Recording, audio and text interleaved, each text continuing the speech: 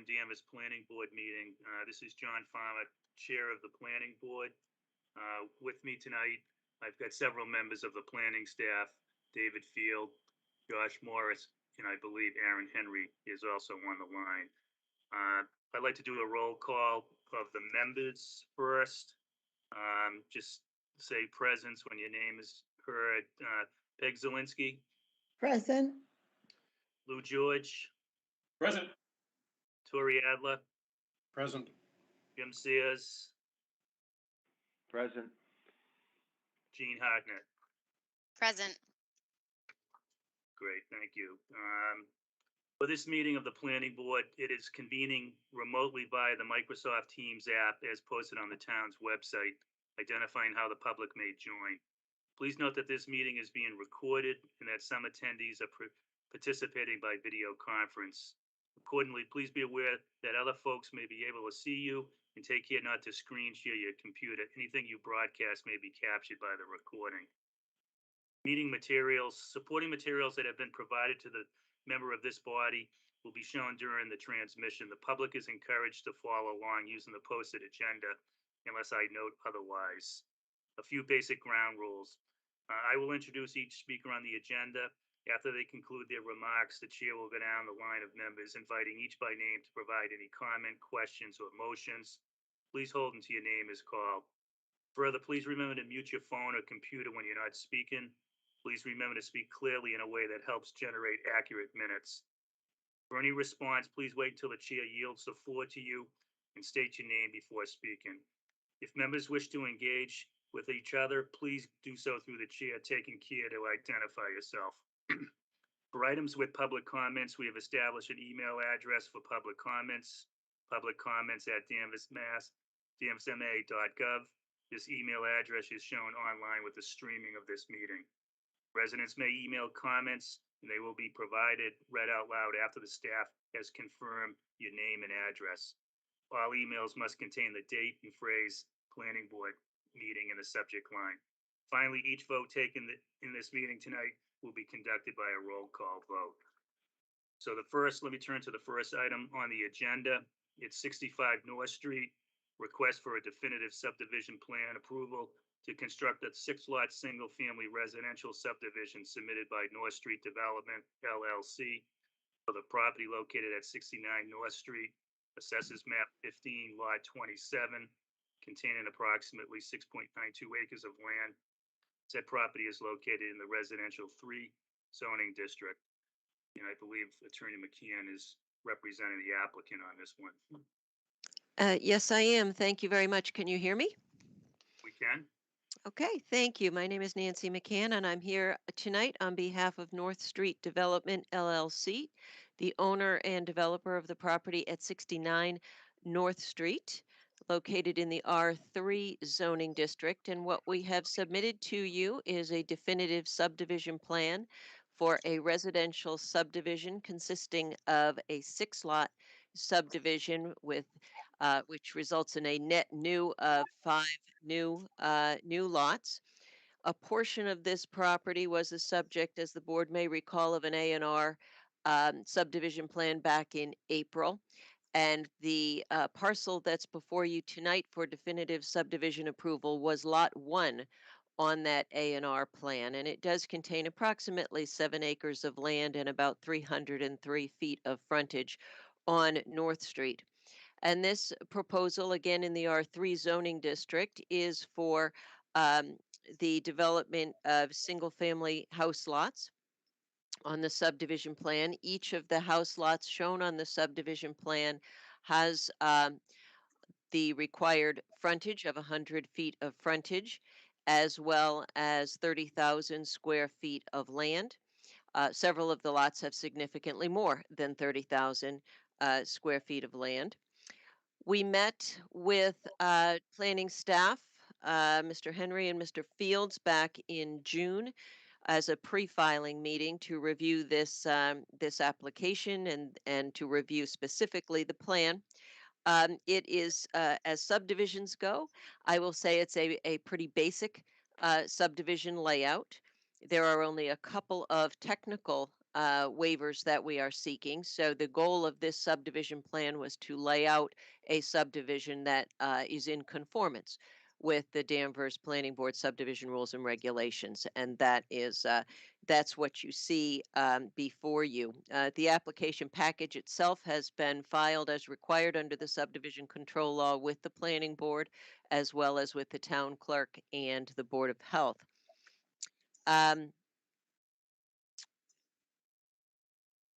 The layout of the subdivision, before we get into the plan, I'll just point out that the layout of the subdivision street is such that uh, the home to be built on lot 1 in the subdivision is from North Street, the only home that you're going to see in the subdivision. The road goes in and it turns.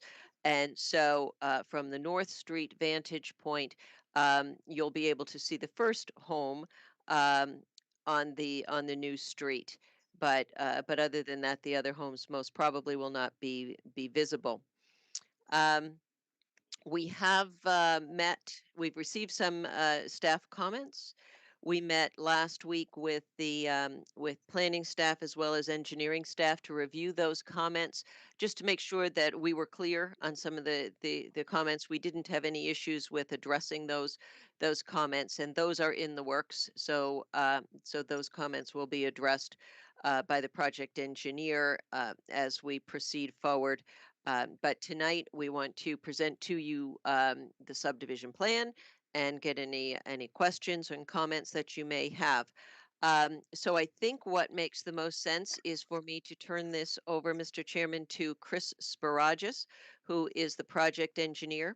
Also with us tonight is John Hernandez, who is the manager of North Street Development LLC. So I think I will turn this over to Chris Sparagis. Okay, All right. thank you, Nancy. Mr. Chairman, can you hear me okay? We can, thank you. Okay, for the record, my name is Chris Sparagis. I'm a registered professional engineer here in the Commonwealth with offices at the Engineering and Survey Office of Williams and Sparagis, just over in Middleton. And we're here tonight to present the definitive subdivision plan. And Mr. Chair, did I hear you say that Josh is on the call as well tonight? Yes, he is. Yep, I'm right here. So Yep. I'm happy to share my screen, Yeah. Josh. Yeah. Or Yep, that would be fine because it might be easier to you do that, and then you could use your cursor to show stuff. That probably makes sense, Chris.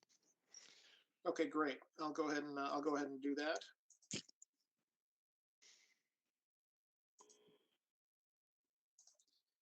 So the plan I'm going to share. Let's see here. Can you see the plan? Yes. It's a little bit of a colored rendering. There's a lot of information on it. But I'll first start by describing our property, and you'll see in our rendering, for context, Nancy mentioned the A&R plan that was the subject of our filing back in April. The Conservation Commission did see a plan that included a total of 5 lots, 4 A&R lots, and they are out front, including the existing home at 69 North Street, and then 3 additional A&R lots along the road here. And so I've shown them, and the lots are shown in a little bit of a darker green color as compared to the lot 1 that Nancy described, the 7-acre parcel that comprises the subject of the definitive plan. But it's important to kind of take everything into context, because from a stormwater management standpoint, as you'll see in a little while, we are handling all of the stormwater that's coming off of not only the subdivision lots, but also the proposed A&R lots to make sure that we're in compliance with DEP stormwater management standards. And so the subject property is centrally located in Danvers, near the northern end of town. We're just south of the Putnamville Reservoir. We're, of course, downstream of the Putnamville Reservoir. We have quite a bit of frontage on North Street, and across the street from us to the south. And as you look at this plan, north is up the plan, south is down. We are just north of the existing U.S. Army Reserve Base. The entrance to the reserve base is right across the street here. The property is approximately 7 acres, as Attorney McCann mentioned. And topographically, in general, the entire site slopes away from North Street. And so ever so slightly, the grade is highest, if you will, out along our frontage at North Street at about elevation 124. And then as you head down across the site, it all slopes away from North Street towards this little green area here. That's where we have a small wetland on the property. And I'll just zoom in a little bit so you can see that. And that's where our topographic low is, just off to the right of the cul-de-sac, of the proposed cul-de-sac. So this green area is the limit of the wetland. We've presented this plan at a public hearing in front of the Conservation Commission back on September 9th. We also had a site walk with the Conservation Commission, so we could walk out back here to show them the areas that are within their jurisdiction, which really include a small portion of the cul-de-sac. This is the 100-foot buffer zone associated with the wetland, and so this is the area of concern for the Conservation Commission. As I mentioned before, there is an existing home that's right next to the project at the entrance here. That's existing lot 1, which was sold recently to a new family who is currently renovating the home. You may recall that the existing home, which was the former homestead of the McGillivray family, also included a couple of out structures, including a barn, which is located up in the southwest corner of the property here, and a small garage, which is located here. These two structures are slated to be raised, and this is our proposed lot 1 here. And as you look at our rendering plan, these white lines that you're going to see in between the lots represent the lot lines between lot 1 and then the next lot to the right here, which is lot 2. In addition to the wetland in the back of the property, there's also a wetland across the street from us, and that impacts a little bit of the driveway construction for one of these A&R lots, which is not the subject of the definitive, but just to kind of give you a big picture here of the wetland. Along North Street, there is existing street drainage. And so right about here at the entrance to the Army Reserve Base, we have a high point along North Street where water flows to the west and to the east. And so today, water flows across North Street in this fashion towards Locust Street. And there are a series of catch basins along North Street, and they collect stormwater runoff that's in the street and the water that comes off of the hill from portions of the Army Reserve Base and enters the street drainage system at about this location here. From this location all the way up to the high point here, this street drainage enters our property in a 24-inch concrete pipe, and it passes through the property in this fashion, and it discharges to the wetland here. And so that's what feeds this wetland is the street drainage of North Street, in addition to the water that flows overland across our property. And then out of the wetland, there's another 24-inch pipe that carries water out of the project, away from the project, downstream, eventually making it into a stream that's out by the airport, eventually going out to the Bass River and out to Beverly Harbor. So that's where our water eventually ends up. Our proposal is to create a subdivision roadway, and our roadway comes in and it curves to the right in this fashion. If you were to review our profile, the road gently slopes downhill the entire way down to the cul-de-sac, and we are proposing to limit the length of the cul-de-sac to 600 feet. And the way we calculate our 600-foot length is to the center of the cul-de-sac. And so because of that, roadway length, if you will, is not a waiver that we are requesting. The 600-foot long roadway is going to allow us to create frontage for 6 lots. Lot 1 is here. The frontage for lot 2 is right here. And then going down the road, lot 3, lot 4, lot 5 is around the cul-de-sac here with a driveway that leads out to a house in the back of the property. And then our lot 6 is across the street here. You'll see that we've got a nice entrance here where we are proposing to do some repair work to an existing street drain catch basin here. We're going to place it. We're proposing to place it right on our new road to make sure that we're honoring the way the water flows today along North Street. And then we're also proposing to install some slope granite curbing to make our roundings at the entrance look nice. And it isn't until we get into the roadway where it straightens out that we're going to transition to bituminous berm. You can see that along North Street, there's an existing sidewalk, and we're proposing our own sidewalk that'll come down the subdivision roadway. Let me just zoom out here a little bit. The sidewalk will come down along the road. Then as we approach the cul-de-sac, we are proposing a crossing across the street where the sidewalk will pick up and come around in this fashion to tie into these two other driveways. You may be aware of some recent changes to the wetlands bylaw in the town of Danvers, where they've increased their no disturb zone and their no build zones to 35 and 50 feet. And we tried very hard and have designed a plan that honors those new setbacks. And in order to do that, we're proposing a riprap slope along the backside of the cul-de-sac here for a short distance and along this driveway in order to honor those new setback requirements. And so we're honoring both the 35-foot no build zone and the 35-foot no disturb zone and the 50-foot no build zone around the wetland back here. Stormwater management, I mentioned earlier, is being managed in accordance with DEP's stormwater management standards. And it's a pretty simple design. It includes a series of best management practices, or BMPs. And as you know, that the road slopes downhill into our site. And so we have a pair of deep sump catch basins here, and then at the end of the cul-de-sac. That'll then be directed to a treatment unit to get us a little bit more treated before we discharge underground into a series of high-density polyethylene plastic chambers that are in this rectangular configuration shown in blue here. These are half-moon shaped chambers that line up and sort of interconnect with rows, in rows, if you will. And this is how we intend to collect our stormwater, hold on to it, and then let it out slowly through this 12-inch, through this smaller pipe here. It's 18 inches in diameter to a level spreader here just upstream of the wetland.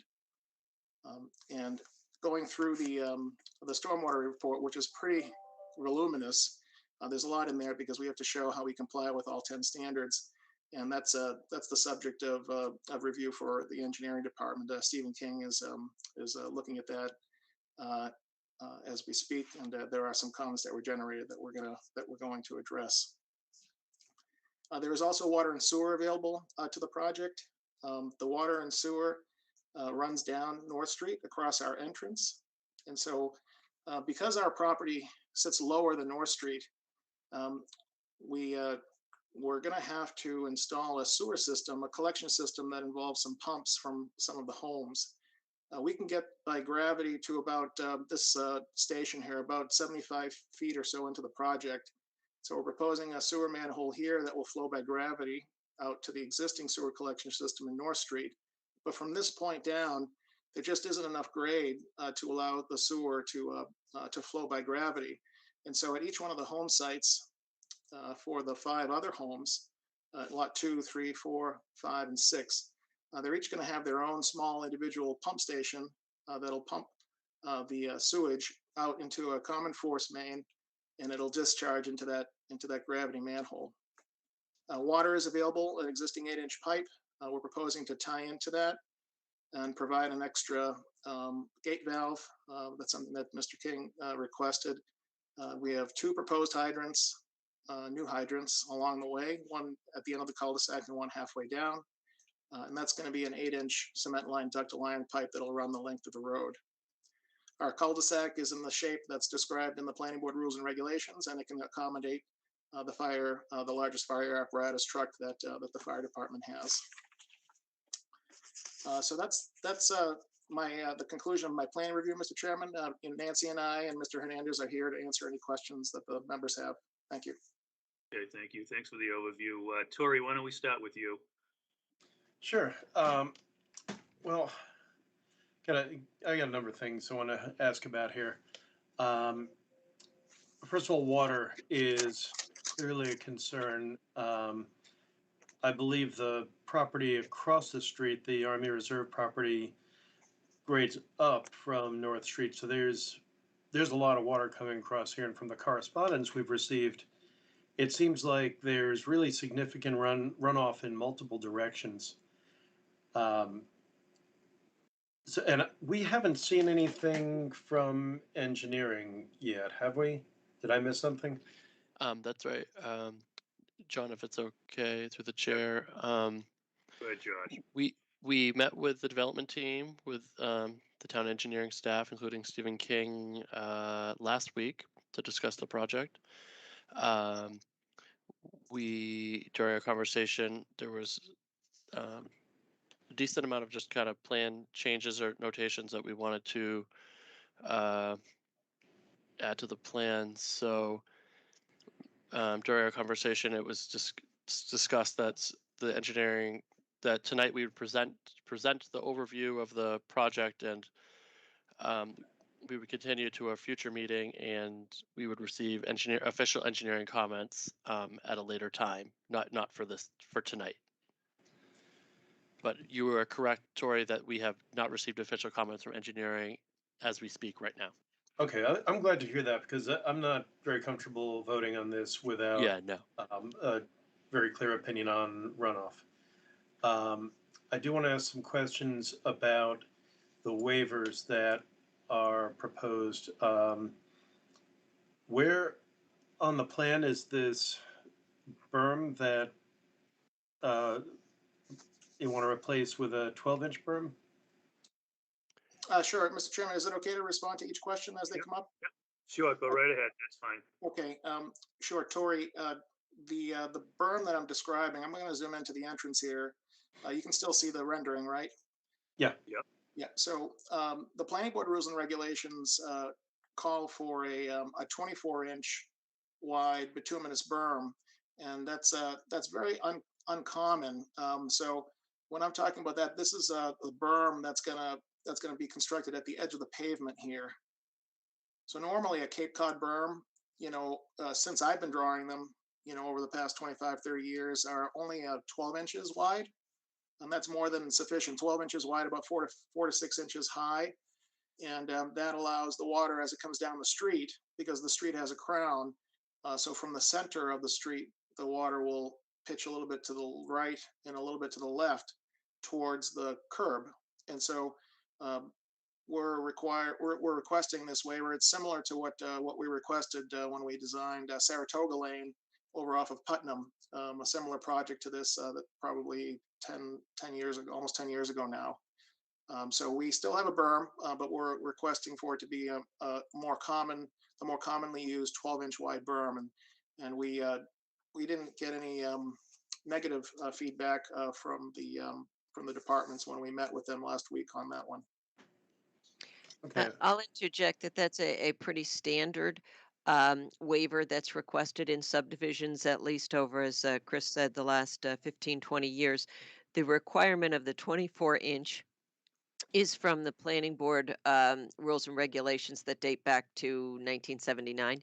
So there have been updates, and this is a fairly standard waiver that's typically granted and supported by the engineering department. And we didn't get any indication that they felt differently with regard to this waiver.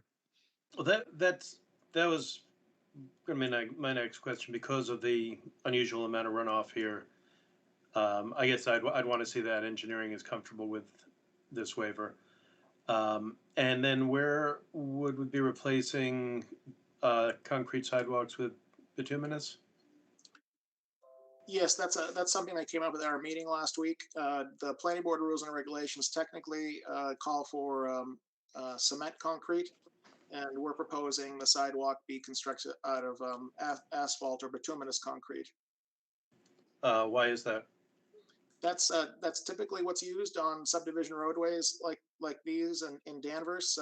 Again, I think it's a leftover, as Nancy just described, of similar in fashion to the 24-inch wide berm. Well, concrete is still widely used in Danvers, and it lasts a lot longer and looks a lot better. Um, um, it's commonly used doesn't convince me that's reason for a waiver. On the on the berm, I'd like to hear an engineering opinion, but on the sidewalks, I don't see any compelling reason that should be waived.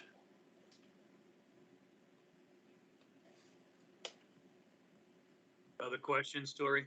That's all I've got. Thanks. Gene, you want to go next? Yeah, I second what Tori says about waiting for the engineering comments to come back. Okay. Any other questions for the applicant? No, all my questions are basically going to be regarding the stormwater runoff and the correspondence we've gotten. So, Yeah, thanks. understood. Peg, you want to go next? Sure, just a couple questions. Where is Mr. Bibo? Is it Bibo? The person that corresponded with us, where's his parcel? Let's see if I don't recognize the name that you just said. Let me just see if I can find it here. You said number 10, Calumet, number 10. The applicant didn't receive that correspondence or correspondence that may have come into the planning department. So if we haven't seen that, I'll just throw that out there. Right. So we'll make sure, that gets. Again, Mr. So- Chair, again, that concerns drainage too. I mean, I am concerned about the water and where it's draining. One other question that I have, and obviously I would like to see the engineering report. I am not comfortable approving anything until we have, a completed and approved engineering report. The island in the center of the cul-de-sac, who's going to maintain that? So typically, sure. So typically, what we see done in cases like this is to make it the responsibility of the folks that touch the cul-de-sac. So those properties that touch the cul-de-sac would be responsible for maintaining it, unless Nancy has another idea. No, that's typically the way we do it. We either pick one lot that has the responsibility. In this case, we've got, it looks to me like 2 lots that will probably be responsible for maintaining the cul-de-sac, which should not be particularly onerous. Okay. I think that's it for now. I'd like to hear what is resolved between the engineering staff and the applicant as far as drainage going. I am very concerned about water. Chris, do you want to speak to the stormwater management requirements just very briefly with regard to runoff and what the standards require and regulations require? Absolutely, it would be my pleasure because every year it seems they get a little bit more involved, and every city and town in the Commonwealth now, with their requirements from the EPA, have their own stormwater management bylaws and regulations, many of which are even more strict than DEP's. And so Danvers is no different. And so when we looked at this project, we not only designed the project to comply with DEP stormwater management regulations, but also the town of Danvers stormwater bylaw and its regulations. But we approach our, let me just see here. I'm going to change the view to the watershed map. Maybe you could tell me if you could see that change. Did you see me change the plan, or do I need to refresh my screen? No, we did. Or change. Sure. So what we do is we first take a look at where does the water flow today? And we know, I think I described to you a little bit about how the water comes down North Street, and and then we have a wetland on the property, and we know the water, leaves the wetland and heads downhill.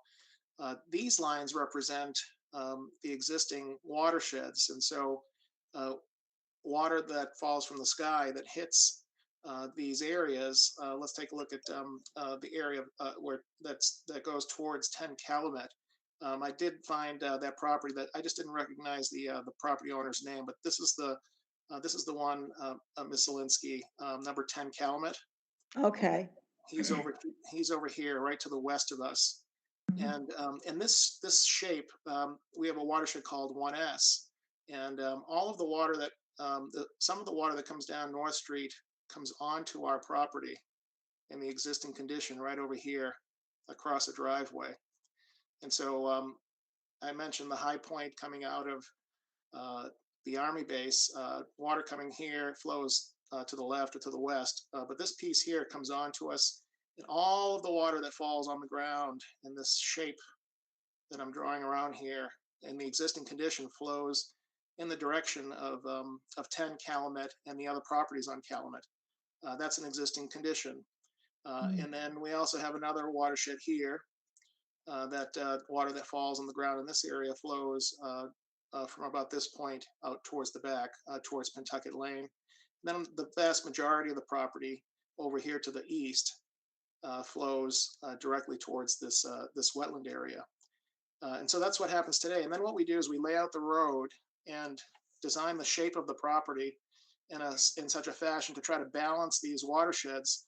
We put all of these parameters, how much of it is trees, how much of it is grass, and we run it through our model, and then we know how much water leaves the site in the existing condition. And then what we do is we do the same thing in the proposed condition.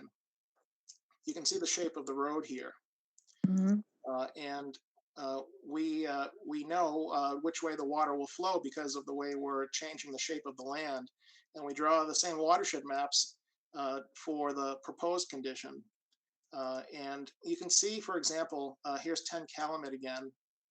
And that same watershed, 1S that we were looking at before, after the roadway is built, we are going to be reducing the amount of water, not only the amount of water, but the rate heading in the direction of Calumet. I had the pleasure of meeting with two of the homeowners on Calumet after our Concom meeting. We talked for about a half an hour out in the hallway, and I was showing them these watershed maps. And you can see, going back to the existing condition, that watershed 1S, for example, is 96,000 square feet. And then in the proposed condition, that same watershed is being reduced to about 52,000 square feet. So if you have less land, the water that falls on it is going to be less. There'll be less runoff in that direction, both the rate and the volume. And the same thing can be said about the folks along Pentucket Lane. If we were to compare the watershed and the proposed condition back here, we'll find that it's smaller. So that's 56,000 square feet in the proposed condition. And when we go back to the existing condition, we look at that watershed that flows out towards Pentucket, which we call 2S, it's 86,000. So where's this water going if we're diverting it, right, from these, making these watersheds smaller? That must mean we're diverting it to another location. Well, in the proposed condition, it's being cut off primarily because of the road that we're building. And any water that falls along the road or in front of each of the homes is going to come onto the road. It's going to get caught in those catch basins and work their way back to our big stormwater management area back here. And so this is a open bottom. It's going to allow water to infiltrate into the ground, and then it'll release it slowly through that pipe that I mentioned earlier. And so that's one of the standards, if you will, is proving that in the proposed condition that we're not increasing the rate of runoff off of the site. And the way we do that is by building these stormwater management areas that hold a large amount of water and let it out slowly. We also are required to treat the water to a certain standard, and we accomplish that through those catch basins that have a deep sump that I referred to. We also have a pre-treatment device, and this large underground stormwater management area also treats the water before it goes into the groundwater. So that's another standard. We also are required to infiltrate a certain volume of water into the ground to make up for the hardscapes that we're creating with the pavement of the road and the homes. And so those calculations are also presented in our stormwater report. And we've proven that we're infiltrating enough water to comply with that standard. The other standards have to do with erosion and sediment control during construction and after construction, operation and maintenance of the stormwater management structures.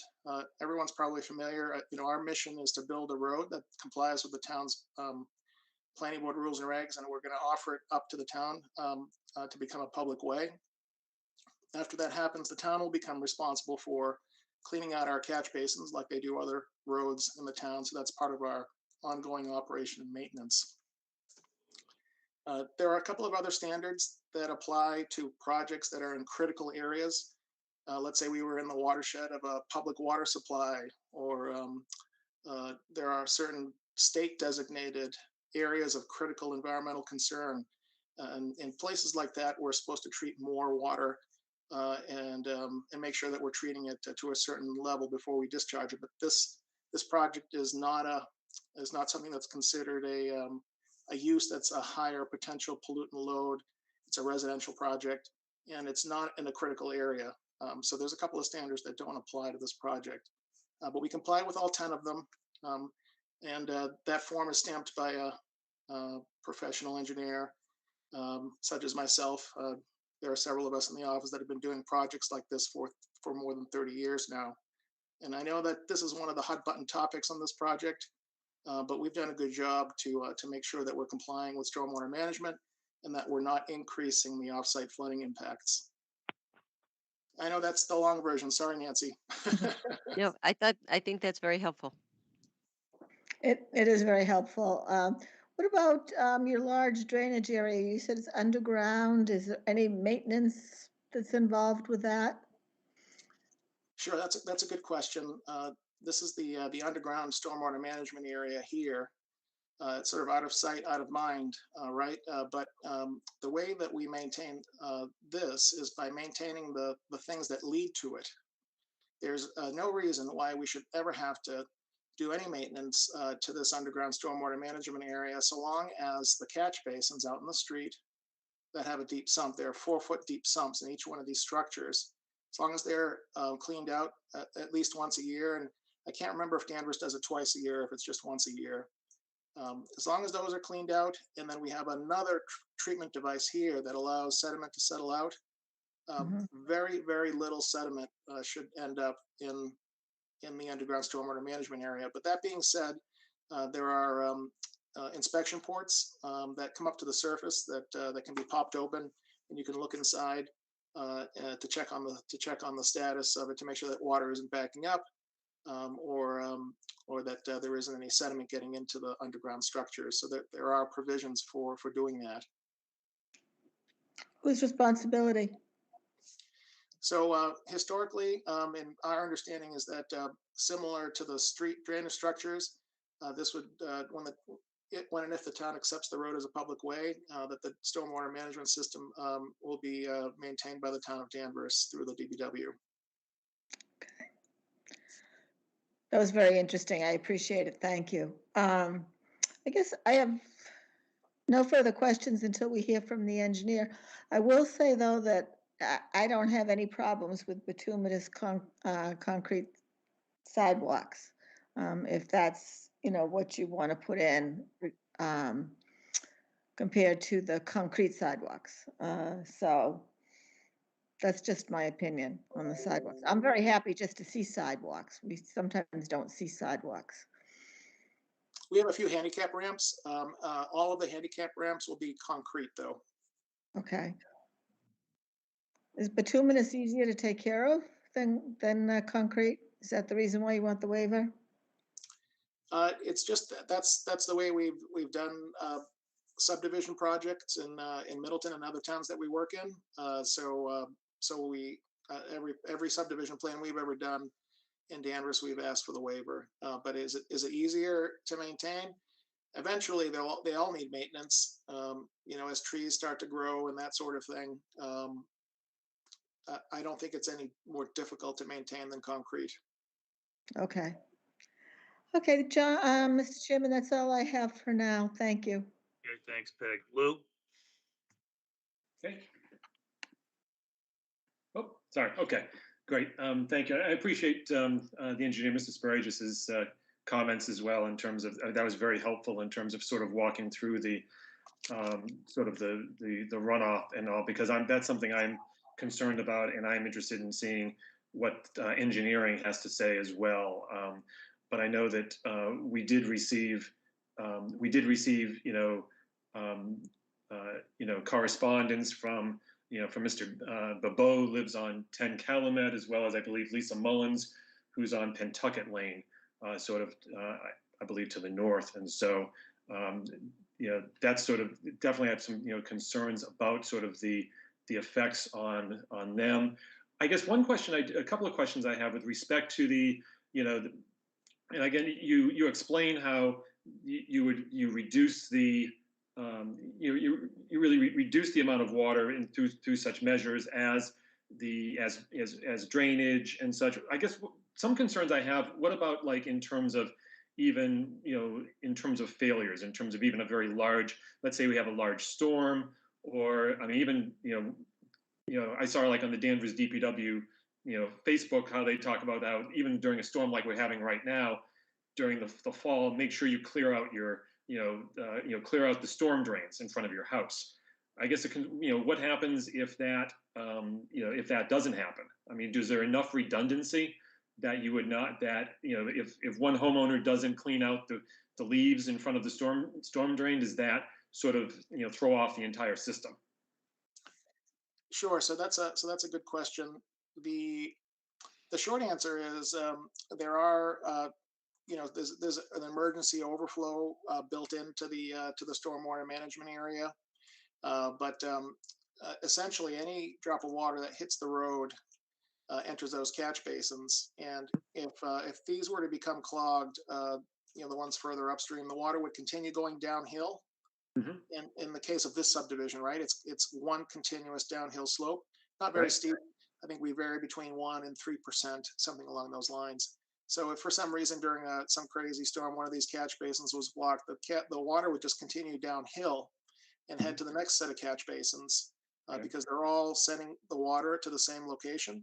Mhm. And then so if these were clogged, it would continue down to we have a low point, and that low point is down here where we have a double grate catch basin, and if that would be a lot of catch basins to be clogged. So in this case, because it's one continuous downhill slope, we have the ability to catch that water, even if we have a structure that's clogged.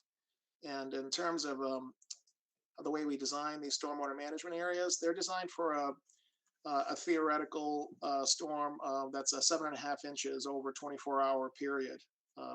That's the tables that we use. That's the so-called 100-year storm event, which just means that in any given year, there's at least a 1% chance that we could get a storm of 7.5 inches.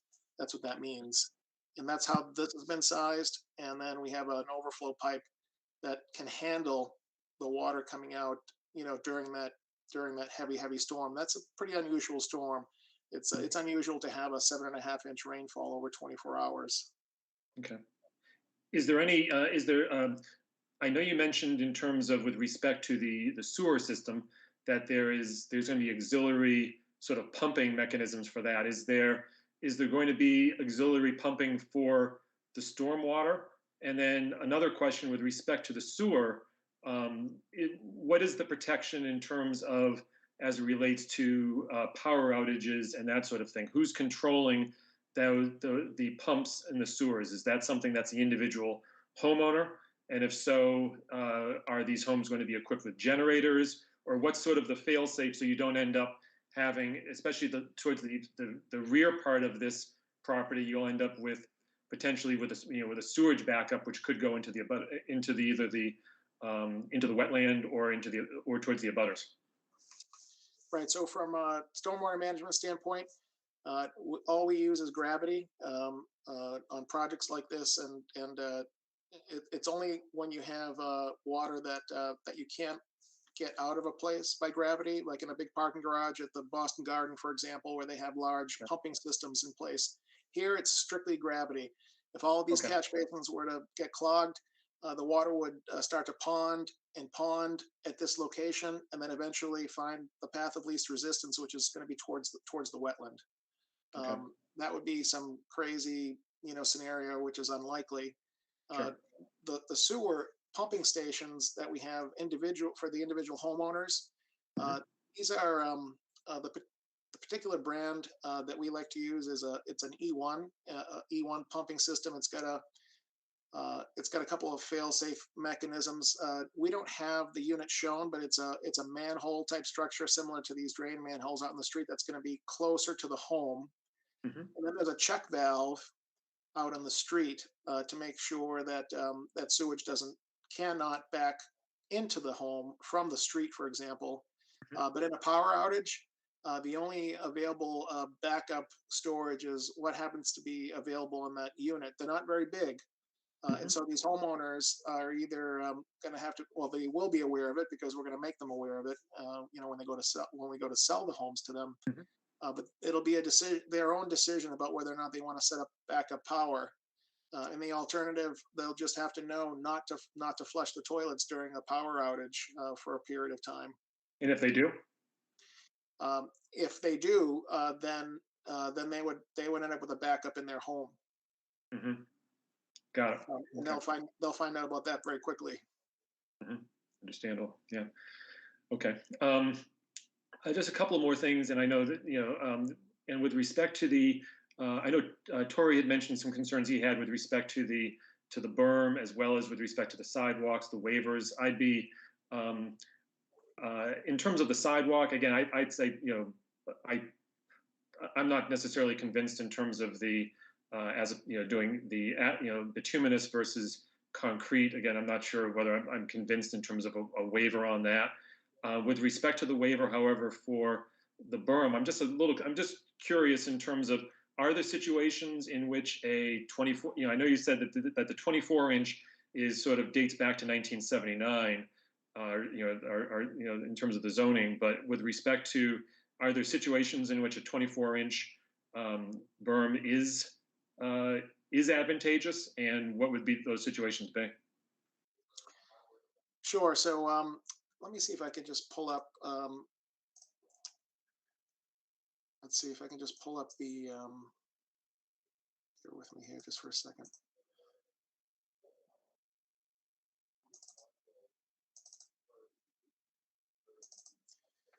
I guess the first question is just: are there situations where it would be advantageous?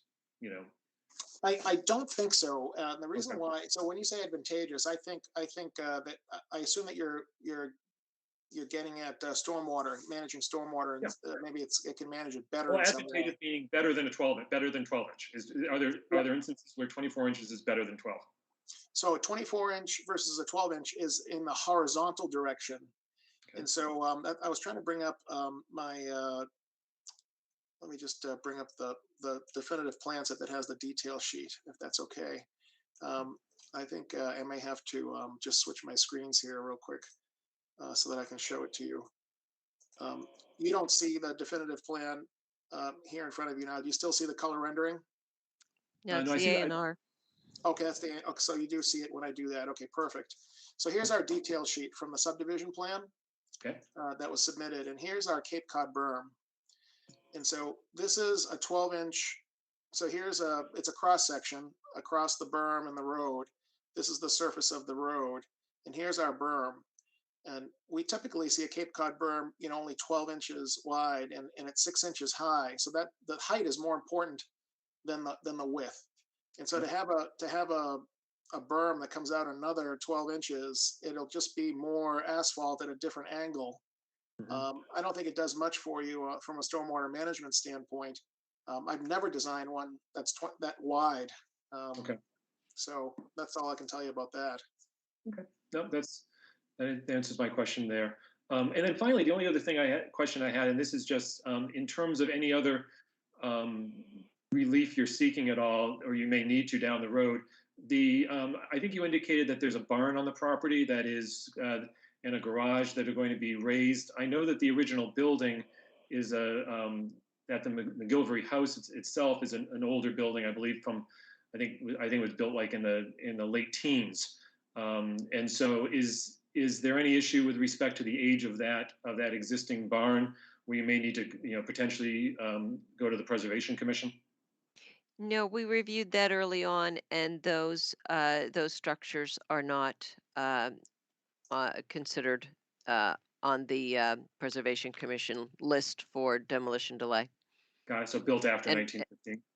right, and the existing home, of course, on the original homestead is remaining, and that's not part of this subdivision. Right. Understood. Okay. Okay. Very good. I don't think I have any other further questions. Again, I'm interested in standing by and seeing what engineering has to say. But thank you. Okay, thank you, Lou. Jim? Okay, I just have a few questions just following up. Again, there's a big concern about the water runoff, especially for the neighbors, Bebo, Maffeo, and the folks in the north section there. I think you've addressed that, but I do have a couple questions, if I could ask the engineer, on going down the street. If you could just maybe blow that up a little bit so we can see. You started at the top of the street and you showed a catch basin on North Street. Where is the first catch basin on the proposed street for Chatham Road? Sure. The first catch basin is about 300 feet down the road at this location here. Why is it so far down? So that's not far. These catch basins are located such that they can handle the water that's tributary to them. So that's why we placed them where we placed them. But if you've got a lot of water coming off the Army Reserve Base and North Street as a whole, and that gets picked up in front of the street and after the street, it would seem to me that some of it may find its way down the street. So if we have a day like today, we have an extensive storm, which these 100-year storms seem to happen every year, with leaves and so on, we're not going to start to pick up that sheet flow until we get 300 feet down the street. Right. So I can show you here on our watershed map the area that's tributary to those catch basins is this watershed here, 4S. So a portion of the water here. Don't forget, coming out of the Army base here, most of the water is hanging left and heading west. The part of it that's going east is this little piece here, and that's going into this catch basin that we're rebuilding at the entrance, which isn't working very well right now. This guy is not part of our drainage system. It's part of the street drainage system in North Street, and so this small watershed here is tributary to that catch basin, and then this watershed here is tributary to that catch basin. So they're more than adequate to handle these watersheds here. Can you show with us the storm drains are after that first one? Sure. I'll stick with the watershed plan here, if that's okay. The next pair are down at this location here, and you can see that they're the watersheds that are tributary to those catch basins are even smaller than the two upstream ones. They just capture some of the front of the homes here and a portion of the street, and then just a portion of the house in front of lot 6 here. That's those two catch basins there. But if the first catch basin is clogged with leaves or something, or ice or snow, whatever, it's going to make its way down to that next one, right? Is that what you said? That's correct. And there's 2 there, one on each side of the road?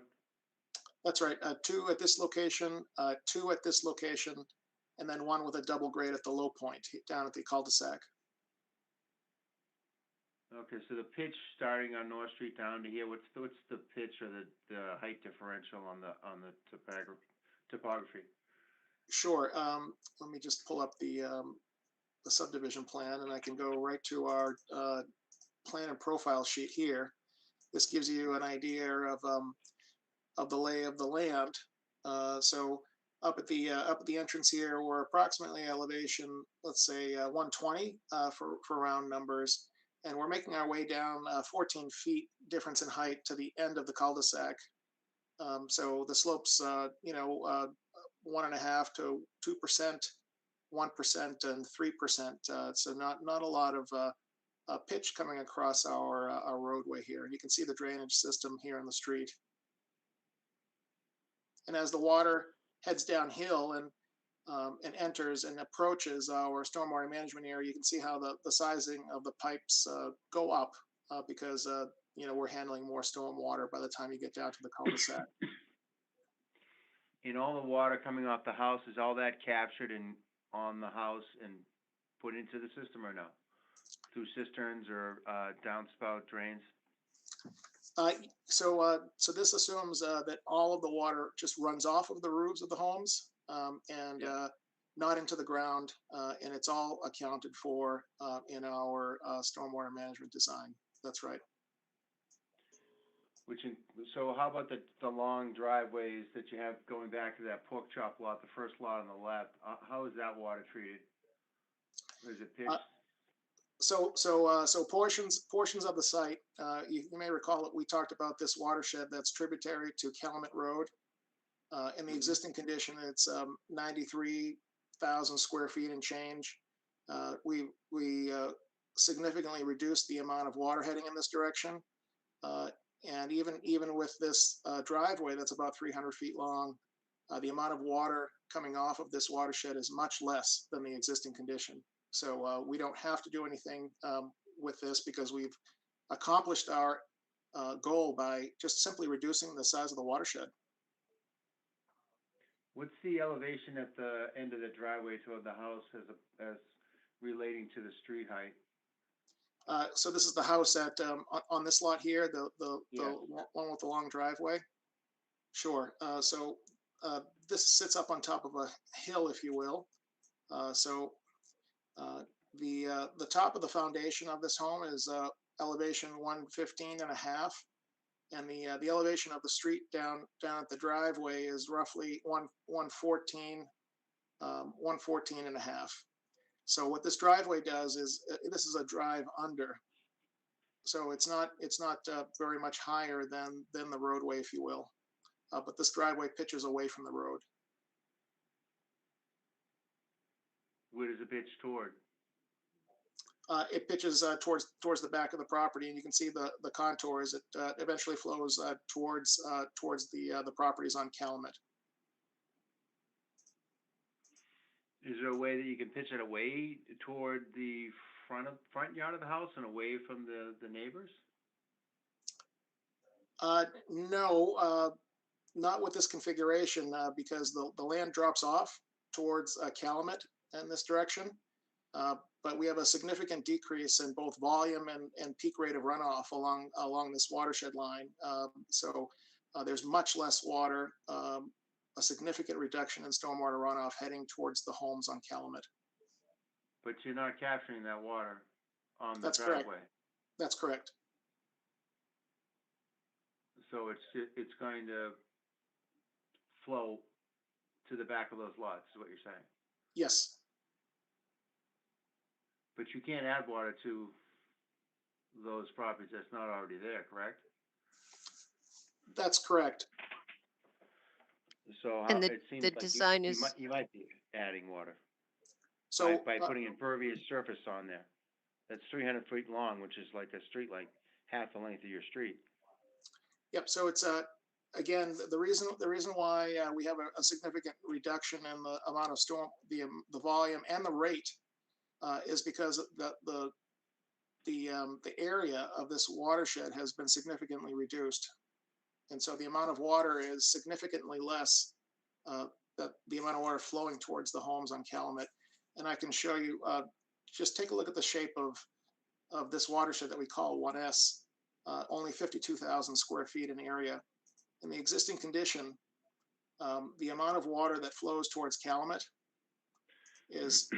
includes all of this runoff in North Street and this very large area here and that area here. All of that heads towards the homes on Calumet to the tune of 96,000 square feet in area. How are you reducing it? Just by virtue of building the houses and handling the flow coming off the new street? The way Is we're, that how you're cutting it in half? oh, yes, that's correct. Because the road is coming in through here and hooking a left like this, you can see how the watershed is being cut off just by the roadway. And then the house that's being constructed on lot one, sits up a little bit, and so the front yard of that house flows onto the street, as does the home that sits up on the hill here on the next lot and this lot. The fronts of these lots flow towards the street. So that's how this watershed is being significantly cut off, if you will. But You can but see that pitching the here. driveway on lot 2 is not possible? Is that what you're telling me? Why is that not possible? I'm trying to understand. Sure. Away from the neighbors. Yep. So this is the existing house, and the driveway comes down. It's a drive under.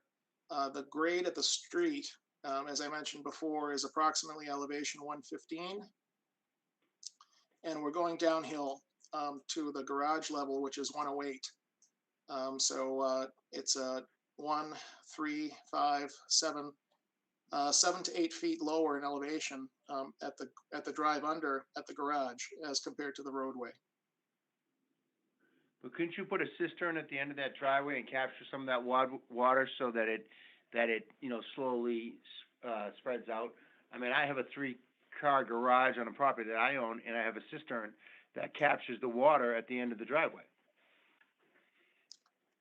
It would Sure, seem to me that might help alleviate some of those water concerns that you may be adding from that huge driveway.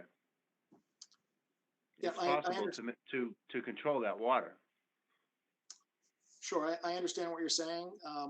Something like that could be done, but it's not necessary. It's hard to understand that, I guess, in light of the fact that we're having a lot of these storms and a day like today, and hearing from the neighbors that they have water flowing into their yards presently. Because once you folks are done and the $1 million houses are built there, it's going to be the town's problem and the neighbor's problem. So I'm not trying to be disrespectful, but I've been on this board for a long time and I know how it works. I mean, I look at these riprap slopes and these islands that are not maintained, and they look atrocious. If you go down the street to Locust Street to DiBiase's development, and you look at the riprap that you have to look at, and then you look at that island, that's not maintained. The neighbors aren't maintaining it. It looks awful. And the amount of rock and the riprap, I mean, it's just some of the things I know that you have to do to put these developments in, they're really, what you end up with. And once you saw that last lot, once the town assess that street, which here you're asking people to, understand that they have to have these sewer ejection pumps, and hey, you better make sure you got a battery backup or you have a generator or you're going to have crap in your house. That's easy to say. Or we've got this enormous stormwater management field that, it's never going to have a problem in perpetuity. And once the town accepts the road, we're going to kiss it goodbye. We had the same situation on Ashley Lane, and that developer had to pay almost $100,000 to the town to maintain that in perpetuity because nobody was maintaining it. And the developer will have to maintain that every 6 months, until it's turned over to the town. But I mean, at what cost? I mean, this is an enormous field, and these are just concerns that I have looking at it. I know that the town is also looking at the drainage and so on, and just the future maintenance and requirement of homeowners. You expect that homeowners are going to chip in and pay for mowing. Whose turn is it to mow the island? Or to maintain the island, or the riprap's got a lot of weeds in it now. What are we going to do with the riprap? I mean, it just, when you look at it on a little plan like that, and then you look at what's actually built, and you go to 115 Dayton Street, you look at the amount of riprap that is in that development. Just drive by these sites. It's crazy. I know you want to squeeze out that extra lot, but I mean, it just, I don't know. I'm not very crazy about it. But getting to the point of some other issues, have you looked at the sightlines in the there is a concern coming out of Calumet. The sightlines aren't great. This is a couple doors down from there. You get some big forsythias, on the existing house that's staying. I'm just wondering, what are the sight lines and the visibility? Because people coming up North Street, by the time they hit Locust, they're going about 45, 50 miles an hour before they decide to start applying the brakes where they get to your road. It's extremely wide street. There's cops on it maintaining it. You see them hanging out at the Nike side or other spots, but it's a very fast roadway. So there is concern about sightlines. Can you address that? Yeah, Sure. I'll ask Chris to do that, but I will point out that we did submit a technical narrative which had a traffic assessment in it as part of this application package, but Chris can it was prepared by Williams and Sprogis, so he can walk you through that. Yeah, for the benefit of the audience. Thank you. Right. So what we did, and let me just pull up the, hold on just a second here.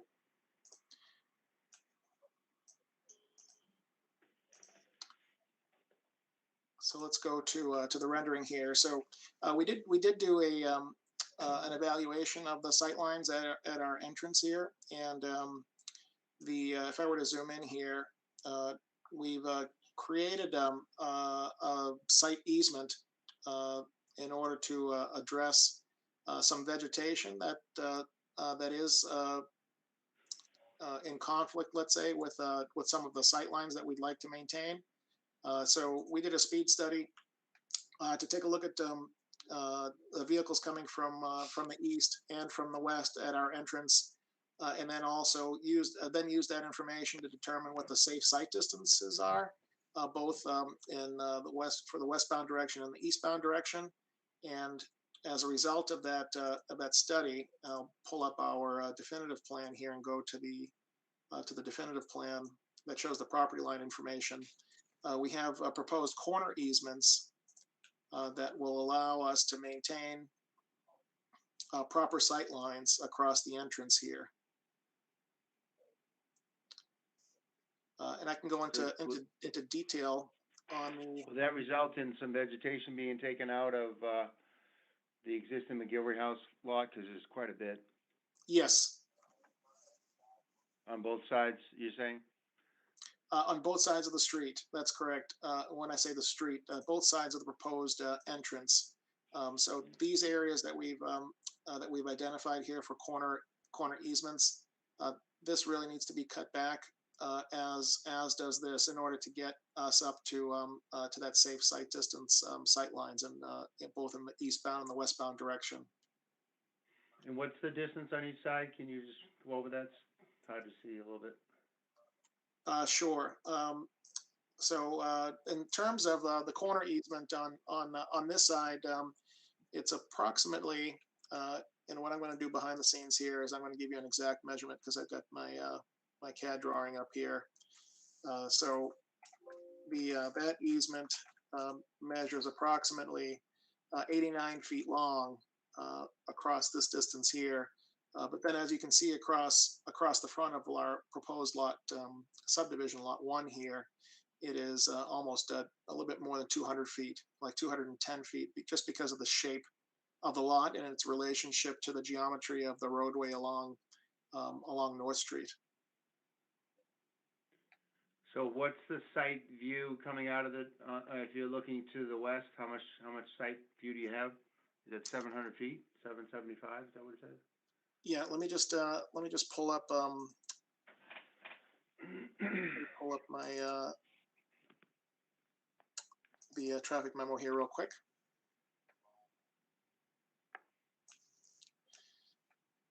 Okay.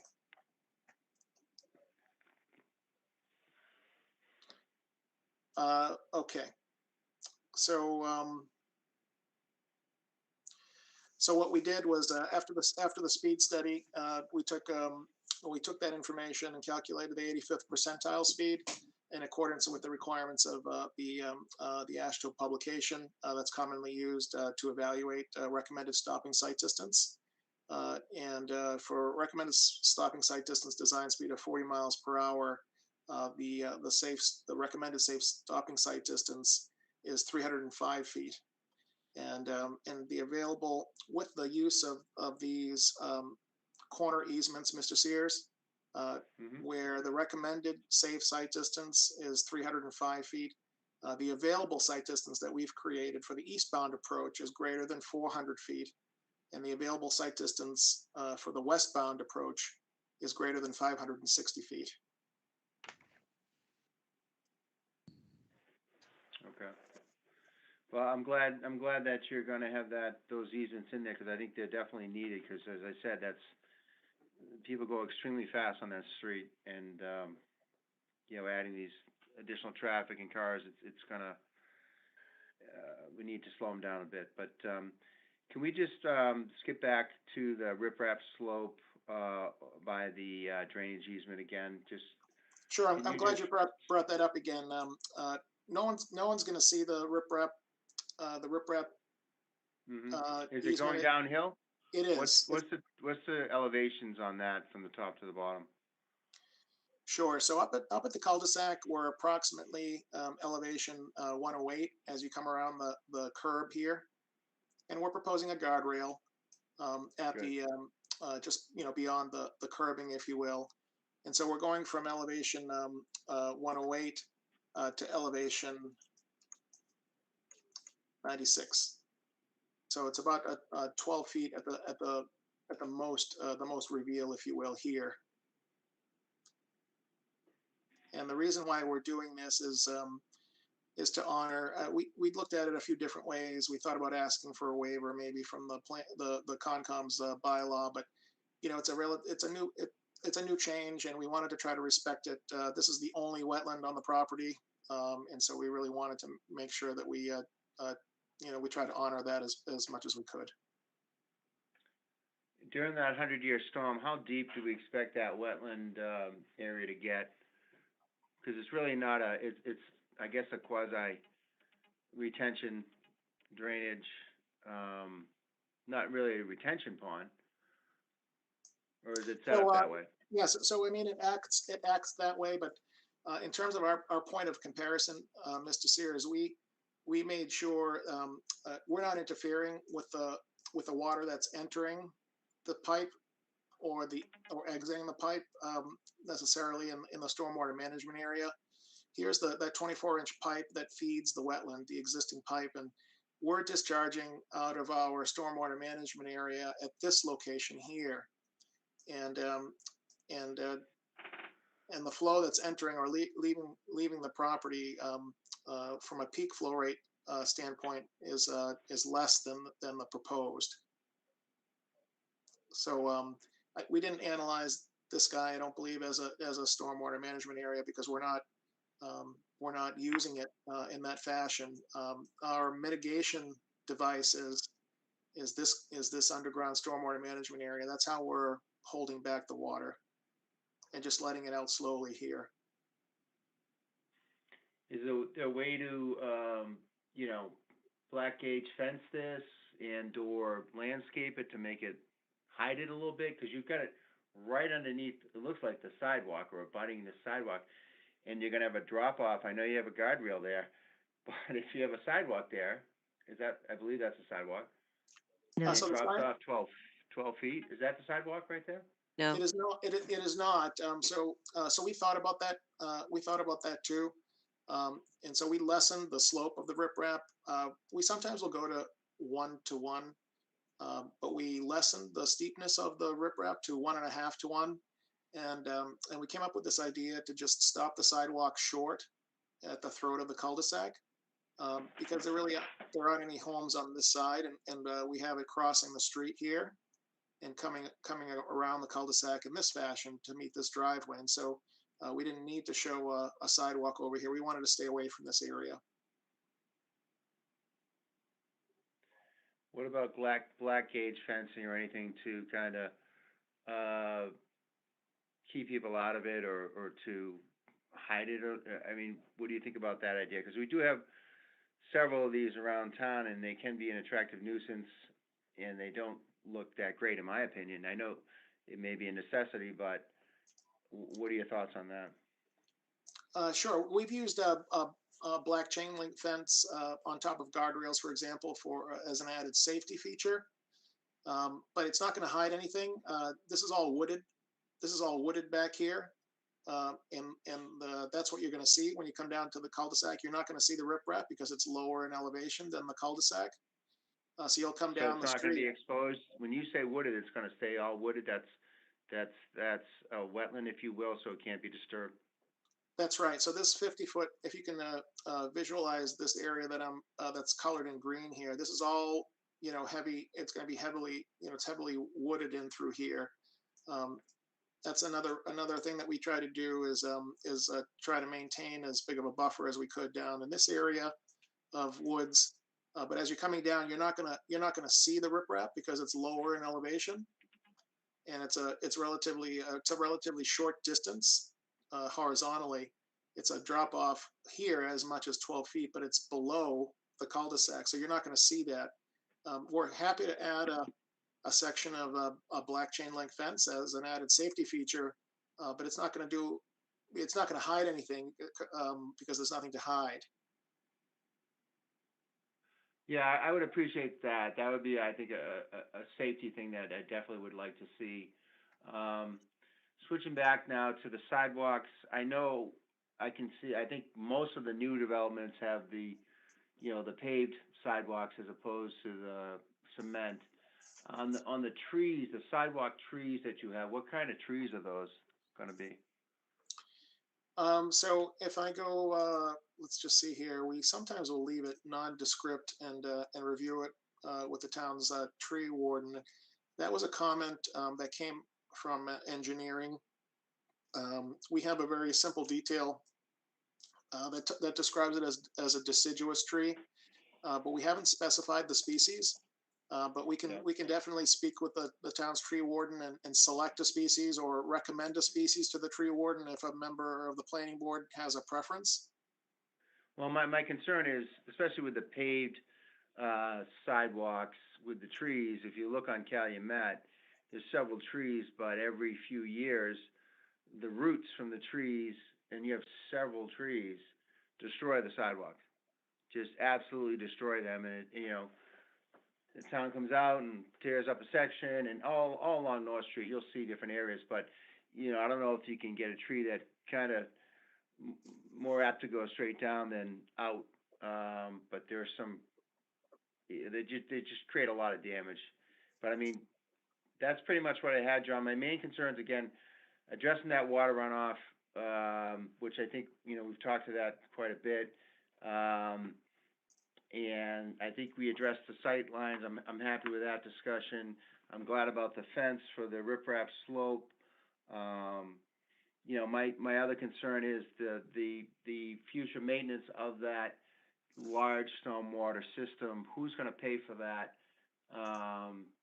Typically, if the town's comfortable, maintaining it, I know that, on Ashley Lane, that was kind of something that got kicked over before the town accepted the roadway. The developer did have to, pay some money toward the maintenance in perpetuity. I don't know on this particular system, how involved that is vis-a-vis the standard detention ponds that we have to deal with. So maybe that's something we can look into. We did discuss that when we had our pre-filing meeting with staff, and it was confirmed that it's the town's engineering position that the town would continue as it has done now for a couple of decades with new subdivisions to accept and maintain the stormwater management systems in new subdivisions as part of the acceptance process for the street. So that's what's typically done, and that's what would be done here. And I think, as Chris said, and he can chime in, this underground stormwater management system may not need anything other than the catch basin cleaning and things that lead up to it. So this is a pretty simple system, and there are some subdivisions that are much more involved, which with much more involved systems, this is a fairly simple system. How deep are those pipes? How deep do you place them? Sure. So if you can picture a large half moon half moon structure. I'll show you what they look like on the detail sheet. We have a whole sheet dedicated to them. So if you were to look at them, they are 45 inches high. So they sit like this, like half moons. They're open bottom. So they sit 45 inches high. There's about 9 inches of stone on the bottom, about a foot of stone on the top, and then the cover material. And then they stack up about 90 inches long, and we have quite a few of them. It's clean stone, and then surrounded by filter fabric to protect the stone.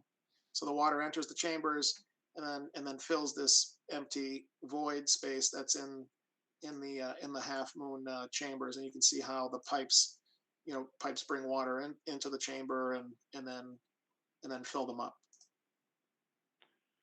So for the A&R lots that are affected by this, and maybe one or two, are you gonna put some type of no disturb, no build restriction, or how are you gonna,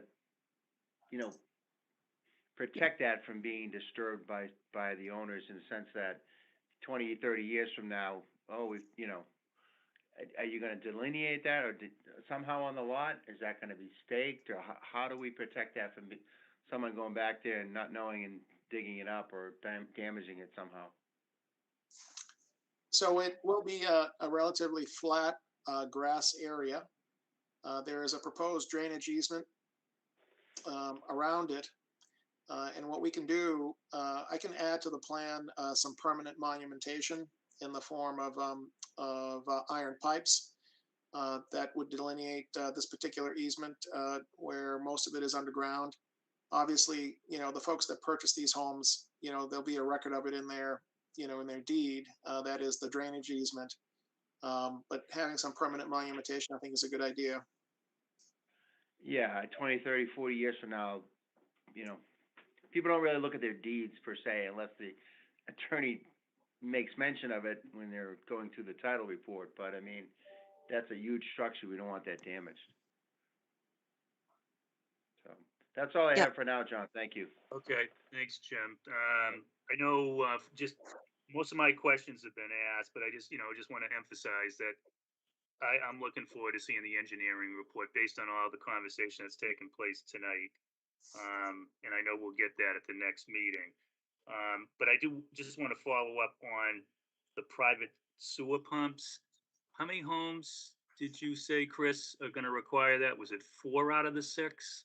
It's 5 out of the 6. So let me just ask, is that an unusual circumstance where you'd have to have that many homes have a private pump to build out a subdivision? I've never seen that many before. That's a big percentage. At least I know it's a small subdivision, but have you run into that in your career before? We have so we have subdivisions that are much larger than this, and there might be a cul-de-sac in a larger subdivision, let's say a 45 lot subdivision like we did up in Georgetown in 1998, where there were 2 cul-de-sacs. One had seven lots, almost the entire cul-de-sac, because of grade, because they were at a lower elevation than the sewer collection system. And so it's not unusual to have, let's say, a section of a large subdivision have most of the homes on it require a pump sewer. Over on at Wadsworth Farm there in Saratoga Lane, there are several homes, because that road also slopes continuously downhill. And so there are several homes on that subdivision that have a similar setup. So this project is not unlike that one. Okay. I found that. What we try to do is we try not to mess with the lay of the land too much.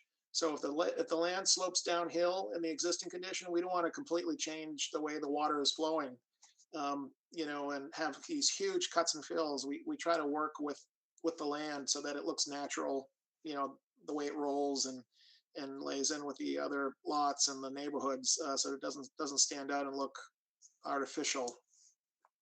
Okay, understood. It was unique to my experience. I have not heard about that as a percentage of the whole project is what I was looking at. So, and then finally on the water, obviously the rain. Didn't we have in July couple back-to-back week storms of over 5 or 6 inches of rain. Just a couple months ago, right? We had a very wet summer, no question. Okay. So, I mean, you've heard the issue, I mean, I'm sure some of the public comments that we're going to get into next is all around the concerns with water. So, Josh, why don't we turn it to the public comments? Why don't, and what I just, because I'm trying to be sensitive to the hour, we spent an hour and a half on this. We're going to continue it to next meeting. And I certainly want the public's input. But if the issues are mainly around water, just, let us know and recognize that board hears you loud and clear. And we'll get the report from the engineering, because this clearly is one of the major issues. And then finally, at least from my perspective, I like the concrete sidewalks. My Ledgewood got redone. There was concrete section, as was pointed out by the applicant, for handicap accessibility. I think it looks much better from a concrete standpoint. So that's where I'm kind of leaning. I like that look personally. So Josh, do you want to introduce in order who wants to speak on behalf of this particular application from the public's perspective? Sure. I could kind of just go down the list and just see who's still here. I guess I could just do it alphabet as Karen, if I'm saying that's right, Bibio present. Yes, I'm present. Go ahead, Karen, if you'd like to speak. Well, my husband had sent an email just with some of the pictures of what the water display is like during, like, you were saying, for the July storms. And, in the last 20 something years we've been here, it's been a challenge. Fortunately, we did build our house, so we were able to do some extra work to make sure we didn't receive any water in our basement or in our home. However, we'd like to keep it that way. And the only other problem is we can't really enjoy our backyard until it dries up. Sometimes it can take a few days or weeks, especially after the winter. We just don't want it to be any worse than it is now, as my husband detailed in the email he sent to Mr. Fields. If there's someone else I can forward that email to, let me know.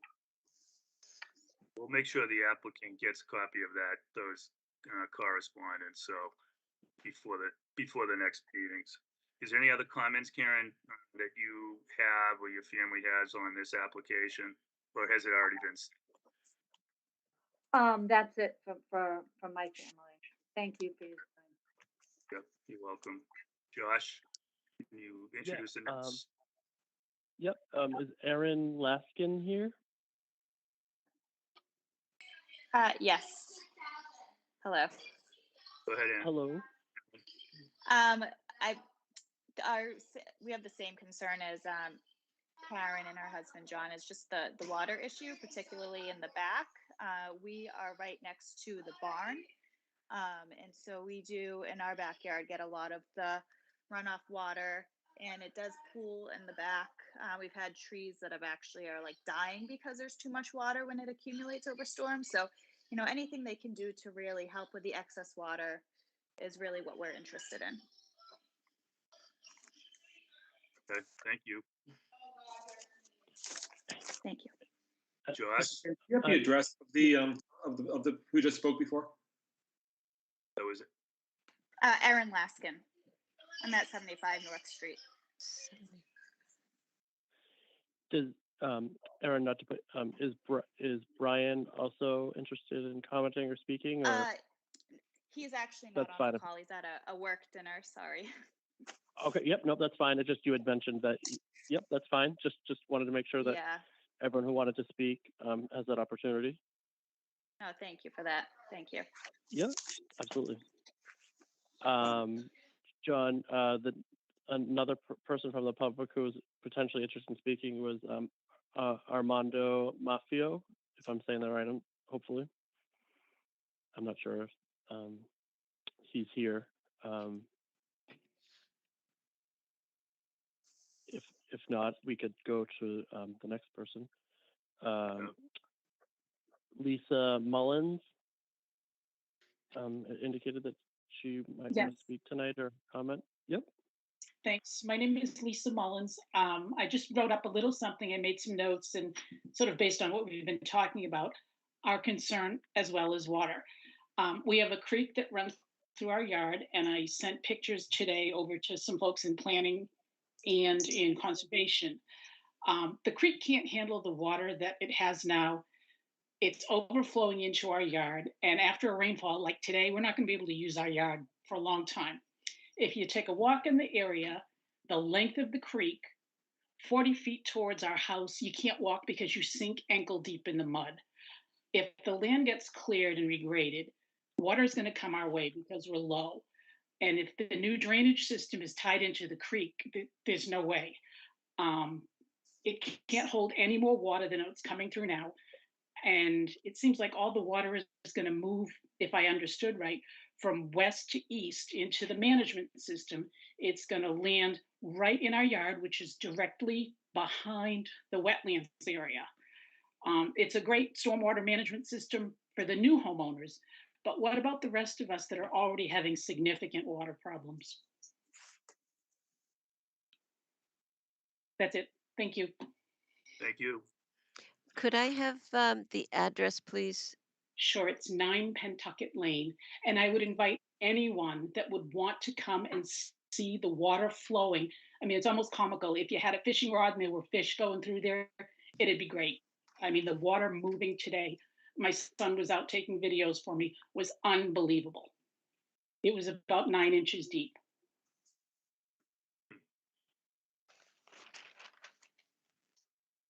Josh, anyone else? Yeah, I would ask just anyone else on the call from the public who has not spoken, if they would, that would be an opportunity to comment. Okay. Yep, saw that Dave McKinnon wants to speak. Mr. McKinnon, go right ahead. Thank you, Mr. Chairman. I'm not particularly interested in this subdivision one way or the other, but just some historic information.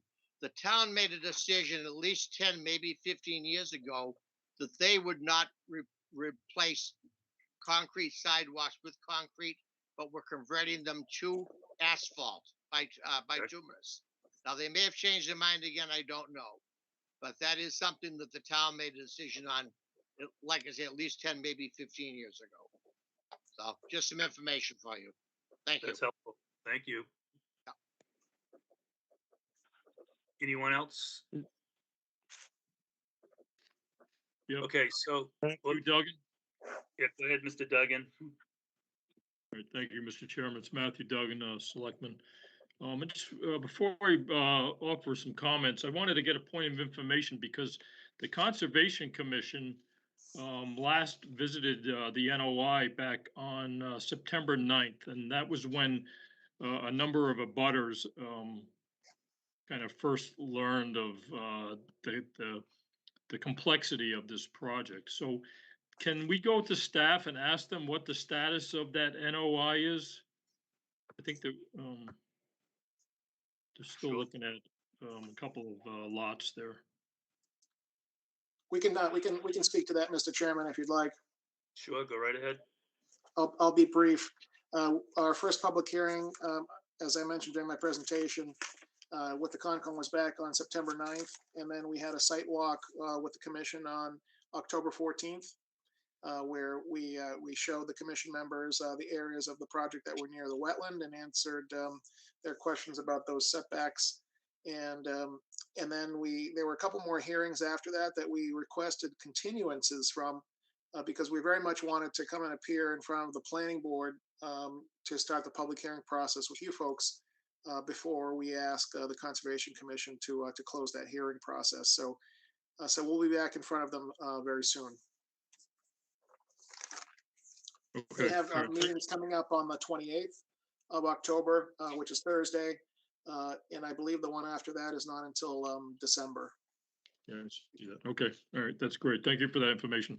So back on that meeting at September 9th, I actually met some of the abutters, not the folks that just spoke from Pentucket, but I met with John Bebo at 10 Calumet back in September, and he took me for a walk along the perimeter, the rear of his property, and then down along the roadway, all the way to the east most point there, and pointed out a number of failures in terms of catch basins and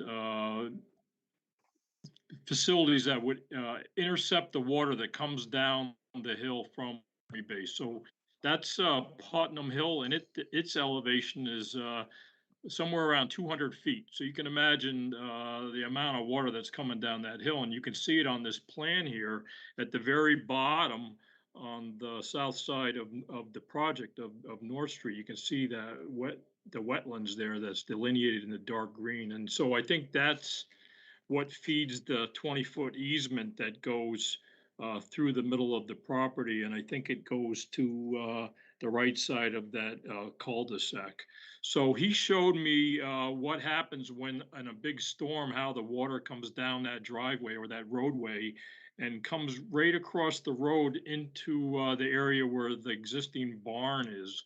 And there is a catch basin there, but it's not really um, located in an optimum place to capture anything really. And so that I think is where the water feeds that watershed that flows into the properties on Calumet Road.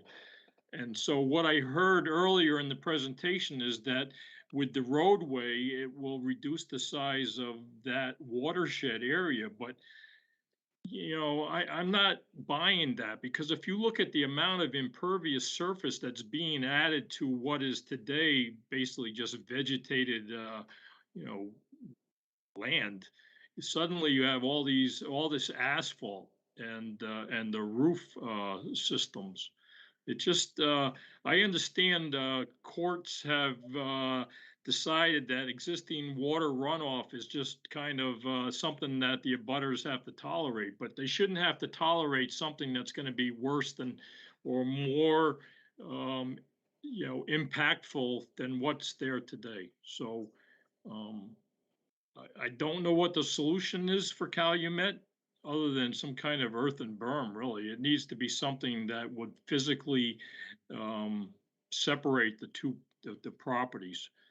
Um, and so I'll move to the right now. So a question about that easement that I mentioned, and it's shown, um, it's identified as a 20-foot wide easement underground.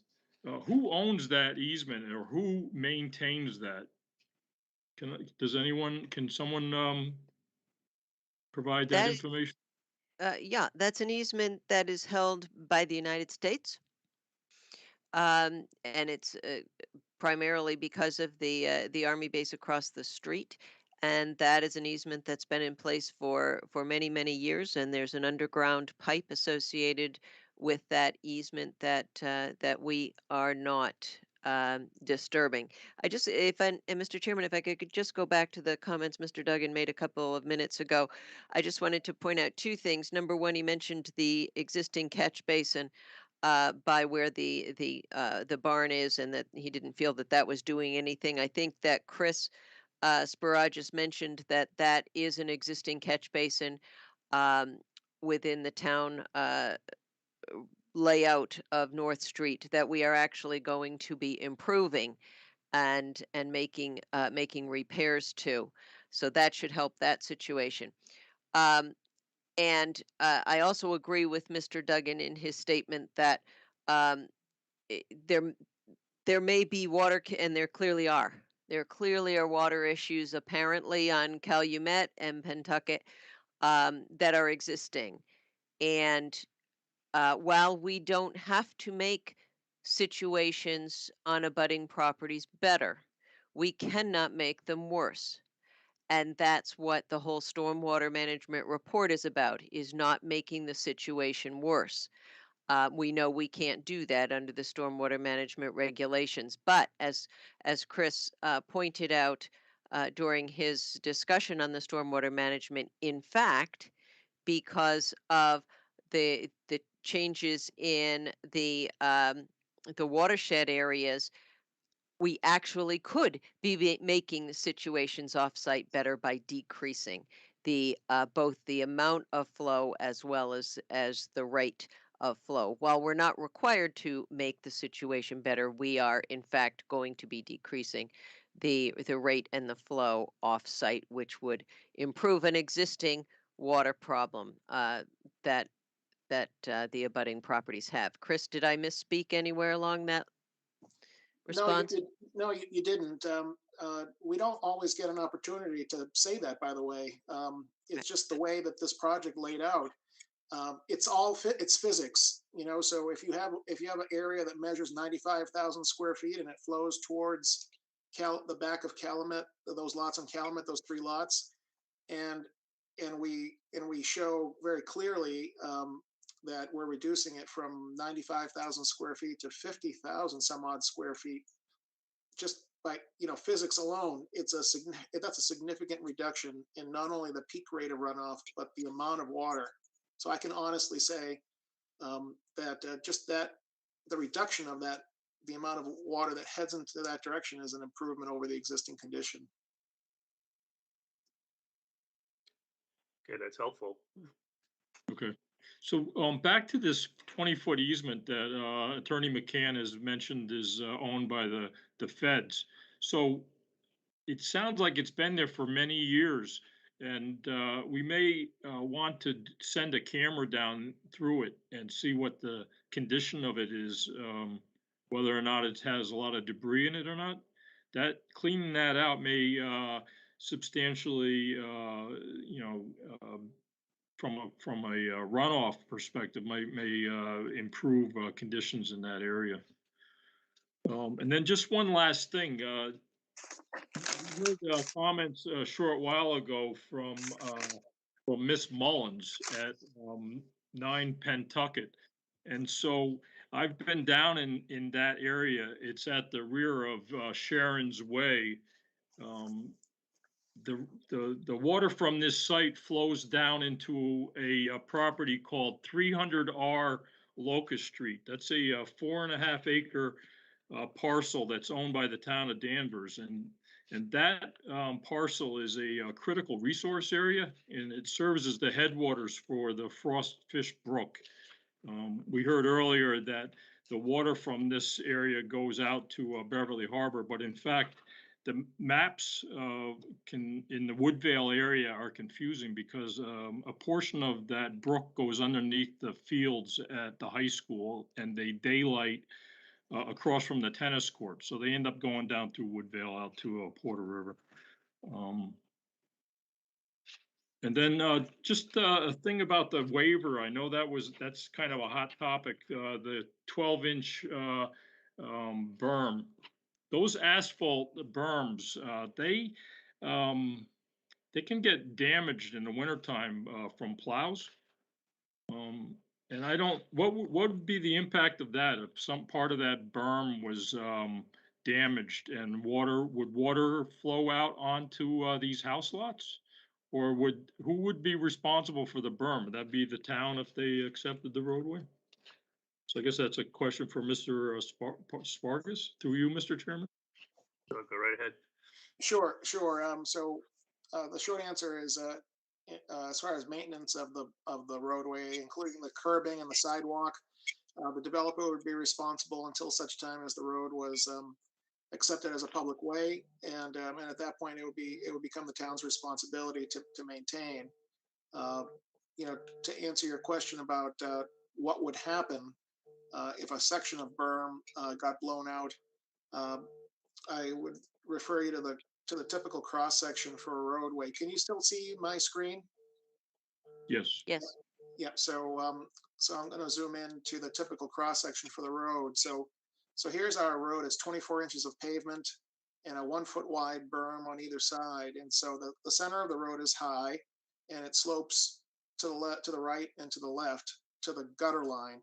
So if a section of the curbing was damaged, you see what happens here is there's a 6-inch difference here in elevation. So the curb is 6 inches high, and then from this point across the grass plot and the sidewalk, the road slopes back uphill. And so even if a section of berm was damaged, the land within the roadway goes uphill still. So so the water wouldn't leave the roadway. It would just look, forgive my word, kind of crappy for a while until the town fixed it. Okay, all right, fair enough. And then I'm just gonna close with just a comment about the abutters again, because they're the ones that, they've lived on these properties for many years. And so this is kind of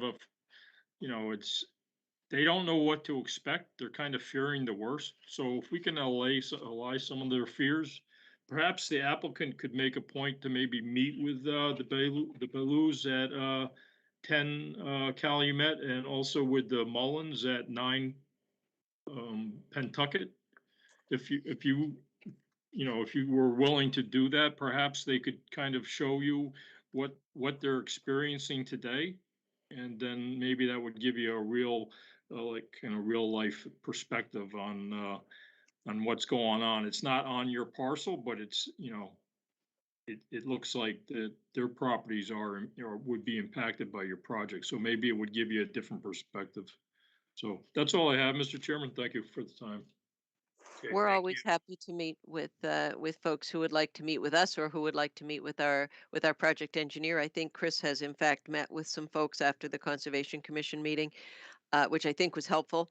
Um, it's a little easier sometimes when you can get close to the plan and really see it a little bit in more detail. So we're happy to meet with any of the abutters, certainly. Okay, so since you got some initial feedback, Attorney McKenna, are we comfortable, resuming back in the next meeting after the comments come from the engineering group and take into consideration some of the feedback you have? Is that Uh, the plan? yes, yes, and as we said, and as uh, Mr. Morris also indicated, we did meet with the engineering department at a roundtable session at Town Hall, and went through the comments. They were informal comments that we had received. So I think we're in good shape with those. So I would ask that we continue to your next meeting. Is that November 9th? I think so, Josh. Is that the correct date? I don't have that right in front of me. I don't either, but it sounds about right. Yep. We could say, Yeah, yeah, that's the right. next, It's November we 9th. could say, yeah, the November next 9th. November, right. So do we need a formal vote to continue, or we do? Okay, so Yeah, yes, that would be good. is there a motion to continue this hearing to the November 9th planning board meeting? So I moved. move, I move that we continue this hearing to the November 9th planning board meeting. So that was by Peg. Lou, are you seconding that motion? Yes, I So second. Okay, so let me do a quick roll call. Jim Sears? Yes. Okay, Tori? Yes. Lou? Yes. Jean? Yes. Peg? Yes. And I'm in favor of that as well. So we'll see the applicant in a few weeks. Thank you very much. Thank you very much. Okay, the next item on the agenda is 49 Adams Street. Request for a special permit and site plan approval submitted by Jared Hazel, pursuant to section 30, table 1, and section 4 of the Danvers zoning bylaw. Said property is in the residential 1 zoning district. The applicant proposes to construct a 2-family structure behind the existing 2-family dwelling in the assessors map 57, lot 27. So I'll turn that over to the applicant. Thank you very much. My name is Nancy McCann. I'm here on behalf of the applicant, Jared Hazel. Also with me tonight is Bob Griffin, the project engineer. And we are requesting a special permit as well as site plan approval to allow one new duplex to be constructed on the property located at 49 Adams Street in the R1 zoning district. Um, the existing site has over 30,000 square feet. There is an existing duplex at the front of the site that was built in about 1910. We are proposing to keep that structure, which is along the streetscape. And we're not proposing to change that in any way. And we are proposing a new duplex in the back of the lot, which will be fully conforming. It will conform to all of the setback and the density requirements in the zoning district. Each of the duplexes, the two new duplexes will be 3-bedroom family homes, modest in size, about 2,200 square feet, with a 1-car garage and 2 outdoor spaces. So there will be 3 parking spaces for each of the proposed duplexes. They fit very well on the site. As you see on the site plan, a full site plan was submitted with the application, as well as architectural renderings of the duplex proposed. Um, and this lot affords almost 5 times the required open space under the zoning bylaw. So we meet all of, again, the setback requirements and the open space and density requirements in this zoning district. We did have to go to the Board of Appeals for variances and a finding as they relate to the existing home. And that's the existing 1910 structure that was built on the site. Because once we have a duplex now, as I indicated, built again in about 1910, and we're proposing a second duplex in the back. Well, when we do that, we become a multifamily development. So while duplexes have requirements under the bylaw, once you add 3 or more, you turn into multifamily. So some of the setback requirements and the distance between existing buildings as they relate to the existing home needed a variance because the existing home suddenly became part of multifamily. So you've seen this before. You saw this recently on Sylvan Street. It was the same situation. So we went to the Board of Appeals. We received a finding and variances again as they relate to the existing structure, as well as a frontage variance because we have 93 feet of frontage for this site. As I've indicated in the application, I have listed all of the criteria for a special permit for multifamily under the zoning bylaw. I itemized all of those requirements, and I'm happy to go through those with you, but we meet all of the requirements for the special permit under section 30.3 of the bylaw. And I can go back over that after we introduce you to the plan itself. I'll close my remarks simply in saying that we think that this is certainly an appropriate location for this what is a multifamily by the construction of this duplex. This property is in a mixed-use neighborhood. It is directly across the street from 75 Sylvan Street, which is a large commercial development. To the rear of this property is a 42-unit multifamily apartment house. Next to this property is vacant land of the town of Danvers and cemetery, and we have a residential structure on the other side. So we have a mixed use of commercial uses, some pretty dense multifamily already in this site. In addition, these are going to be, as I indicated, family houses. We've got services, we've got employment opportunities within this area. We've got medical services, we've got offices, retail, both for service as well as job opportunities in this area. So adding some additional to modest housing units certainly would seem to fit well in this district and provide some needed housing in this area.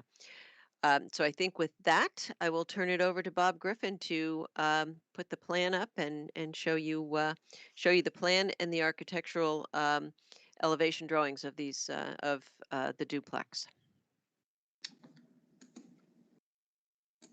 Okay, hello everyone. I hope you can see the blue screen now. Yep. Yep.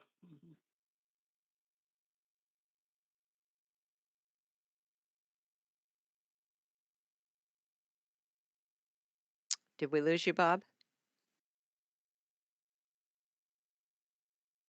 Sounds like it. Bob, we can't hear you, and it looks like your microphone is gone. Looks like he's frozen.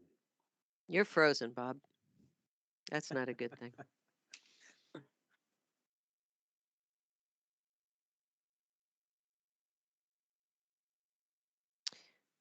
Bob, if you can hear us, maybe you should disconnect and rejoin us.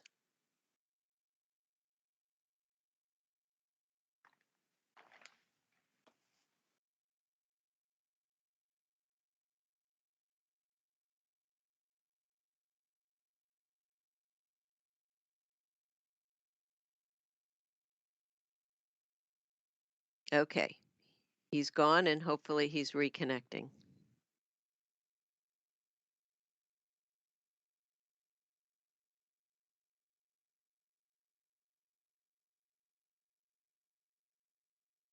Hopefully he realized that before he made his whole presentation.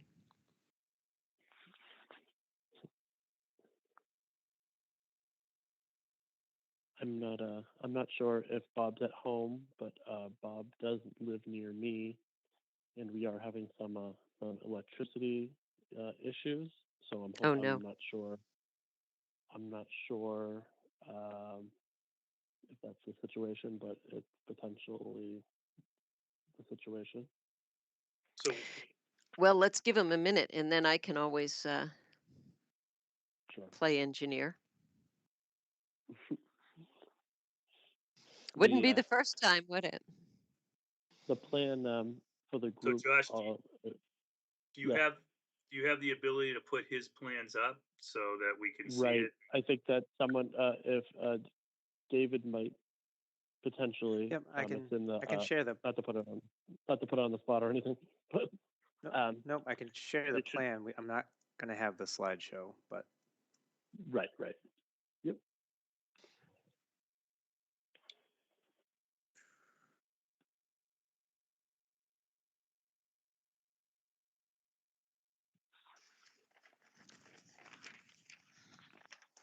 can everyone see that? We can. Yes. All right. So, Attorney McCann, if you want to I'll start, try. maybe Okay. maybe Bob can pick it up. Sure, I can. All right, so the first sheet is the existing conditions sheet, and maybe if you can blow that up a little bit, we can see that we have an existing home, which is the duplex built in about 1910 that is located about 18 feet off of the front lot line. And that is an existing condition. We are not proposing to change that structure. That will continue to be a two-family home. What you see in the remainder of the lot, you see the town of Danvers and cemetery land to, well, I'll call it Plan South. That would be actually to the east. We have a single-family home next door at 51. Across Adams Street, we have 75 Sylvan Street, which is the large Brookwood commercial property, office buildings, and manufacturing. And then along the rear lot line, we do have we have a sewer easement. We also have some conservation land towards the back. And you see the 25, 35, which has now been increased to 35 and 50 of the no disturb and the no build zones. And then to the rear of the site is the multifamily development, again, about 42 units, I believe, along the rear lot line. So that's our existing condition. We can go to the next sheet. And this is the proposed condition. So you see the existing duplex at the front of the property, which is not being changed. Those units each have 2 bedrooms. We have the garage in the back, which is going to be removed. And then we have the new duplex that you see in about the middle of the lot. Those are 2 units, 3 bedrooms each. They meet all of the setback requirements. We're 30 feet off of the lot line to 51 Adams Street and about 37, 38 feet off of the lot line for the cemetery and about 98 feet off of the rear lot line. We have a single car garage, and then we have 2 outdoor parking spaces. So each of the 2 new duplexes will have 3 parking spaces in accordance with the zoning bylaw. And the duplex in front, those being 2-bedroom units, will each have 2 parking spaces. We have a 10-foot buffer along the side setback with the town of Danvers cemetery area. We are showing snow storage on the site, which is outside of the Conservation Commission jurisdiction, as shown. The duplex will have a patio area in the back. And again, it's noted on the zoning chart, but I will point out that in this zoning district, each of the lots, each of the units is required to have 1,000 square feet of open space. Each of these units will, on this site, will have over, there's over 5,000 or 5 times the required open space for each of the units. So we have a good area of a backyard area for what we are proposing to be family housing. The next are detailed sheets, which I can certainly try to review with you these detail sheets, but that probably wouldn't be a good idea. Let's see. Do we have the landscape? That's the landscape sheet. Perhaps we can blow that up. We're proposing quite a bit of landscaping around we have lawn area along the side. We have plantings, shrubs and trees along the front that we are proposing, and we are proposing additional landscaping along the existing dwelling, which will beautify that existing dwelling, 2 units in the front, and then we are proposing quite a few foundation plantings and plantings along along the building itself. We're proposing to save an existing tree in the back. We are proposing a fence along the lot line with 51 Adams Street that was discussed during the Board of Appeals meeting, and we had agreed to put that that fence in along that area.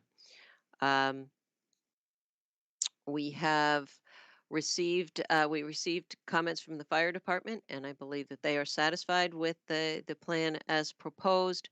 And engineering department comments were received. We responded to those, and we received a second round of engineering department comments, and engineering was satisfied with all of our responses, with the exception that they asked for detail, and it was technical detail on 2 items, which we have no problem providing that, and we would certainly take that as a condition, and I can review those specific comments with you if you wish. That's it. I think we are seeking the special permit, and I can go through the special permit criteria. You did, David, are you able to put up the elevation drawings of the building? I can try. Give me 1 second. Okay. Just take a look at those. It's very attractive duplex.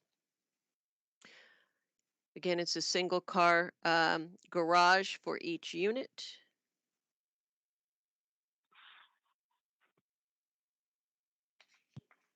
I think they're up. Okay. That's we have 3 bedrooms are on the second floor, and then kitchen, living room, dining room, half bath on the first floor. And you do have floor plans with the application.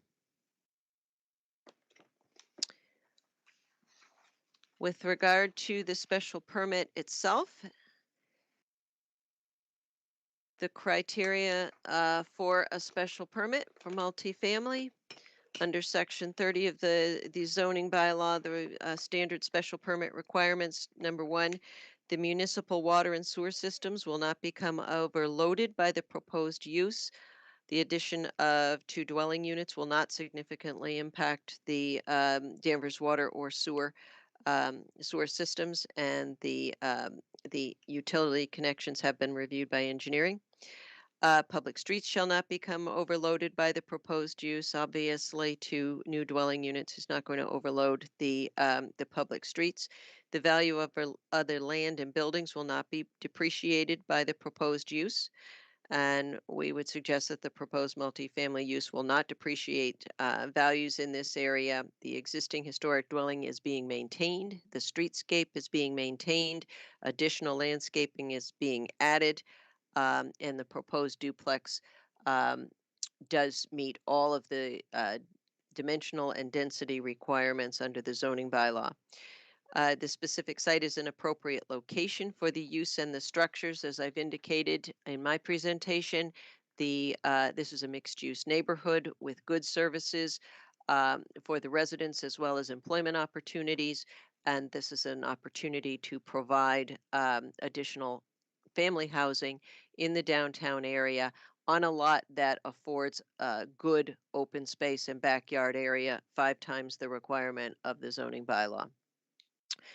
The use will, for the same reason, will not adversely affect the neighborhood. This is a mixed-use neighborhood.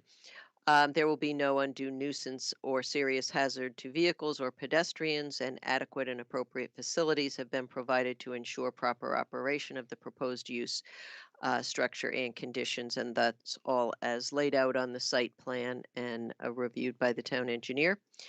And the proposed use and structure will be in harmony with the purposes and intent of the zoning bylaw. Again, this is a use that is a permitted use by special permit. It meets all of the density and dimensional requirements, and affords us a couple of more small, moderately sized, about 2,000 square foot residential family style units on a good lot for that purpose. We have provided a very detailed landscaping sheet for you. No additional lighting is being required other than residential wall packs that are being proposed, and you see those on the plan set.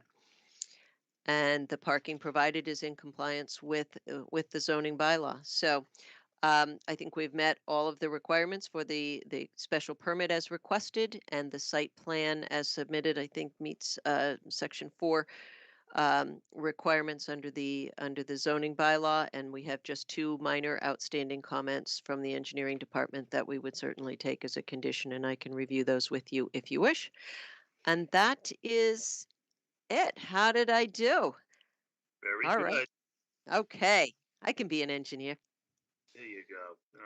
So this is a special permit, so our associate member Jean will be voting with us on this. So Jean, why don't we start with you for questions? Can you go over the 2 remaining issues from engineering, please? Sure. Yes. Engineering department comments dated October 8.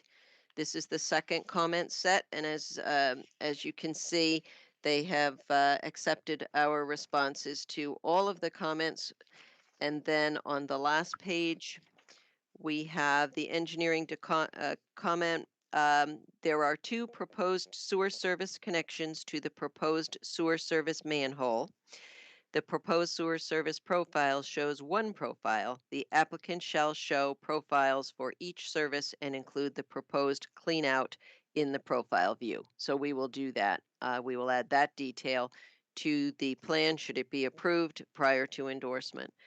The second comment from engineering is the applicant shall show the existing water shutoff valve for 49 Adams Street on the plans. It is attached to the memorandum for the plan for the applicant's convenience. So the engineering department provided us with the location of that shutoff valve for 49 Adams Street and has asked that we add that to the plan prior to endorsement, and we would certainly do that. Okay. What about repaving from curb to curb? It doesn't look like the plan has been updated to show that. That is going to be updated to show that we discussed that with the engineering department, and in the front where that has to be cut, that will be paved from curb to curb. Okay. Other than that, great job on the presentation. I don't have any other questions. Thank you. Lou? Yep, okay. Thanks. Just a couple of questions in terms of the, so I know you went before the Board of Appeals with respect to the, I guess the variance and finding. I noticed that it was not unanimous. Was there, can you just, can you indicate what the, was there any concern that the board had? I do not believe so. Let me check my notes. No,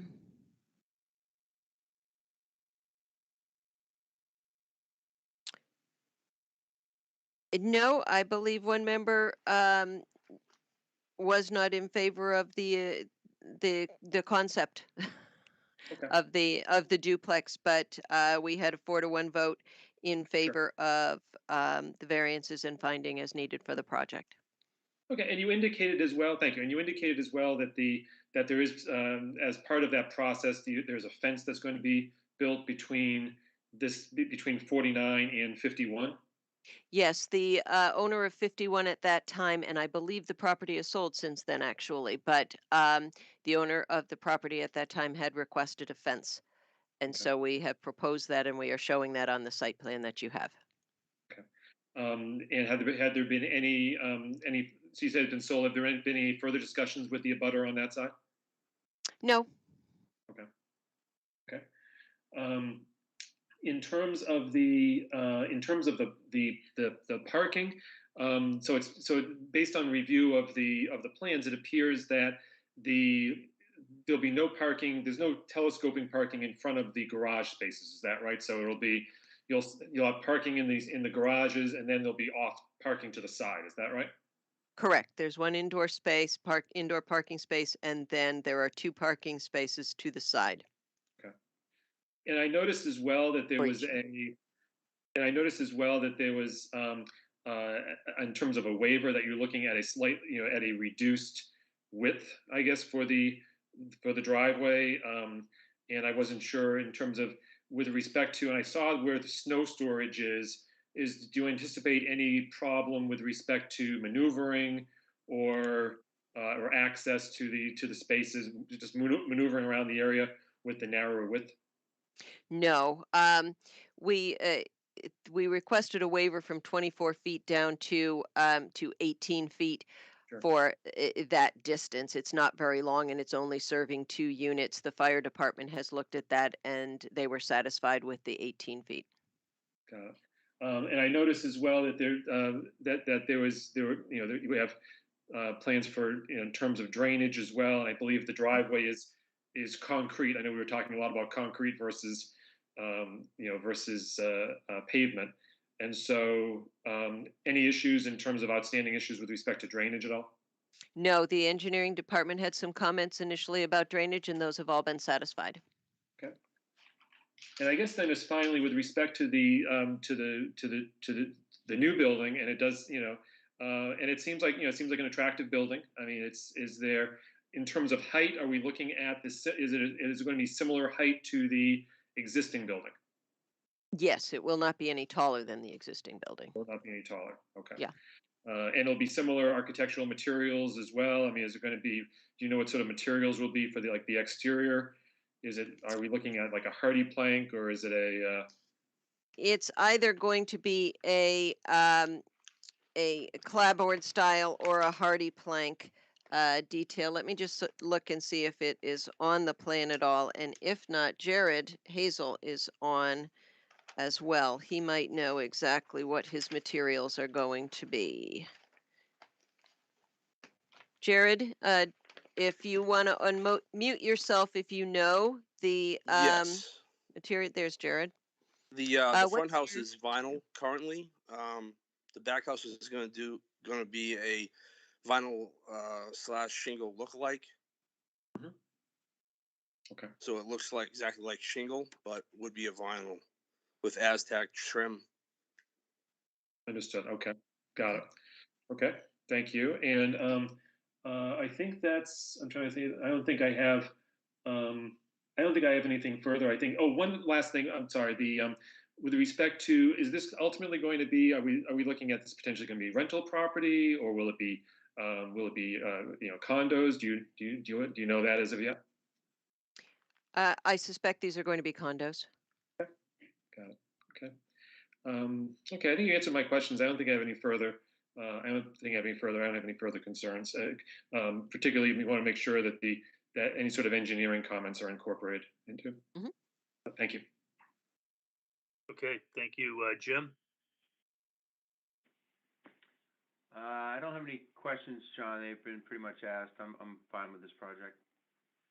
Good, great. Peg? I only have questions on landscaping. It looks like it's too narrow where the fence is going between the original house and 51. But I'm wondering if you could put in, you're keeping an existing tree, could you put some type of trees toward the back to kind of buffer that area? Let me just pull up the landscaping sheet that we have. Where are you talking about, Peg? Talking about from, it says proposed fence. Yep. And I see those, I'm assuming those round areas are trees. Are they not the new trees or? Yes, those are eastern red cedar. Okay. Is there any way that you could extend either those trees or a different type of tree just further back, closing in the gap between those trees and the existing tree that's being saved? Well, I suppose we could, but we're adding the fence along there and we want to have some area. We've got the paved walk going out to the patio. We don't have any homes in the back there. The home on 51 is up towards the street. Nancy, this is Bob. Oh, Bob, you're back. This is Bob Griffin, and I'm sorry, my computer seemed to has died. I can put graphics up, and I don't want to slow you down, but I'm happy to address questions or try to help out if possible. Thank you, Bob. We were just, Mrs. Alinsky asked if we could put some additional trees along the fence between where we have a couple of red cedars and then we have fencing and then we have the existing tree to be saved. And I was saying we don't have any buildings to the back of those units on the other side of the lot line. So it might just keep a more open look rather than putting in more trees along there where we already have a fence. Did you have any thoughts on that, Bob? So we're talking about the west side on the 51 Adams side, or the side Yes. of the town of Danvers? Yes. Yeah. Yeah, I think there is some room for some trees on that side. We thought that the lawn would go up to the fence in that particular area, but we could add some shrubs or landscaping in that area. If you think it's needed, I mean, it's obviously added expense for Mr. Hazel, but also the look. We were really thinking that just the lawn up to the fence might be a nice open area for kids to play. Yeah, I mean, the landscaping was prepared by Laura Rutledge, a registered landscape architect, and she did try to, put the screening vegetation, I think, in between the two buildings or in the sight line of the two buildings, and didn't see the need so much for the trees in that particular area. I think there is a pool on the opposite side, so I think the fence is certainly necessary, but given the topography, I'm not sure that we need trees in addition to that. I always like to see buffers. We Well, can I think- add another one if, Yeah, I would, Yeah. one or two. That's, you know, just space them out and one or two.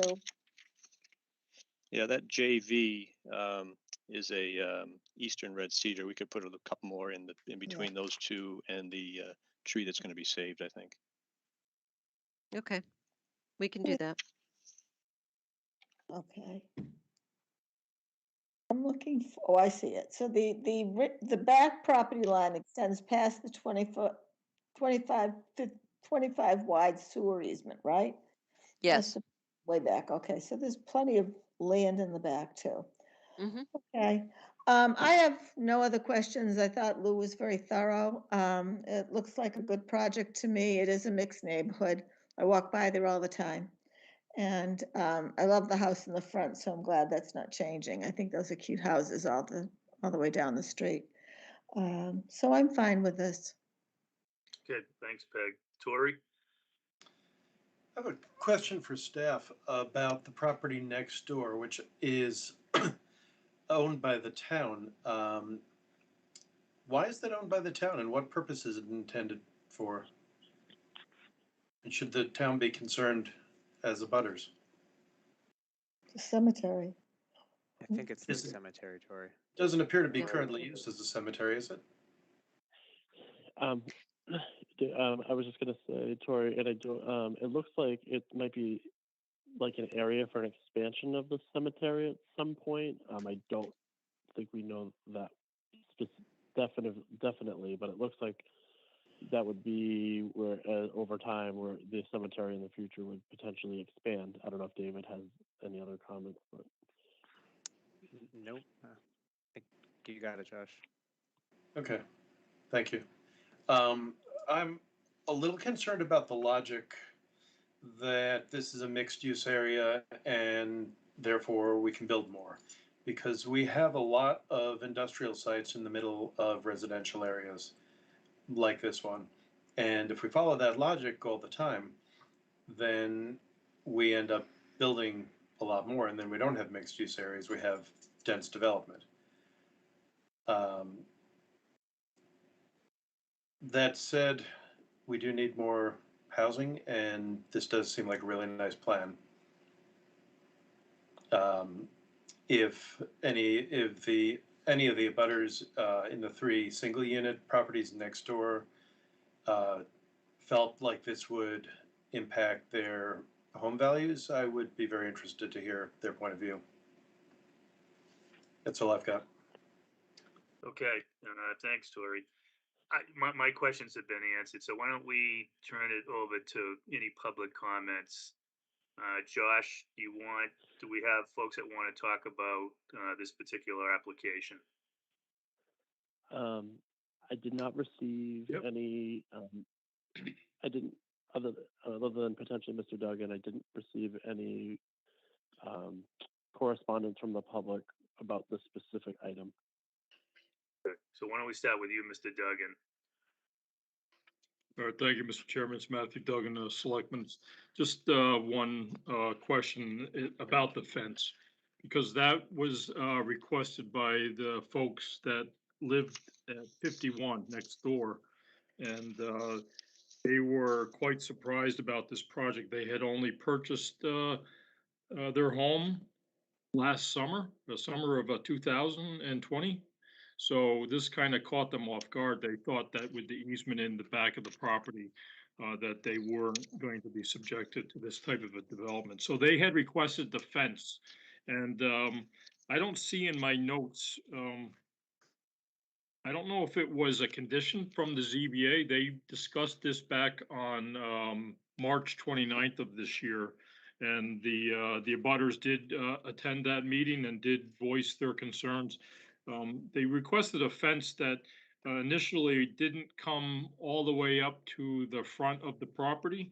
And I think that the applicant had agreed to that, and it looks like it appears on the plan that way. So it would be a privacy fence from basically the front of the existing building, and it would go back to the 100-foot buffer zone line. So perhaps the applicant can just confirm that they are still committed to building a fence for that length? Yes, Yes, so we show it on the plan. Yes. yeah, the landscaping plan shows the fence beginning basically at the line of the building, so probably 20 or 25 feet back from the street line, and then extending all the way back to the sewer easement. Right. And I think that the neighbor really appreciated your willingness to do that. Do you have the height of that fence offhand? I think we had anticipated a 6-foot fence. 6 foot, right. And the material, do you know the material? I don't think we specified the material on our plans. Okay, I was just curious. All right, that's all I have. Thank you, Mr. Chairman. You're welcome. Mr. McKenna, did you want to speak on this? Yes, Mr. Chairman. Again, seems like I'm the old timer with the information nobody else remembers. Okay. As far as the cemetery land next door, which belongs apparently to the town, apparently it was used as a potter's field back in the 50s. There are 3 or 4 burials out toward the back of the lot. The esteemed Robert Osgood told me as a young man he helped dig a couple of those graves. So what the town may be planning for it in the future, I don't know. But the cemetery next to it, I believe, is part of the Archdiocese Cemetery. Yep. So whether they would be interested in purchasing it from the town for expansion, I don't know. And what the plans are, I don't know. But it was used apparently for a few burials. I want to say back in the 50s. Thank you, Mr. Chairman. Okay, thank you for that information. Anyone else from the public, Josh, that wants to speak on this application?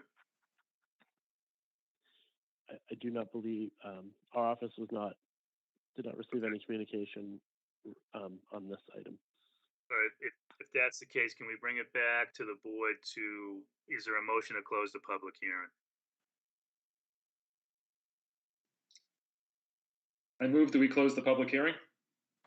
Okay, is there a second? Second? Okay, let's do a roll call vote. Tori, Yes. Jean, Yes. Jim, Yes. Lou, Yes. Peg, Yes. and I'm in favor as well of closing the public hearing. So why don't we now move towards the special permit? Is there a motion to approve the plan as presented under a special permit? And this requires a supermajority vote. Do you want me to read the motion, John? Yeah, that'd be helpful, Jim. Okay. Grant a special permit for 49 Adams Street, date of application August 19th, 2021, date of hearing and decision October 27th, 2021. This is to certify that a meeting of the Danvers Planning Board held on October 27, 2021, having been requested under Table 1, Section 30 of the zoning bylaw for the property located at 49 Adams Street, Assessors Map 57, Lot 27, voted to approve the request submitted by Jared P. Hazel for a special permit to allow a multifamily use. Special permit is associated with a multifamily development as shown on the following plans.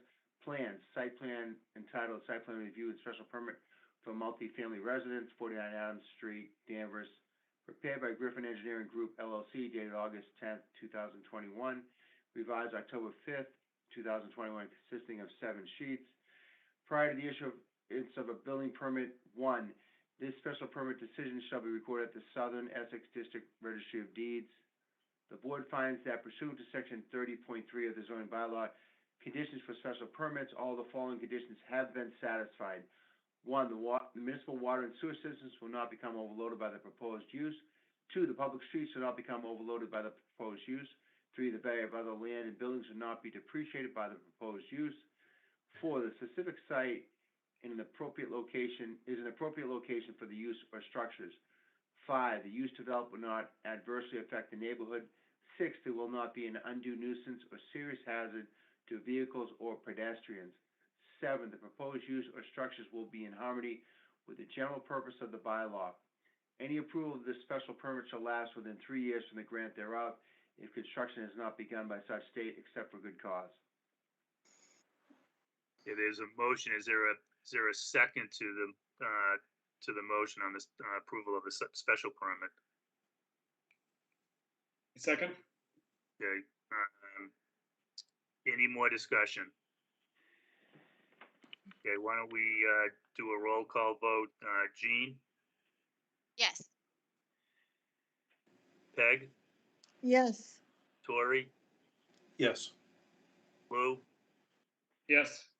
Jim, Yes.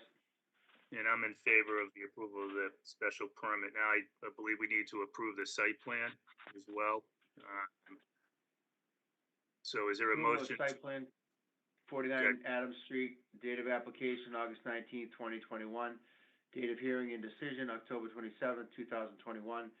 The Danvers Planning Board approves the site plan submitted for property at 49 Adams Street, assessors map 57, lot 27, shown on the plan set titled Site Plan Review and Special Permit for Multifamily Residence, 49 Adams Street, Danvers, Mass.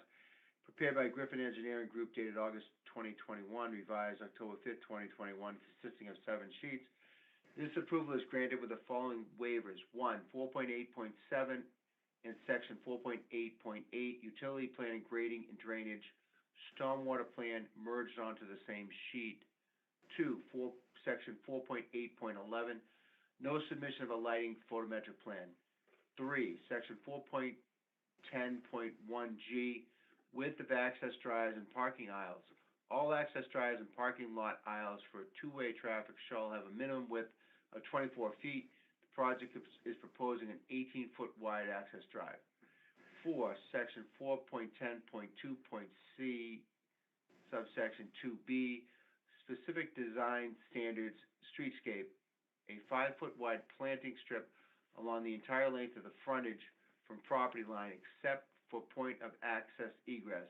Project is proposing a 5-foot wide foundation planting strip and lawn along the front property line.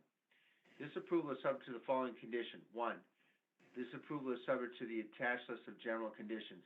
Any approval of this site plan shall last within 2 years from the grant thereof if construction has not begun by such date. Is there a motion? Is there a second to approve the site plan as presented? Second. Okay, any other discussion around the site plan approval? Just a point of clarification, are we including as a condition the, with respect to the conferring with the town engineer? And making sure any comments are incorporated? I thought that was mentioned earlier. Yeah, that was, so can we just amend that, Jim, to get those comments back?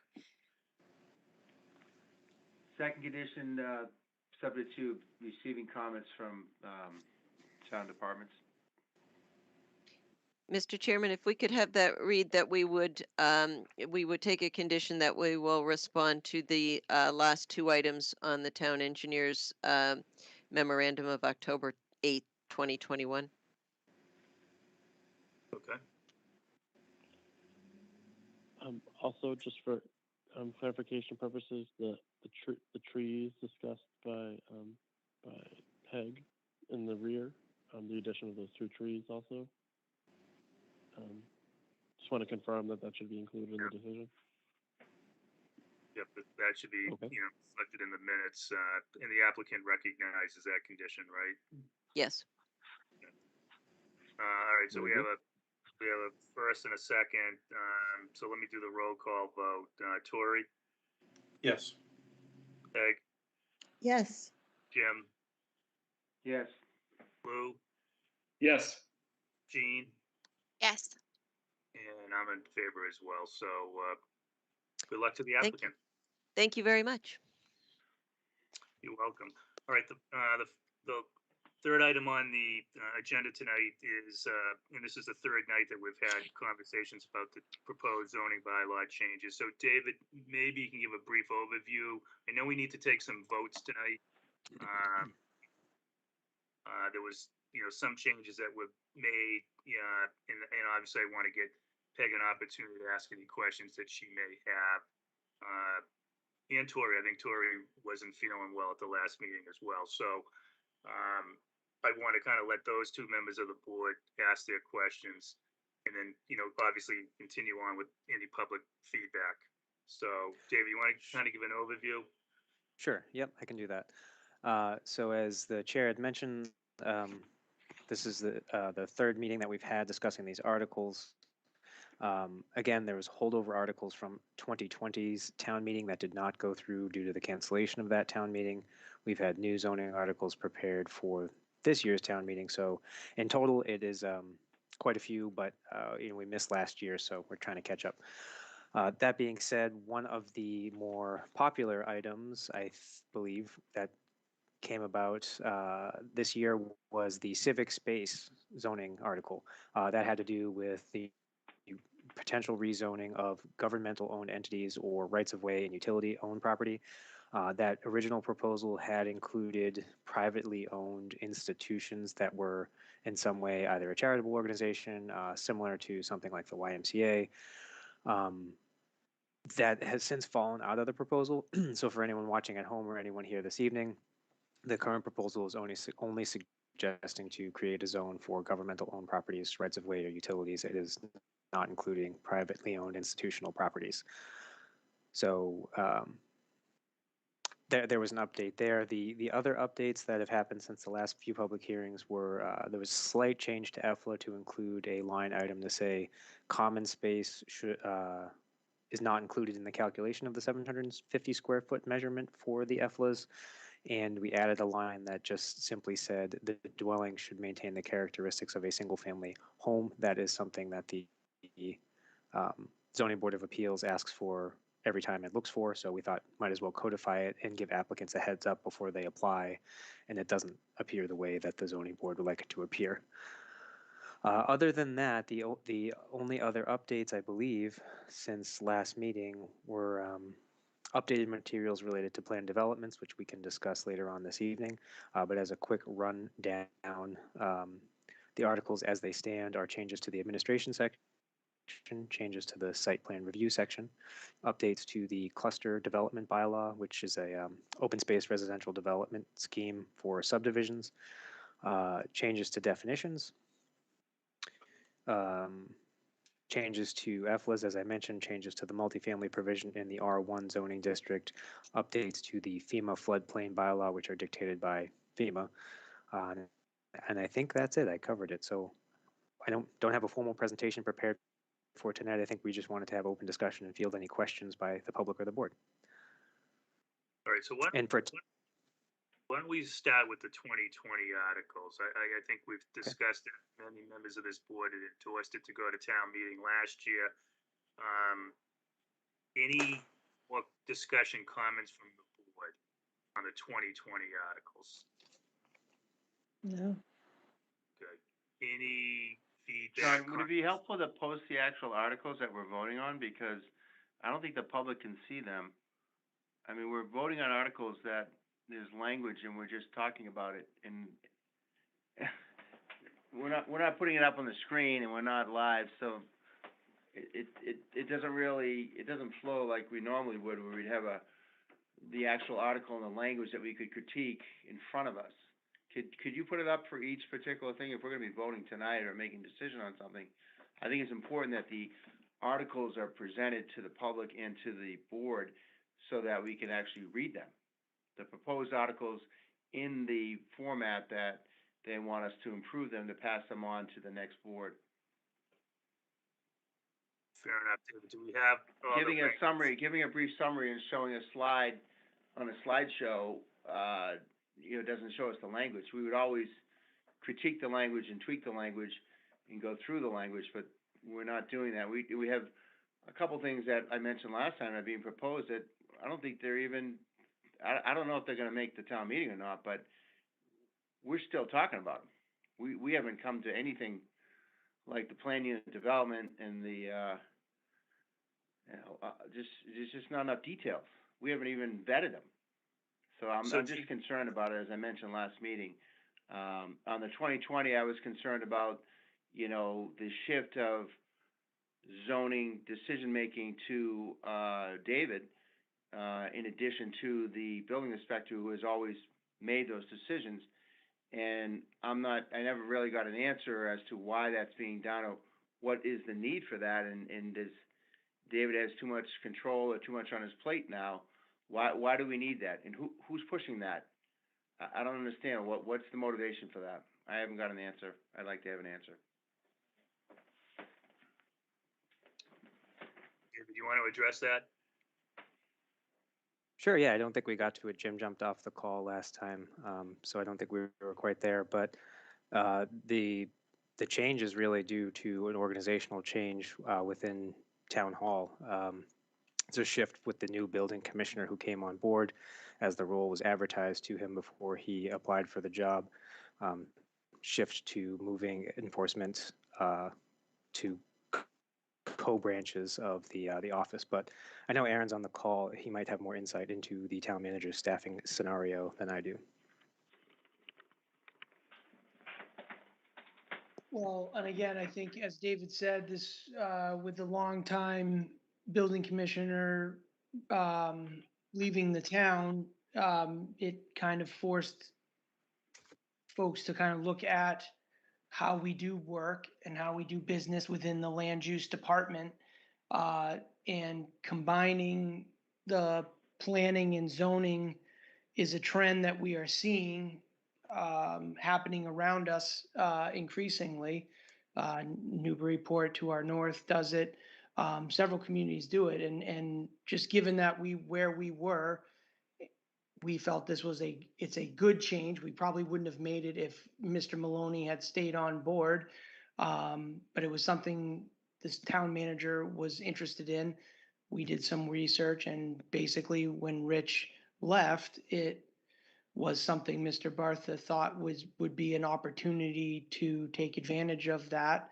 I understand it's not what Danvers is used to, but it's not an unusual setup. It's just different from what it's been.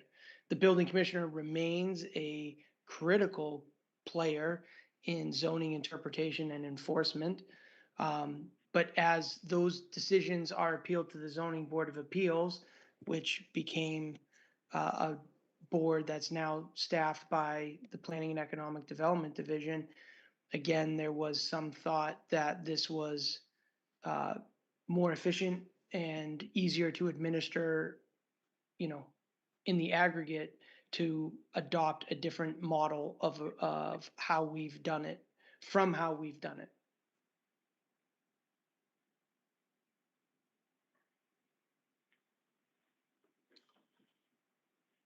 What did the finance committee think of that? Did you go into any detail with them about that? Or the board of selectmen? I mean, this is, as you said, this is a new thing. So we have the building inspector who doesn't do zoning. Does do zoning. They do zoning. But he doesn't want to All enforce the sorts of zoning, so we things have to have a planning staff enforce the zoning. So does the planning staff have to go out to every project to review the building codes? Or I don't know, it just seems duplicative. You're saying he does zoning, but why do we need another staff member to do the zoning enforcement? Is the same person that's writing the zoning and is on our board, and that is gonna enforce the zoning and interpret the zoning. So there's no checks and balances there, and there's no separation of powers. It's all one office that's gonna run everything. And I don't know if that's good or bad, but I don't know if that's been teased out or drilled down so everyone in town knows that when they vote on a town meeting floor, where we throw up a quick slide that says, yeah, these are the things we talked about last year when we didn't meet, just some minor changes, but it's not a minor change. This is a major change. This is a major change, which I don't know if everyone is aware of. And it might be the best thing you've ever done, but I don't know if it's been truly thought out or vetted. You mentioned one town out of 357 in the Commonwealth that does it, and maybe it's a financial thing for staff, or maybe it's I don't know what it is. I'm just saying it's a new approach that you're telling me this is what we want to do in light of all the turnover in town as it continues with all the staff and the people that go out and enforce these, electrical, plumbing, building, and so on. As they turn over, are they not going to be involved in the zoning process? And that's going to fall on you guys, which seems like, a lot. That's my confusion. Well, and again, I think there's many ways to skin a cat, and we thought that we believe staff supported the movement towards this model because we believe once things have settled down and everyone understands that it's not the end of the world, we're going to provide as good or better service to the end user. There's a checks and balance. There's always the checks and balance. That's the whole purpose of the appeal. The interpretation now just comes from a different party. But the zoning board of appeals ultimately, and I can't tell you how many letters David has issued, but we've already issued half a dozen enforcement letters and no one has appealed to the ZBA. Most of our decisions are us that I'm aware of. We're either upholding a decision Rich Maloney made before he left, or we're, in the case of a recent EFLA situation, we felt the current building commissioner was justified in thinking it might need to go to the zoning board of appeals. And again, I think given the nature of the recent spate of zoning articles that we have authored, meaning staff and the planning board have collaborated on, it doesn't seem like it's a bad idea to have those people also involved in its interpretation. We have no institutional memory in the building office regarding zoning. They have the expertise in the life safety codes. There's no doubt about that. But right now, the best we've got for institutional memory is in the planning office. We're drafting these things. We're working hand in glove with them. Again, it's different. I don't think it's major. And I would argue there was going to be a massive change with Rich leaving regardless. If it stayed downstairs, we'd still be involved. We're involved in the preservation determinations and we're not even legally, I mean, they come and ask us when they need help. I mean, it's I don't want to say it's a formality, but I don't think it's major. Mr. Chair, can I ask a question?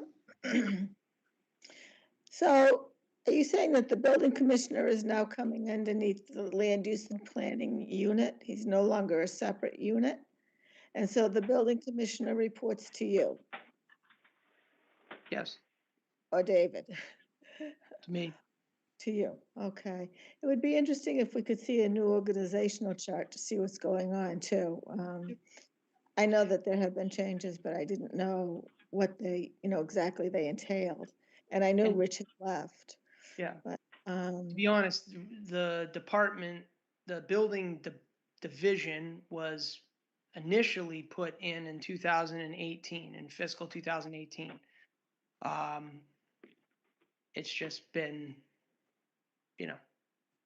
it didn't all fall into place until relatively recently, but it's been in the division the whole time, or since 2018. okay, I guess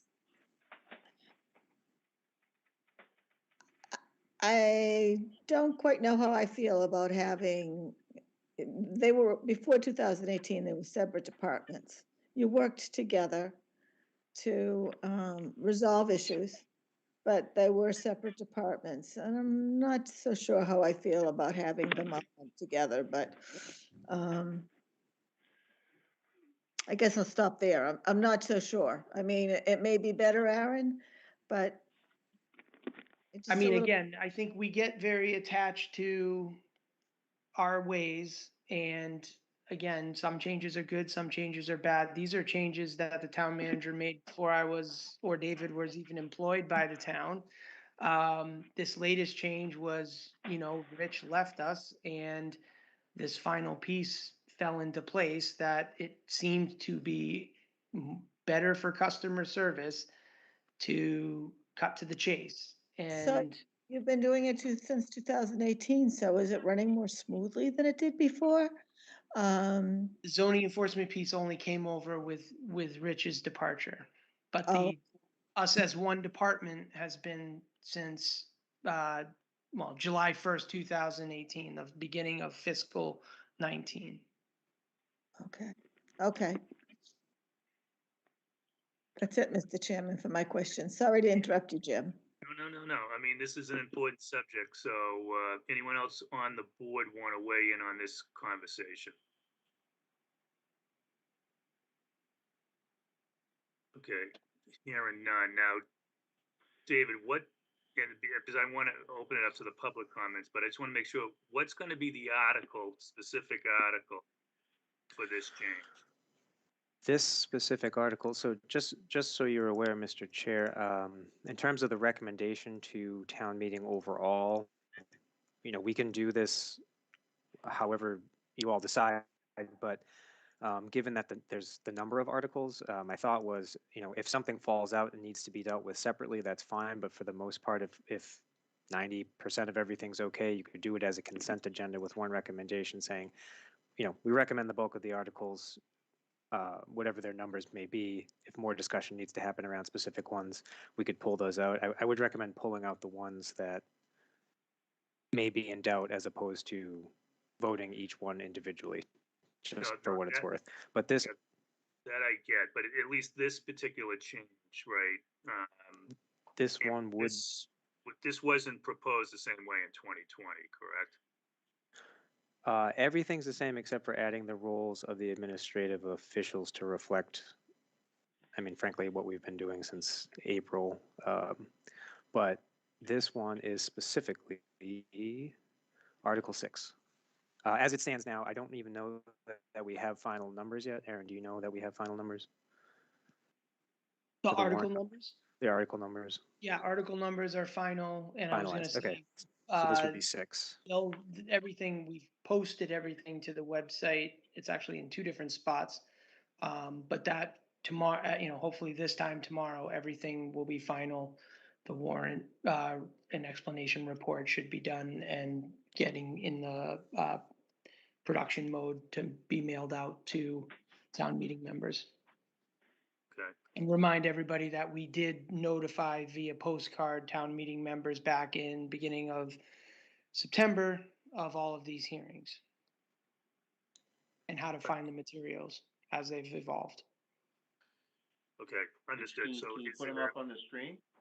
Can we put them up to look at if we're going to be discussing them? For people that are watching from home,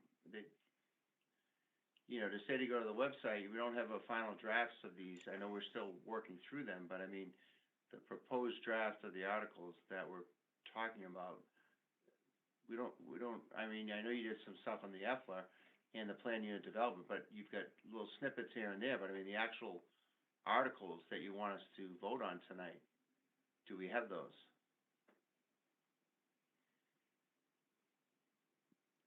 I can share, we've been giving the board the red line versions of all of this the whole time. No. And yeah, we can pull it up, right? David, we have. I haven't been getting red line versions. We've been getting like slideshows, little PowerPoint, bullet points, not the actual language each meeting. We haven't been getting the language of the proposed articles because it's a work in progress. That's my concern. This stuff is not then entirely presented and vetted. The plan unit development language, that's still a work in progress. You're giving us things from Burlington saying Burlington did it and hey, let's us do it. I don't know what the motivation for that is at all. I'm not, when we get to that, these are just, it's coming out tonight that this was changed. We're saying the 2020 articles were the same, but they weren't. They were changed because, Rich Maloney left. We added that change of the administrative role where now David is going to be in that role. That's a significant change. I think we should call that out and perhaps vote on that separately or at least address it and highlight that that's a change. You may not think it's a big change and you may think it's necessary, but I think to discuss it properly, it should be discussed by the boards and by the town meeting members and not buried in a 20-page article or whatever it is. But I think the articles, Aaron, whenever we met before and discussed articles that were going in front of town meeting, the article was on the screen. We'd go through it. We'd parse through the words. We'd essentially redline it in person and go through it. We don't have the proposed language. I don't see it. Where is it? Put it up so I can see it. I'd love to see it. David, do you want me to share my screen or? For the audience. Whatever. I'm not sure exactly what we're.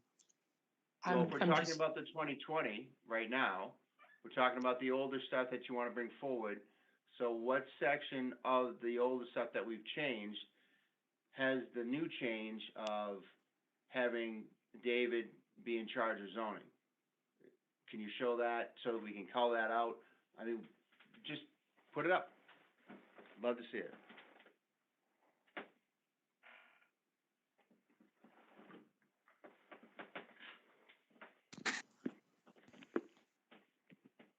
now, again, I apologize. I don't mean to put you on the spot, David. I mean, I've been under the impression that we've had these documents available in the packets that we've been sending out. Yeah, that would be what I thought was occurring. All right, I can say that I've seen, Jim, I've seen some red line changes, but I guess in terms of fully understanding why the departments are being consolidated, it's a great question. Okay, from one person's viewpoint, you know, if the town manager and the staff feel this is the way they feel the town needs to operate, as one member of the board, I'm fine with that. But I certainly understand that why other people who are town meeting members, you know, are looking for the planning board to make a recommendation should understand the pros and cons of it. I mean, I can't sit here and tell you what the negative is. I mean, I know there's been turnover and there's been some frustration around enforcement. And I think it's a good idea for us to have that conversation. But you know, I have seen some of these red lines or blue lines, whatever they are now, up on the screen in the past. Now, granted, a year ago, but not recently, John. Not in the last 3 meetings. August 28th. Yeah, I think we sent them out in a memo 26th. August 24th, and I think I've been updating the board regularly with every update for each folder, every meeting. I think I said at one of the meetings I would. The actual legislation that we're voting on. That's what's in the folders, Jim. That's what's in all the folders I've been sending out. This is not in the folder? Yes. With this meeting? It's been there since the end of August. Exactly as it stands right now. It's not been updated. What I'm asking is, when you have a meeting, these should be available and should be up for the public to see. They've been on the website since August. Yep. These have been and posted at the front counter. But you're asking someone to go to the website and follow along on a Zoom. By the same token, when an engineer presents a site plan, they put the site plan up, and that's what we're talking about. So people can see what we're talking about. We're not talking in abstracts. We're talking about an article. These are the changes to the articles that we're proposing. Do you, the planning board, agree with all these changes? So if people in the audience have a question, they don't have to have one hand, they don't need 2 screens to run back and forth and look at the website. To say, call me if you have a question, or you know, look at the website. I'm not sure that's the way that we would normally handle a vote on articles that go in front of the town. We put the article up, we address it. If you would wish for a hard copy, Jim, we've been offering since August. I mean, we did a postcard to every town meeting member.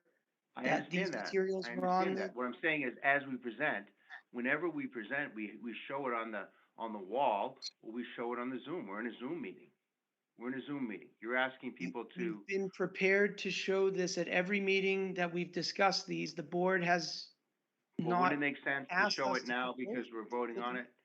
They're up. It would make sense to show it. Thank you. Then let's go over it. If this is what you want us to vote on and approve tonight to pass on, then we need to look at it and make sure it fits with what we want, and people can make an educated vote. That's all I'm saying. I'm not trying to be difficult, but it's how we normally do things. No, I understand. I'm worried that if you think we're going to be able to go through page by page tonight, we have 150 pages to go through. We've been providing these files to you since August, end of August, so that we would be at a good place tonight and be ideally situated to close public hearings and take positions. But a couple of those articles are relatively newer and are still being teased out, still being changed. Yeah. So on this particular article, I mean, again, my issue is, has that issue of the zoning enforcement been teased out? Do people truly understand that, again, buried in these 150 pages, that's what's going to be the change? And if you're telling me yes, and this is what we should do because of the staffing, then, and everyone knows the change, and that's good. I feel better about voting on it. That's my point, and I don't want to belabor it. So I just, you know, when we put up the, I just asking to put up the legislation up on the screen when we're going over it so we can go over it, that's all. Just like a site plan. Okay. Let me go to the public. There's a few people that want to weigh in on the consolidation of the two departments. So, Mr. Duggan, you know, obviously you're a select person, so you want to comment on this conversation? Mr. Sears' comments? Or whatever comment you may have. Yeah. Yeah, I thought Mr. Sears was spot on with his interpretation of what's going on. So, over the past several weeks, I've had a number of town meeting members reach out to me they want to know who the zoning enforcement officer is. And, it's not the building inspector anymore. It's moved upstairs to the second floor. So I've done some research and, I've looked at, MGL Chapter 40A. There's two sections in there that deal with this situation. There's Section 7, which says that the building inspector is the enforcer of our zoning bylaws. And then there's Section 13 that says, and I'm not sure if I'm kind of paraphrasing this, but it says that the Board of Appeals appoints the zoning administrator and subject to approval by the select board.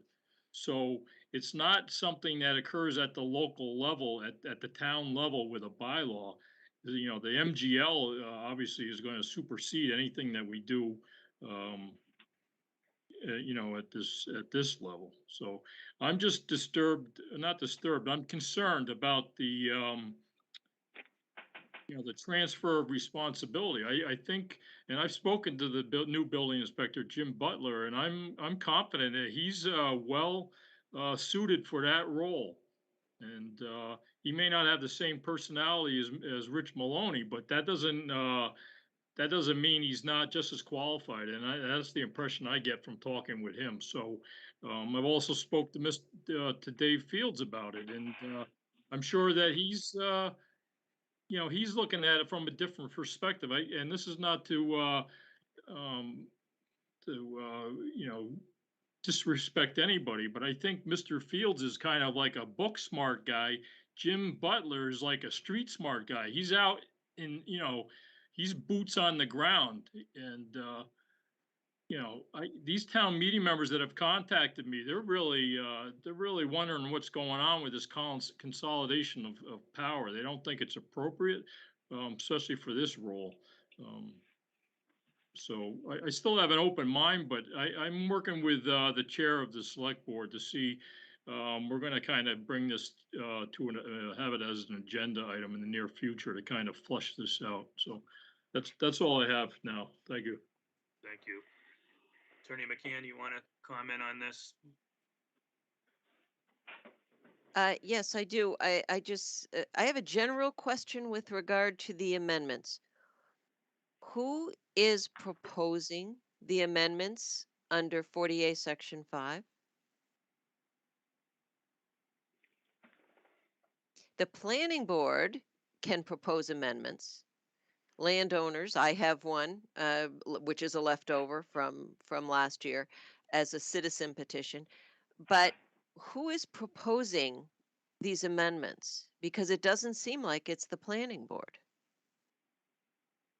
So under 48 Section 5, certain entities can propose zoning amendments. And I'm not clear who's proposing these. Aaron, you want to take that on? Well, we're doing it the way we've typically done that. Officially, these are planning board articles that were requested of, a placeholder was requested. Sorry, I gotta put my headphones on. These were requested under Form 7 when we file with the AG. These are referred from the planning board to town meeting. Okay, so the planning board is the proponent of all of these zoning amendments. And I guess my concern is it doesn't seem like that. And I think it has in the past. I think you're absolutely right that the downtown zoning initiatives, the planning board hired a consultant to, and and and the planning board held lots of hearings and was the proponent of all of the zoning articles, the zoning amendments. In this particular case, with this stack of zoning amendments, it does not appear that the planning board is the proponent, because I think the planning board really hasn't vetted this, as Mr. Sears was just saying. To say that Mr. Sears, as a member of the planning board, is a proponent as the board, doesn't seem like that's the case. And I'm just concerned about the validity when the proponent is not one of the entities under 40A Section 5 who can propose zoning amendments. That's a general question I have about all of the zoning amendments. Who's proposing these? Is this a planning board initiative? As one of the entities. If it's a planning If the planning department board, initiative, Nancy, if the planning board doesn't support these articles tonight, they don't go forward. how is that so? That's no different than any other article. No, wait, no, I'm interested in that. Is that so, Aaron? That the items It that would are seem not odd to supported, go to town meeting with an article with a negative recommendation. It would but be unlikely to survive the next meeting next week with the Board of Selectmen and FinCom on Thursday. a favorable recommendation from the planning board is not required to be on the warrant. You have a warrant article, the planning board can recommend negatively on the warrant article. On a citizen petition, for example, and it still makes it on the warrant. So, They're different it processes. procedurally, are you saying that if any of these items that are being discussed by the planning board tonight do not receive a favorable recommendation, they will be taken off the warrant? I would imagine it will be difficult to make it to town meeting if they don't survive this public hearing tonight. It's possible they could go forward, but I can't imagine that would be the case. I agree with you that they probably wouldn't be favorably acted upon by town meeting, but stranger things have happened. And it I just, don't, I'm misunderstanding where this line of questioning is going, Attorney I, McCann. uh, my only line of questioning is simply understanding who's proposing this under 48 Section 5, who are proposing Who the zoning proposed the amendments. 40R district? The board I thought gives us that an was the planning indication, board. staff goes and does stuff. Staff reaches out to the building commissioner's office and we develop zoning articles based on ZBA feedback, based on butter concerns. And we got 2 years worth of articles because we were unable to bring a bunch forward last year. I'm not criticizing at all. What I'm just trying to understand is who's the proponent of this. And what I'm hearing is the planning board is the proponent of all of these changes. And the planning board should understand that that's who is proposing this legally under 48 Section 5. So that I just wondered, I really wondered. I wasn't sure what the answer was. And it just didn't seem like the planning board was the proponent here. My second question, and it relates to the zoning administrator.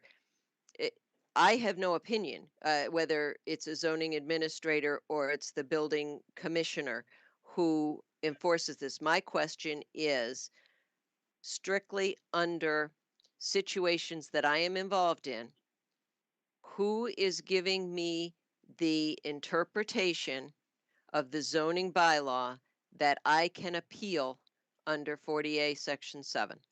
Is it the building commissioner? And it just seems, I don't know that the language is clear here, who I go to and who gives me the written decision that is appealable to the Board of Appeals. Who is that going to be if this amendment goes through? The building commissioner or the zoning administrator? I don't care. I just want to know who it is. The zoning administrator. Okay, so I don't go to the building commissioner anymore for a zoning interpretation. If this passes, I get a written decision from the zoning administrator, whoever that person is, and it sounds like it's going to be Director Fields, which is fine. I ask for a zoning interpretation. I get that interpretation from the zoning administrator, and that under the bylaw will be the proper entity whose decision I appeal under 40A7 to the ZBA. That's how it works. And the language just needs to be clear about that, and I don't know that that it is, but I wanted to understand the intent. That's all. That's my question. Thank you. Thank you. I mean, obviously, for the benefit of the public, the planning board gets appointed by the town manager. So, I mean, the planning board can't be the one that is doing all the legwork on some of these changes. So, yes, we work very closely with the planning staff. And as one member, if the planning staff is saying, I feel we need to do this because it's in the best interest of the town of Danvers, that means a lot to me. Obviously, understanding why the changes take place and the checks and balances of the select board, understanding the organizational changes of consolidating departments, doesn't, to me, that's where the responsibility lies. If they're comfortable, then the planning, if the planning board can look and get that feedback, because the select board has already weighed in on some of these articles once before, haven't they, Aaron? We have been at the end of August, we sent the drafts as they existed to town council, planning board, zoning board, town managers. So I'm the town moderator, and we've since been to the Board of Selectmen with updated drafts. I believe we were in front of the board in mid-September.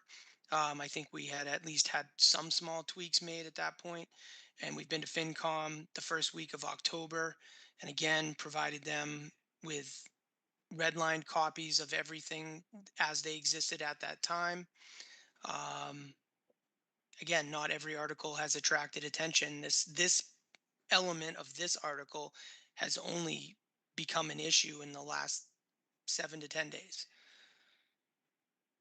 Good. And so again, I think I don't mean to feel flat-footed, but it's, this has been out there for some time, and it's all of a sudden gotten people's attention. Mr. Chair, could I Go ahead, speak? Beck. Yep. This has been a difficult 2 years. We have been doing Zoom meetings. We haven't been getting together. And things have been entirely different than from what especially Jim and I have seen over the past, 20 years. In the past, we would discuss reasons for article changes. We would know up front, and then the staff would draft it.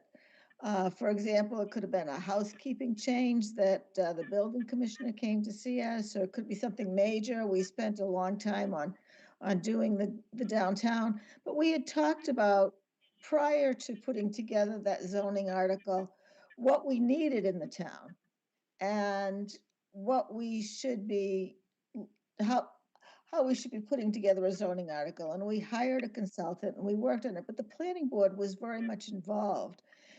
And I know that it's very difficult right now in this timing, but as a member of the planning board, I haven't felt that involved in what's going on. It's like I'm being told this is being done.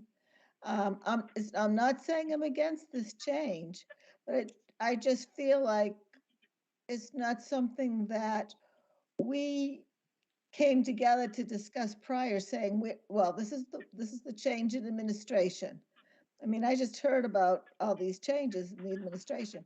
This is the change in administration, and we feel that, by consolidating, things will work more smoothly, and this is how we recommend. This would be what the staff was saying. This is what we think we should recommend to the planning board for a zoning change. And then we would discuss it and staff would put together the warrant article. It would come back to us and go through the whole process, the public hearing after that.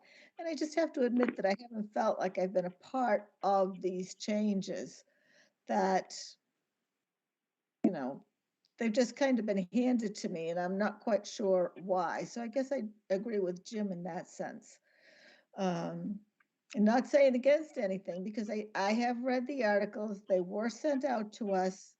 I have talked to David with my questions individually, on our own. And I have sat through meetings except for last week, but I just don't feel that I've been a part of this change and understand why. The planning board I've always thought was autonomous. We had staff working for us, but we were autonomous. And maybe I was wrong, but and I understand the circumstances over the past couple of years, but it just seems that this is a little bit different than the way we've ever done it before. We're not as much involvement as we always have been. No, and I think that's fair feedback, Peg. And but obviously, other than this consolidation of the department, I'm just trying to move 2020s forward, right? I mean, we all participated last year in this. Granted, I understand there's concerns that the change in department consolidation raises checks and balance concerns, how the town does business. All fair comments. And I do agree that the 2021 articles came on fast, right? And I would agree that being remote makes it more challenging to have the conversations, because we kind of work backwards a little bit, right? The town meeting was, established to be a November meeting, and then we had to have, some of the work needed to be done to go forward with the public hearings and the conversation. So as it pertains to 2020, this is really the only change, correct? And I think it had. Go ahead, David. I mean, it's been vetted for a couple of years, at least the 2020 articles.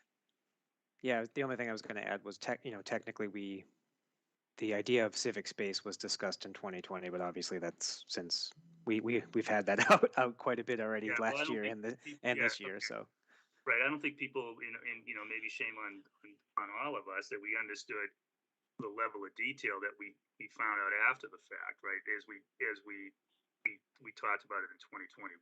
So and it has been. No one's denying that we're in unusual times, but I guess as a planning board, we got to figure out, are we going to move 2020 articles forward? I mean, if Article 6 is the one that is not going to get the support or the majority support, then fine, let's vote it accordingly. And we'll let the debate take place as it normally does at the town meeting floor anyways. It's not unusual for recommendations from the finance committee gets overruled. It's not what we like to have happen, but at least we can have a conversation. So I would like to be able to at least move the 2020 articles forward. I mean, and then we can isolate Article 6, and if there's objections to consolidating the two departments, then let's let that be known as we move it forward. Comments, questions, any other members want to weigh in on that philosophy?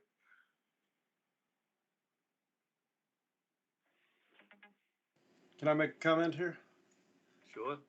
I want to make it clear to the public that we did get these red lines on August 26th, and then they were sent to us again on September 15th.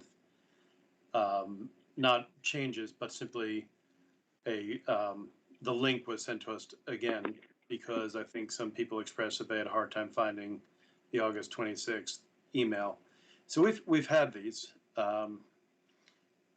I've read them. I don't find them alarming. I think comparing these changes in section 2, we go from having one role who is responsible for the enforcement of zoning bylaws to having two roles who both have participation in that enforcement, which strikes me as more checks and balances, not fewer. And we're not talking about individuals here. We're not voting on who is going to be in these roles. That's not in the bylaws. And I don't think that's really salient discussion. What we're voting on is the structure of the department. For me, I don't find that troubling at all. And I support these amendments. Lou, go ahead. Yeah, I just wanted to sort of echo Tori's points as well, just with respect to in terms of notification, in terms of I did have access to these. We did, I know there was initially, in terms of the emails that came out, but I know that the email went out in August, the latter part of August, and then again in September. I know I did have the opportunity as well to sit down at length with David as well to walk through the red lines and sort of address any questions that I had that helped inform the public hearings as well. And again, commenting on the administration part as well, I'm not I'm not necessarily alarmed either by the change either. And again, it does, it provides in terms of the administrative officials are the building commissioner as well as the zoning administrator. And so I don't have any, any concerns myself in terms of moving that, that part forward. And again, I wanted to emphasize that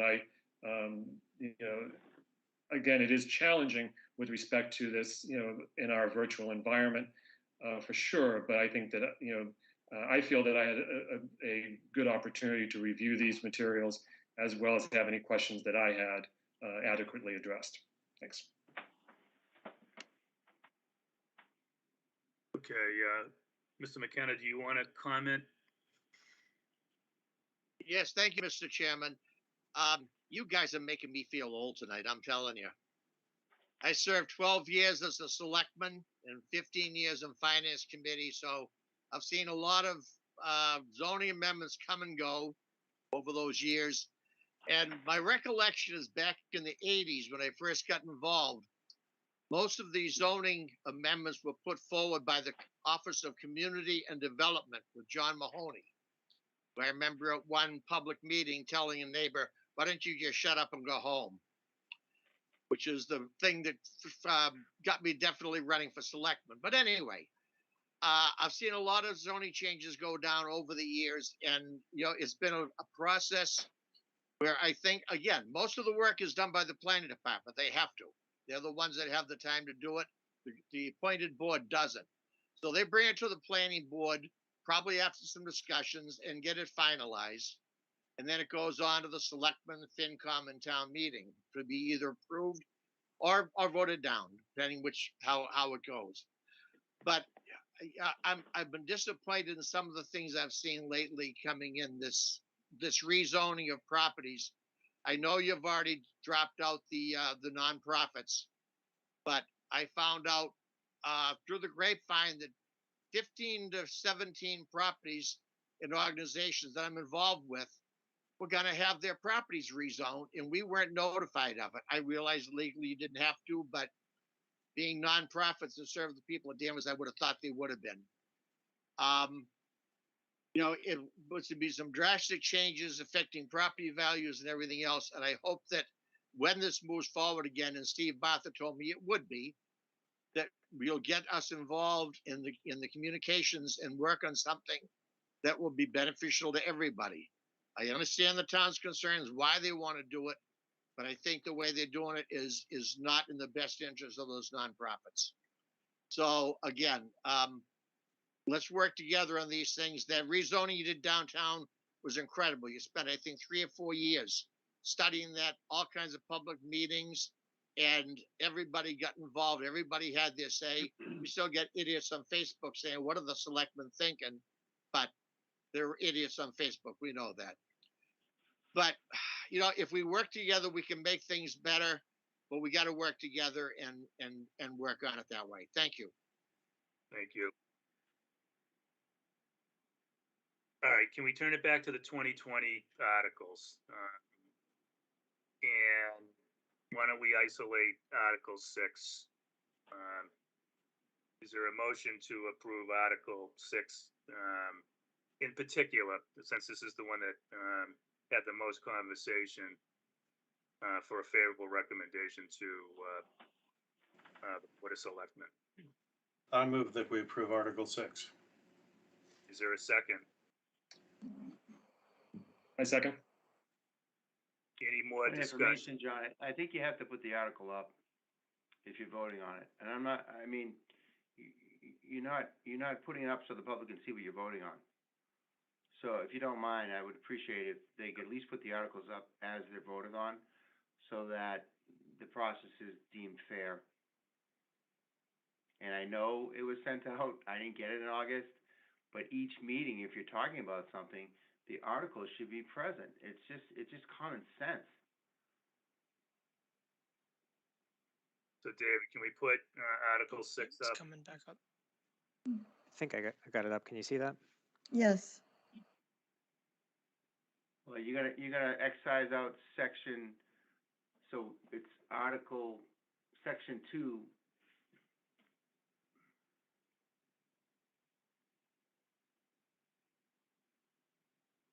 David, can you read the appropriate language, just because it's Sorry. hard to read if you're not familiar with that doc. Sorry, am I reading the Well, bylaw? Well, what we're gonna be voting for as it pertains to the okay. selection of. Yeah, hold on one second. Sorry, once this goes full size on my screen, I can't see you guys, so it's difficult.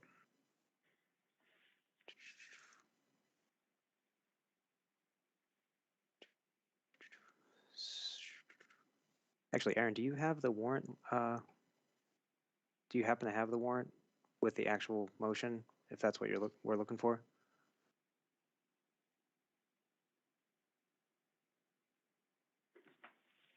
I do. Sorry to throw you under the bus.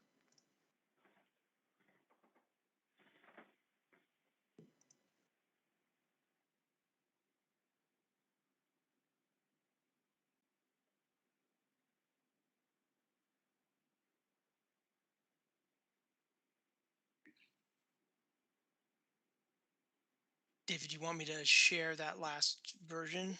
If you could, yeah, sure. Just so we can, whatever's in the box, right, is what we went with. Yep. Yep. So Article 6.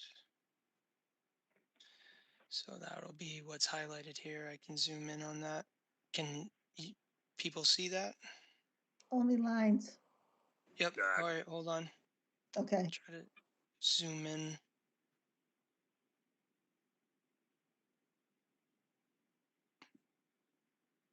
Sorry, I'm gonna.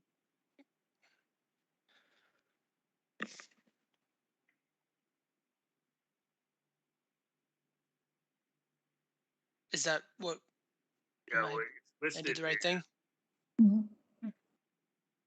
So this is you're all getting a sneak preview at the warrant and explanation report. So you may see some language in the explanation that would be tweaked depending on how these public hearings go. But the article description in the box is what the selectmen voted on when they closed the warrant. All right, so how would someone know that what we just talked about, that the two departments are being consolidated? Would they know that, or is that going to be one of those things that is going to be asked? They wouldn't know I by mean, looking at that's that, not, John. Yeah. that's not something that would be in the bylaw. I mean, the staffing decisions come from the town manager's office. And so, again, to Tori's point, I think earlier, nothing in the bylaw indicates to whom which person is actually doing what role. It's really just updates in the bylaw itself to reflect language in 40A. But I don't know, Aaron, if you have a different take on that, feel free to jump in. I don't. I mean, I guess basically this bylaw change simply states those two positions which are in 40A, and our bylaw now says who does what under those roles. It's the town manager's right to determine which of his staff fills those roles. So again, because that change was made, we added this to the 2020 article because we felt it should, if we hadn't voted on it yet, it would seem to make sense to have the bylaw track to practice. Aaron, could you move the screen down a little bit so we can continue reading the description? Thank you. Because when I talked to David about this, and I had read this, but David pointed out that there was never any description of what the planning board, the powers of the planning board, what it did. So I'm looking right now to see.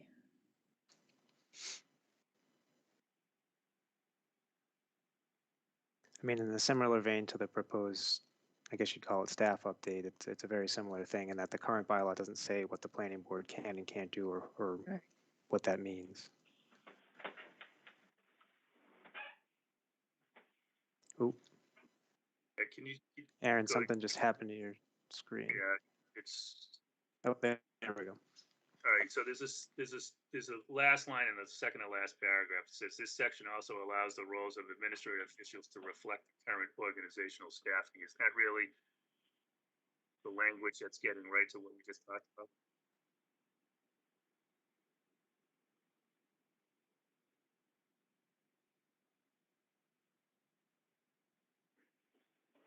I mean, I hear what you're saying, Jim. It's not as clear as we all like it. It's kind of buried. It's obviously buried, but, and I disagree with the opinion, you know, the question was answered, who's gonna make the decisions on zoning interpretation and enforcement? It's gonna be David. So it isn't both people, it's David. So that's a change. That's all I'm saying. Well, I think So when Nancy McCann asked the question, who do I get the decision from? It's from David, the zoning administrator. Correct? But I think You just said that earlier. I think to be clear, it's adding the power of the role. It could be in 5 years a completely independent staffer that has nothing to do with that. That's also something else that other communities do. It's really just allowing for the role in the book.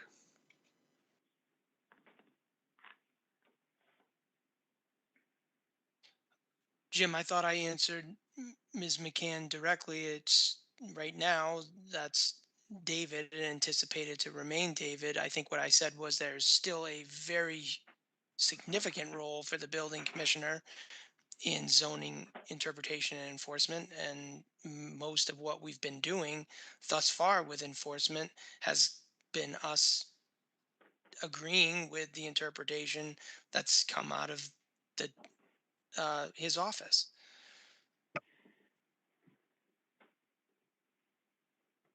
But don't you need this change to have that authority? Are you acting without the authority right now? According to Mr. Duggan under Mass General Law, and according to the fact that if we're still business as usual, because we haven't adopted this change, how do we have the authority to do the interpretation and enforcement if that's not something we had before? Because it was with the building inspector, and we're changing that, correct? There's places in the existing zoning bylaw that talk about the zoning administrator.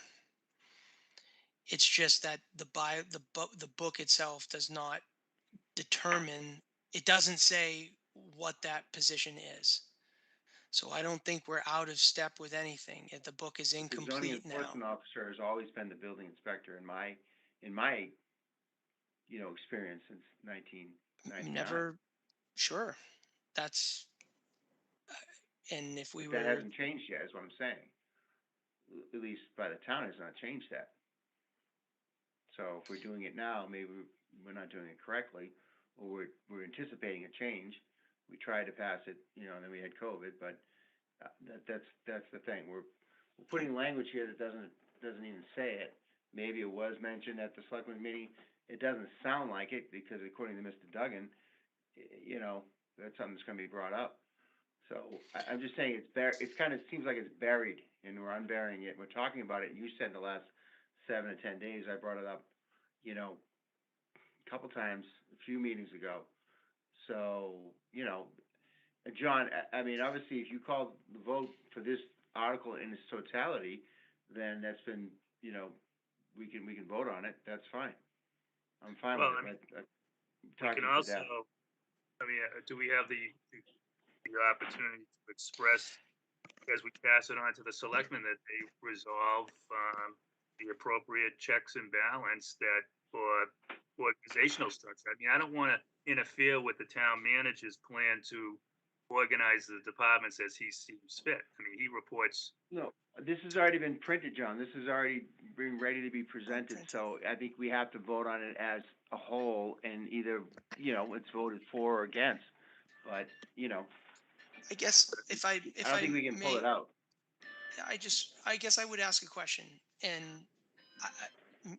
I don't understand, maybe this has something to do with who people like and who they don't like. I don't understand. The purpose of this is the customer experience. I'm trying to understand how Well, that's the this first time you said it. concerns relate to customer service for people. We can all lament that Rich Maloney moved on, and none of us are competent enough to fill in his shoes. That's not the purpose of my argument. Well, I'm trying to understand. You keep going back to that. We know that happened. We're on our 4th building inspector since him. Okay, but it's a change. It's a change that was just recently made. We're saying initially, this is a 2020 change. You guys already approved it. Let's slide it in. Oh, by the way, we did tweak this, and now we've added David to that role. That's what you're saying. So this is a newer change. That's all I'm highlighting, the fact that it's a newer change, and I don't think it's been vetted by the powers that be, or the town meeting members, or the finance committee, or the selectmen, but it will be now. But I think, I'm ready to vote on it so we can move this along. It's already 10:42, so we've got a couple other articles to look at. All right, so why don't we had a first and a second. Let me for a favorable recommendation. Let me do the roll call. Jim, let me start with you. No. Peg? Yes. Okay, so Tori was in favor. Well, Tori, I'll just ask. So Tori? Yes. Lou? Yes. And I'm in favorable recommendation as well. So you can say it's been passed on with a 4-to-1 favorable recommendation. Gene, I'm not excluding you, but I don't know if, does Gene have standing to vote, just for clarification purposes? No, sorry, Gene. Yeah, it's okay. This is all pretty new to me too. So, but I think this was a healthy debate. We needed to get the issues on the table, and we'll see how this article makes its way through the process.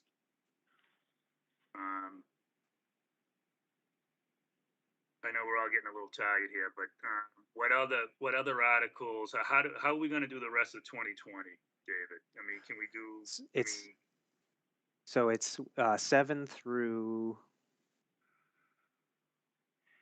10, and if we want to include the owner's petition in that, which was from 2020, it's 7 through 11. So we would need votes on articles as proposed 7 through 11. Can you just summarize as we go through? Sure, sorry.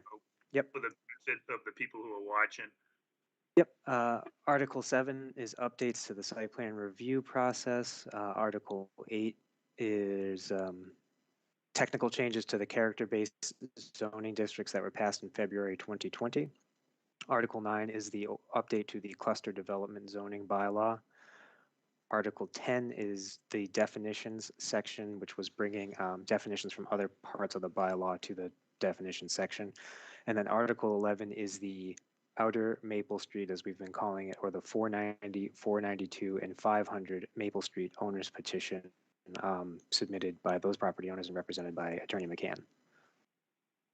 All right, so let me just ask the question. So the wording of these articles, have they changed at all since what was proposed and published in 2020? The only thing that has changed is the definition section, which we restructured. So we didn't, previously we had published the entirety of the bylaw, and that section in particular is quite long. So we only showed the red lines that were changed. So if you look at the one from last year, it's not as long. And then I added 2 sketches, one showing a sketch of what site coverage is and one showing a sketch of what building coverage is, just so, you know, with a picture's worth 1,000 words type of scenario. Okay, so any member of the board have questions on what we just discussed for the 2020 articles? I mean, we'll get to the 2020, and I know there's conversations on 2021. But as far as 2020 goes, is there any comments? Oh, go ahead. Just a question. I know that civic space underwent a lot of changes, and that was a holdover from 2020. That's going to be in a separate article, correct? It's currently proposed as Article 12, which would be outside of this, given that we discussed it quite a bit. Understood. Okay, thank you. That's all I had. So, any other discussion? Any comments from the public? Can we do a motion, a consent motion on all these articles then? Is the board comfortable doing it that way? Or would they rather go article to article? Okay, hearing no objections to the consent of the remaining articles. Is there a motion to forward a favorable recommendation on the 2020 articles to the Board of Select, right? 7, 8, 9, and 10, John? Select Board, I apologize. You're 7, 8, talking 7, 8, 9, 9, 7, 8, 9, 10 right now, right? Articles? and 11. And 11. And 11. Yeah, I move that we approve Articles 7, 8, 9, 10, 11. Is there a second? Favorable recommendation. Second. Okay, let's do a roll call vote. Tori? Yes. Lou? Yes. Peg? Yes. Jim? Yes. And I'm in favor as well. So does that take care of 2020? Yes. So, all right, so why don't we spend some time on 2021? And obviously there's been a lot of conversations on 2021. So Sure. Why don't we kind of talk about the civic one in particular, which got a lot of conversation. So that's Article 12. That would be next. Can we Aaron, see do you that? want to? Yep. Aaron has a map for you, if you have that, Aaron, unless you'd like me to share it. If you have it in front of you, if you could share it. So based on feedback, while David pulls that up, obviously this was a very comprehensive proposal that encompassed a lot of property. Totally understand the comments we've received about, we should have maybe noticed some of these property owners. Absolutely. This really, that's on me.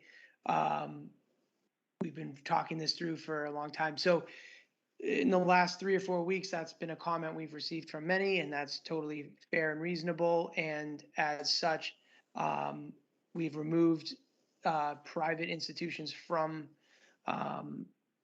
the religious and educational institutions from the map.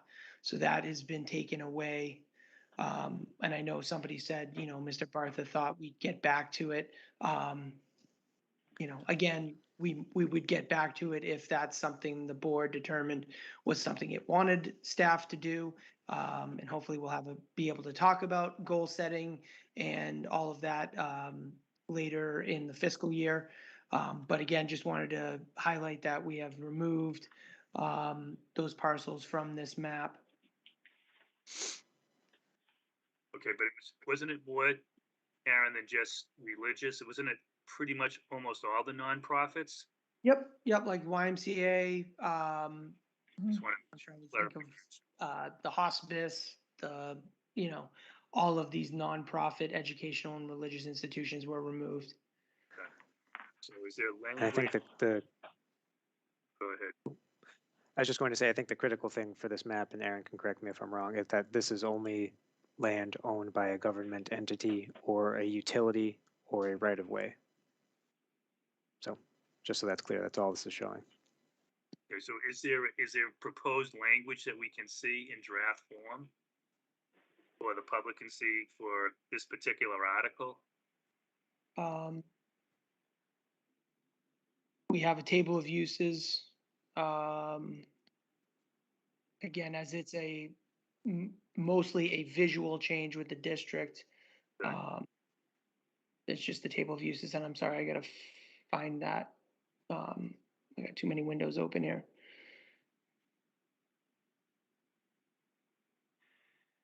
David, do you happen to have that in that folder in front of you that you had the map? I'm trying to find which folder I'm looking for. Yeah.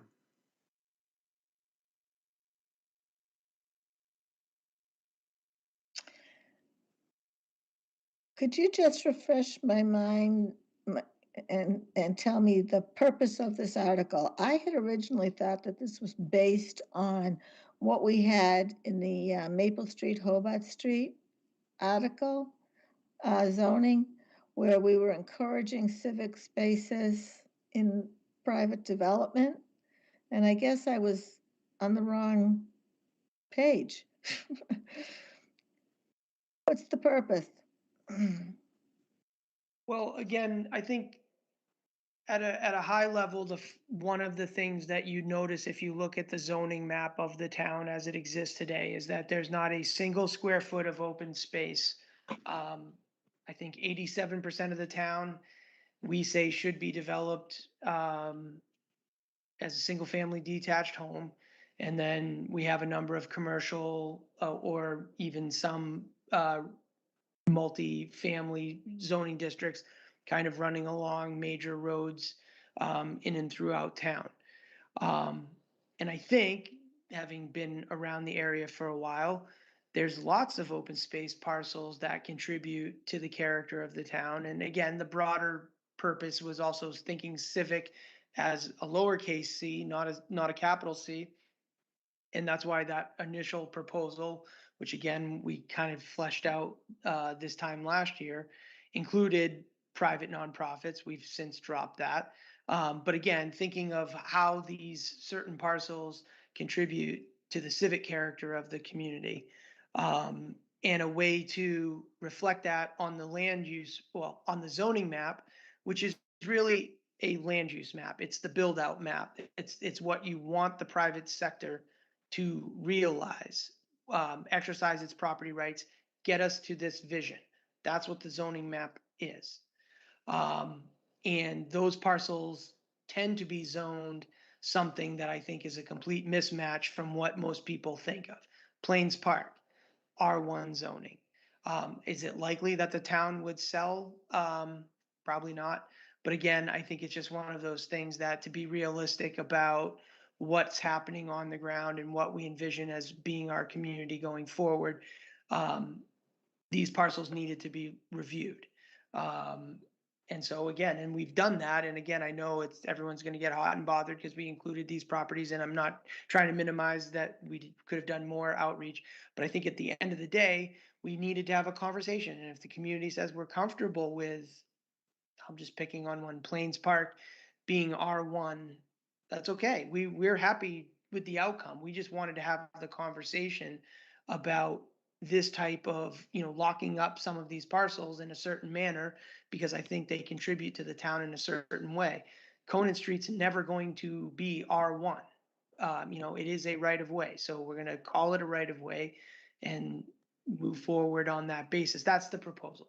So that's kind of it in a nutshell. But, and again, I will say, we have a 1948 map hanging in our office, a zoning map from 1948, and it has institutional zoning on it. I was unable to figure out when we dropped it.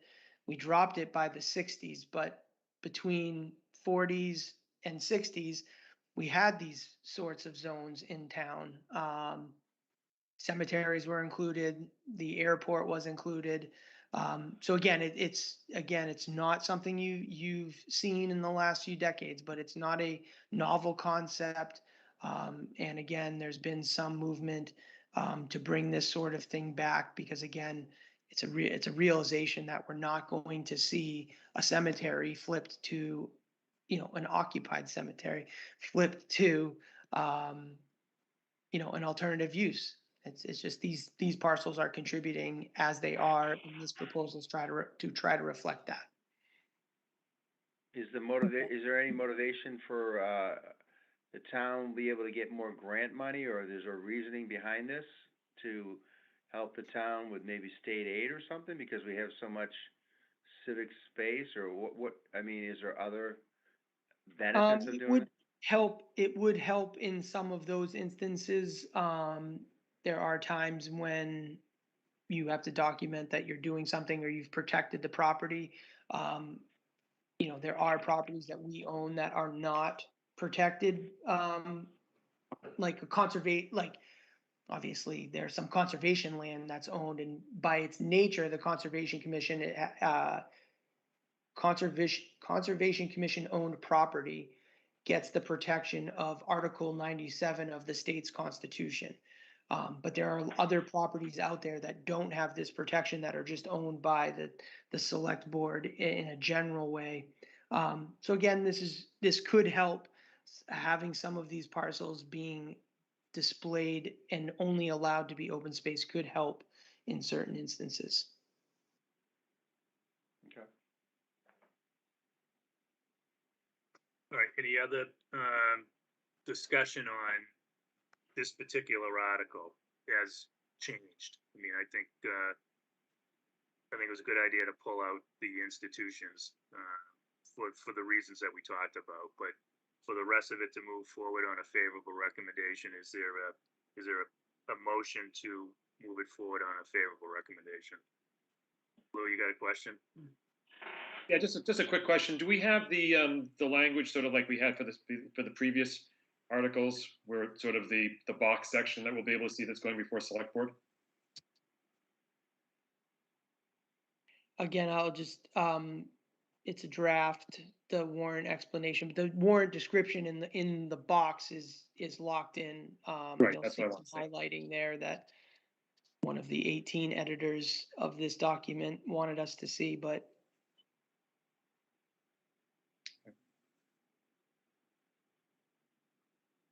Okay, thank you.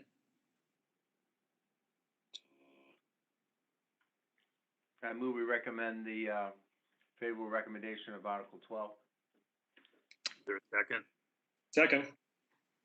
Okay, roll call vote. Peg, Yes. Tori, Yes. Jim, Yes. Lou, Yes. and I'm in favor as well. Why don't we discuss the plan development and use variance article? Do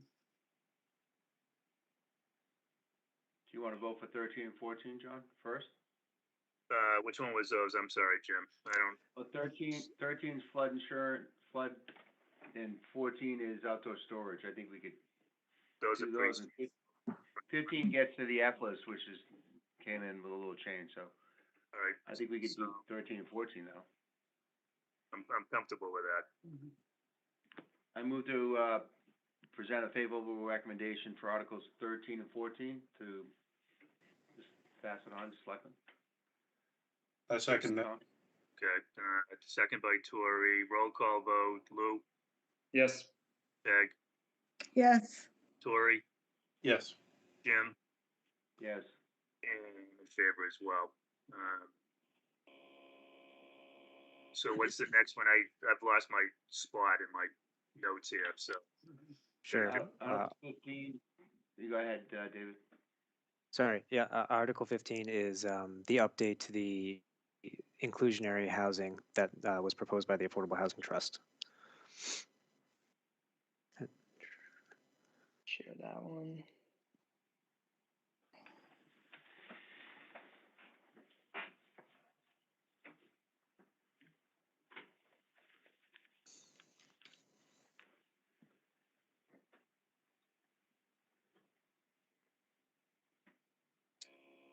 Okay, any discussions or comment on this particular article?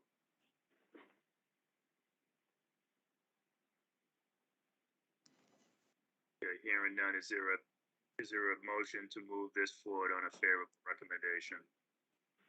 So moved. By Jen, is there? Tori, is that you?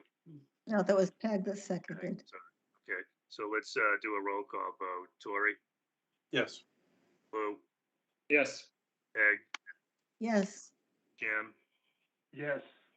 and I'm in favor as well for 15. Why don't we move to 16?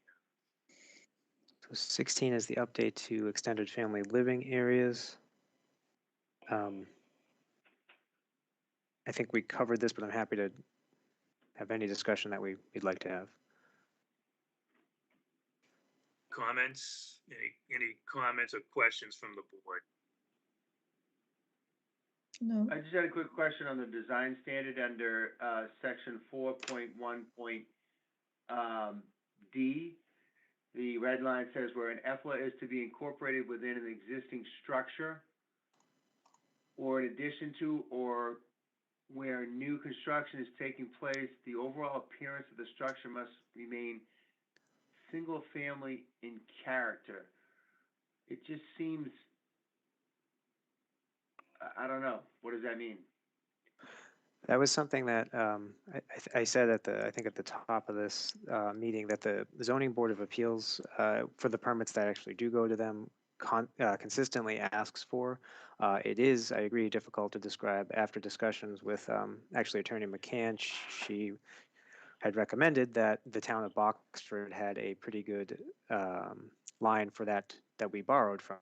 Frankly, I believe I just copied and pasted what Boxford had because after reading it, it looked pretty good, if that was what the intent of what we were trying to do was. So that was added in that, again, applicants would have some idea of when they're applying what they should be designing their EFLA to be like before they get far down the rabbit hole, show up at the Board of Appeals and actually get told, we usually look for the building to look like X and you didn't do that. So come back in 2 weeks. So I guess I'm not trying to add more confusion, but so if you couple that with design standard 1A, so what you're saying is for the EFLA, you want the entrance to be on the side or the rear, so not in the front. I guess if I'm applying, I just want to know, when you say it looks like a single family residence, normally you have a front and a back door. If we add an EFLA, we want the back door or the two egresses to be in the rear of the building or the side of the building, not in the front. So that language is in there currently. I think that's been in there. I believe the intent whenever this was adopted was to not have the structure look like a two-family structure. So I think what it's saying is the entrance for the EFLA shouldn't be facing the street. So you wouldn't have what looks like two front doors facing the right of way, which could give the appearance of a two-family. I didn't update that. So I mean, the main entrance to the main living area, the general house, can have a door facing the right of way. It's just the EFLA doors are supposed to be turned to either the side or the rear of the structure, the house that they're attached to. And David, is that something that the ZBA generally will, when they're at the special permit for them, is that something they will cause to be changed if it's not presented that way? They will, and again, that's in there now, so I think before you even get to them, yeah, if you wanted to have a door in the front, you could ask for that and then go to the ZBA, I suppose, and see what they say, but generally they ask you to move it to the side or the rear, at least from what I've been seeing.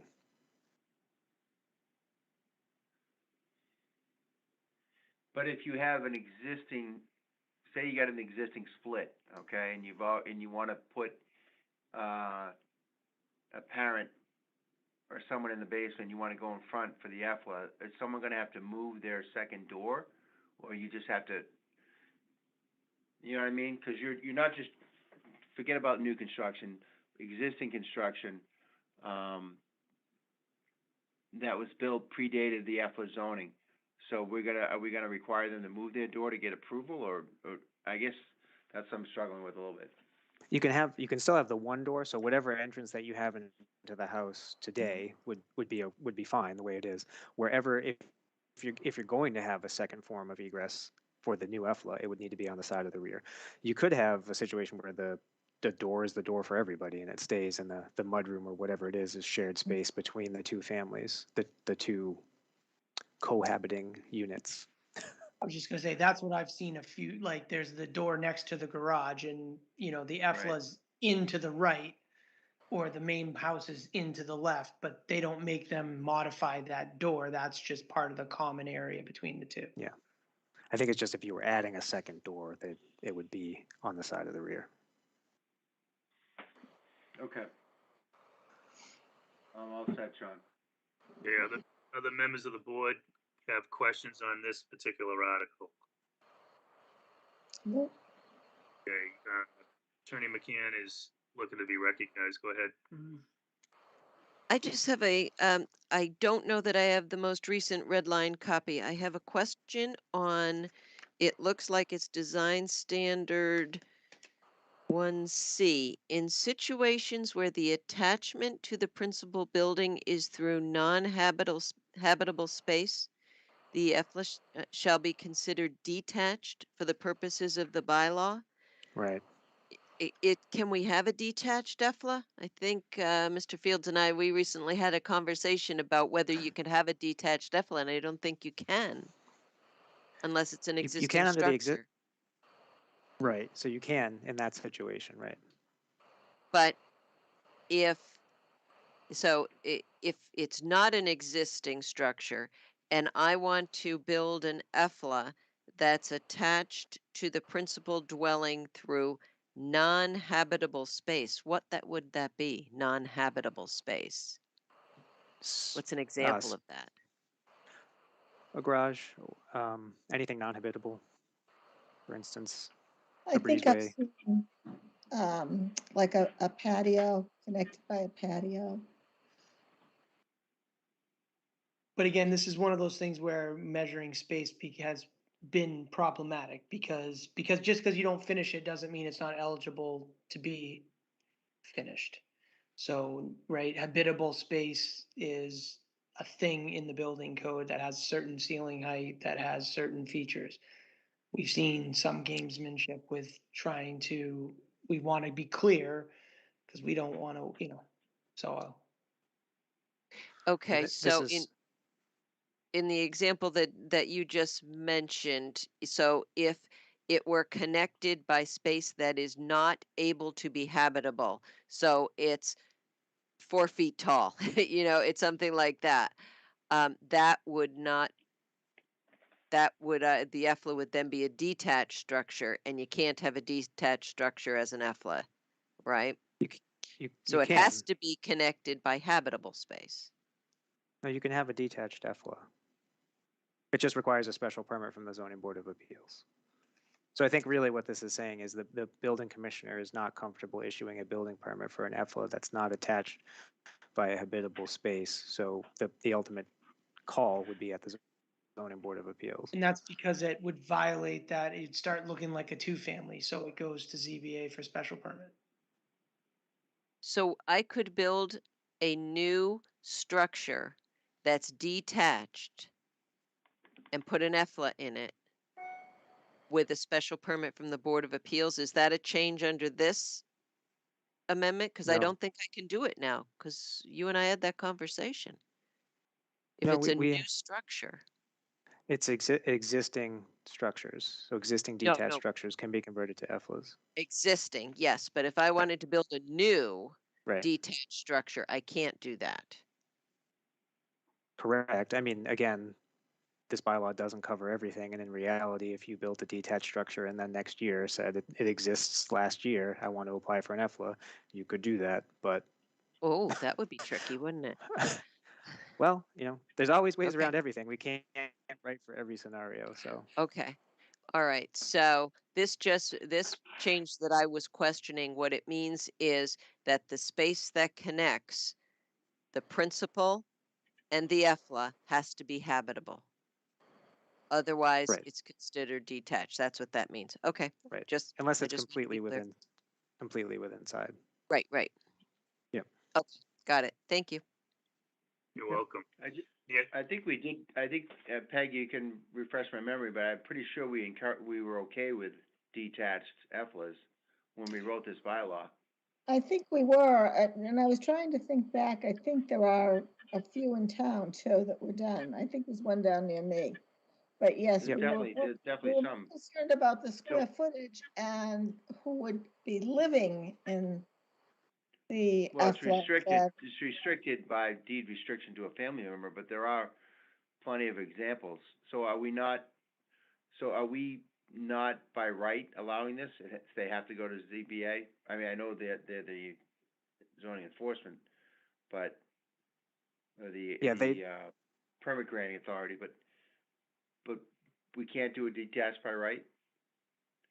No, you can't today either. I thought It says Yeah. So you can, essentially, you can do it. It's just you need to go to the zoning board of appeals for a special permit. So they can be located in a detached structure. We have 2 of those, I think, applying soon-ish. So they're barns, they're existing barns. Somebody says, well, I have this barn, there's nothing in there but my lawnmower. I want to turn that into space for my, whatever it may be, son, daughter, parent. And they can do that through the zoning board today. Geez, I thought the only reason we were sending people to the ZBA was for a special permit for anything over 750 square feet. I have to go back and read it.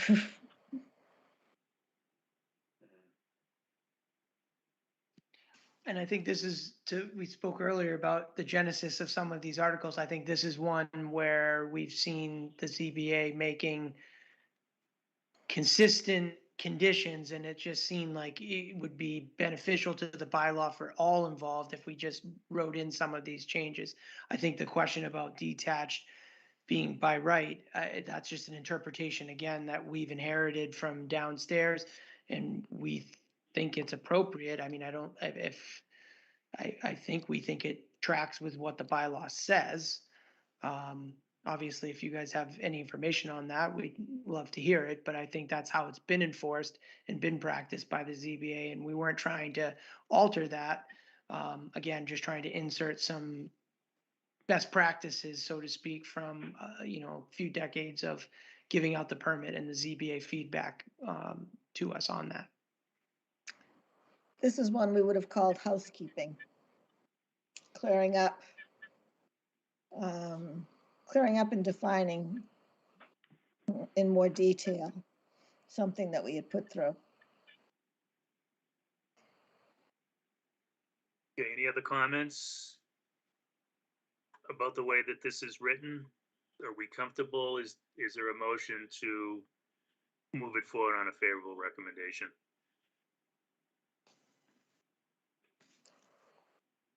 I make a motion that we move it forward with a favorable recommendation. Is there a second? Tori, okay, thank you. Okay, roll call. Lou? Yes. Jim? Yes. Peg? Yes. Tori?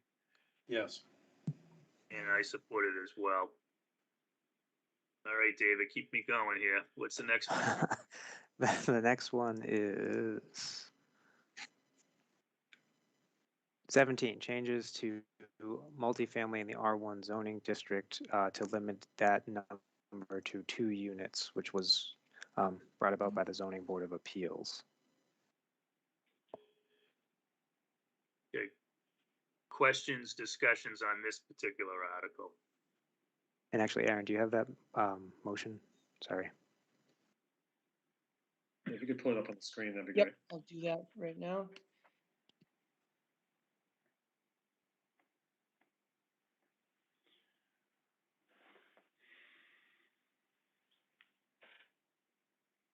Is that viewable?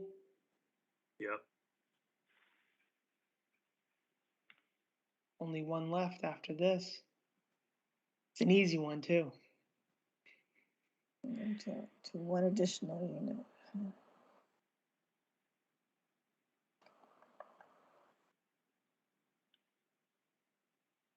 Questions, discussion? So is this preventing people from putting a multifamily up if they've got enough square footage in R1? And how Right, does this limited. jive with the new zoning districts next to downtown where you may have some R1 there? Or does it not? Yeah, to the first point, yes, it would limit it to 2 families, which is allowed now. And again, to your point, I think this goes back to I think I sent out a memo quite a while ago at this point, but we're adding 600 new units to the downtown in terms of mostly multifamily options. We had discussions and we're looking to limit the zones outside of those zones that have been studied to limit the multifamily options in those zones to try and focus development back towards the core where we just had our rezoning effort.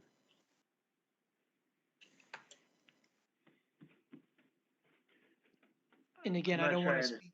Yeah, I'm not sure I'm in favor of that, only because if I have a 30,000 square foot parcel and happens to be in R1, and my neighbor next to me's got a 10,000 square foot parcel, he's got a 4-family, so now I can only add one more unit to my 20,000 or 30,000 square foot parcel because we want to concentrate the multifamily development downtown now. I don't know about that. Who proposed? What's the proposed? Why are we proposing this? I guess, or who decided to propose this? Not something that the planning board did.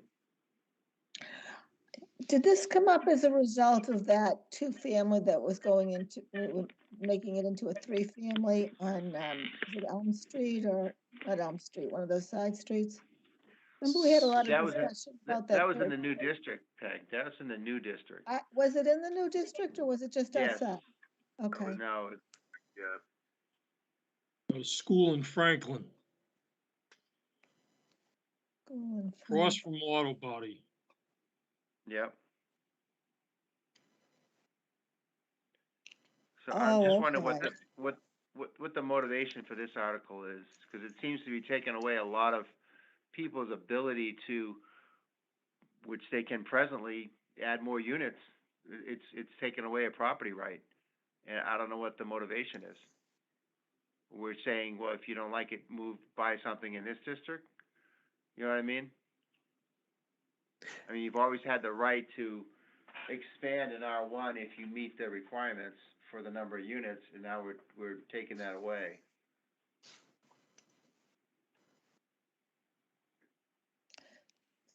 So would this affect some of those larger, I don't know what zoning, what district they're in, but where we're getting R1. 2 duplexes in back of a single family? Right. Yep. That would affect that? Yes, it would limit it to 2 families.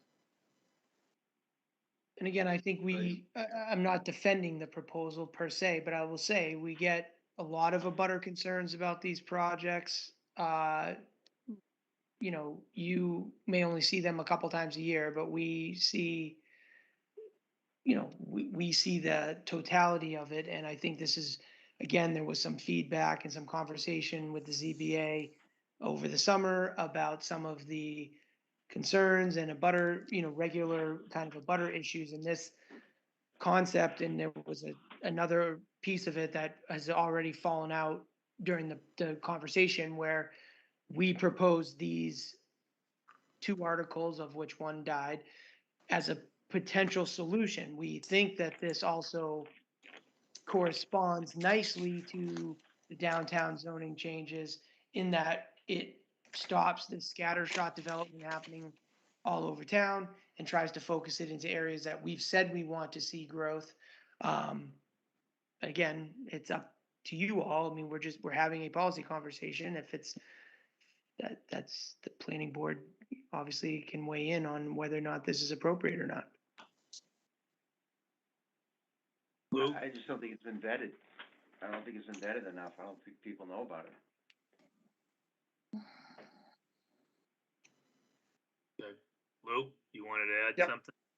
Yeah, I just had a question, just in terms of picking up on Jim's question with respect to, like, if you had a large parcel, if you had like a, you know, if you had like a, you know, 30,000 square foot lot or something in that nature, is that would this would not prevent the lot from being, you know, split up, for example, like in terms of doing an A&R, breaking it up into separate parcels and then developing that. Is that correct?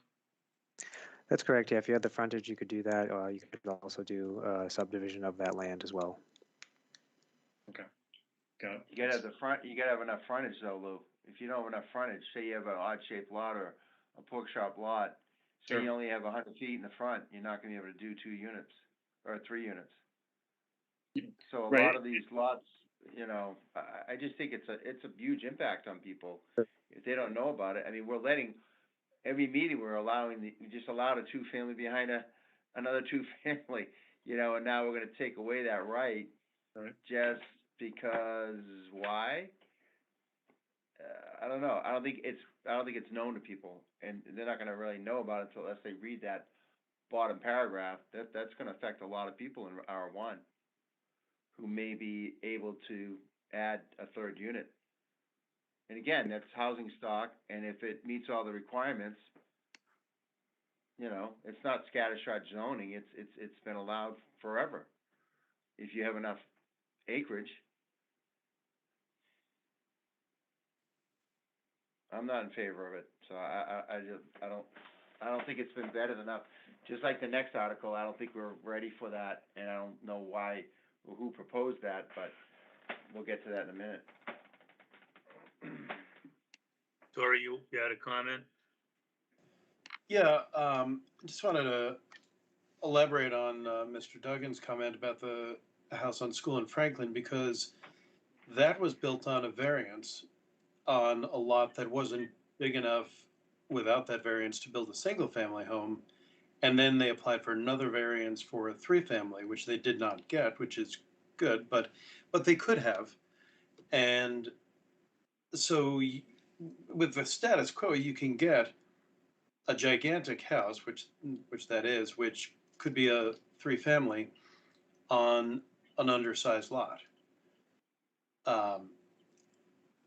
And as to why to do this, I think we just zoned increased density in the downtown area, and if we don't take this action, we could really start to see a lot of sprawl. I mean, I wasn't totally comfortable with the vote today. I didn't feel like there was grounds to vote against it, but I didn't like that it seemed like the beginning of sprawl because that neighborhood abuts an industrial property and it's not too far from the downtown, and it's easy to imagine other neighbors saying, well, they did this, now we should do this, and pretty soon you don't have any control on density and you're living in a different town. Okay, Peg? I agree with Tori. I just, we did just do the downtown to allow for increased density. And it has bothered me for many years to drive down the street in an R1, see, 4 condos go in back. You buy a single family house in that single family area, that's what you should get. You shouldn't have to be worrying about your neighbor because he has enough space putting in, condos or another condo or whatever, another building. So I agree with you, Tori, and I would like to see the density within the downtown, and if this can curtail some of it, I think would be great. Okay. Attorney McCann? Yes, I just want, there was discussion at the beginning of this article about, well, could this happen and that happen? And I just wanted to say that the application I had earlier tonight, which was a 31,000 square foot lot, and we got 2 duplexes put in the back, which is allowed now by special permit, and we met all of the density requirements. That is a perfect example of a project that couldn't happen.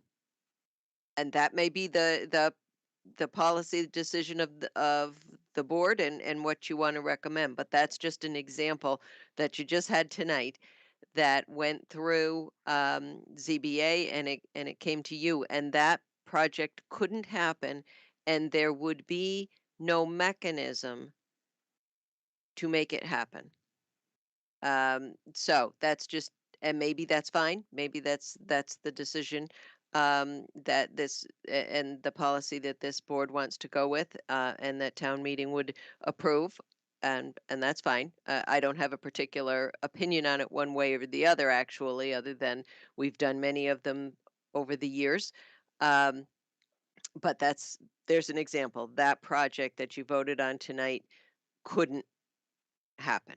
And there is control on density under the current bylaw because of the regulations for multifamily in R1. You do have to have a certain amount of area. You do have to have a certain amount of area per unit.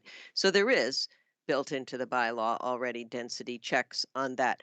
But you may decide that's not enough. But I just throw that out there. That project tonight wouldn't be possible, and there'd be no mechanism for it.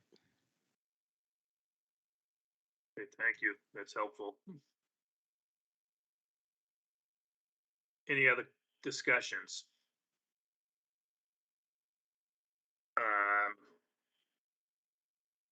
I'm kind of on the fence on this one too. I mean, I see benefits to both sides of the argument.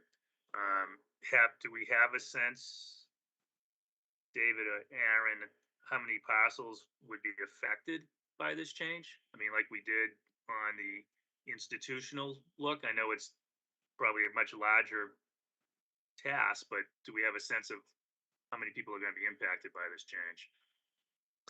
I didn't do a specific tally, but there are really lots located in certain sections of town. For instance, the lot that you saw this evening, all those lots on Adams Street are very, very deep and run back because for whatever reason at the time, there was no more construction permitted back there. There are a few scattershot lots. We have one on Pickering Street that could have availed itself of this, but mostly they're in certain isolated sections of the community along certain streets that, there was either a wetland resource area behind them or a hill or something else that limited overall site subdivision generally.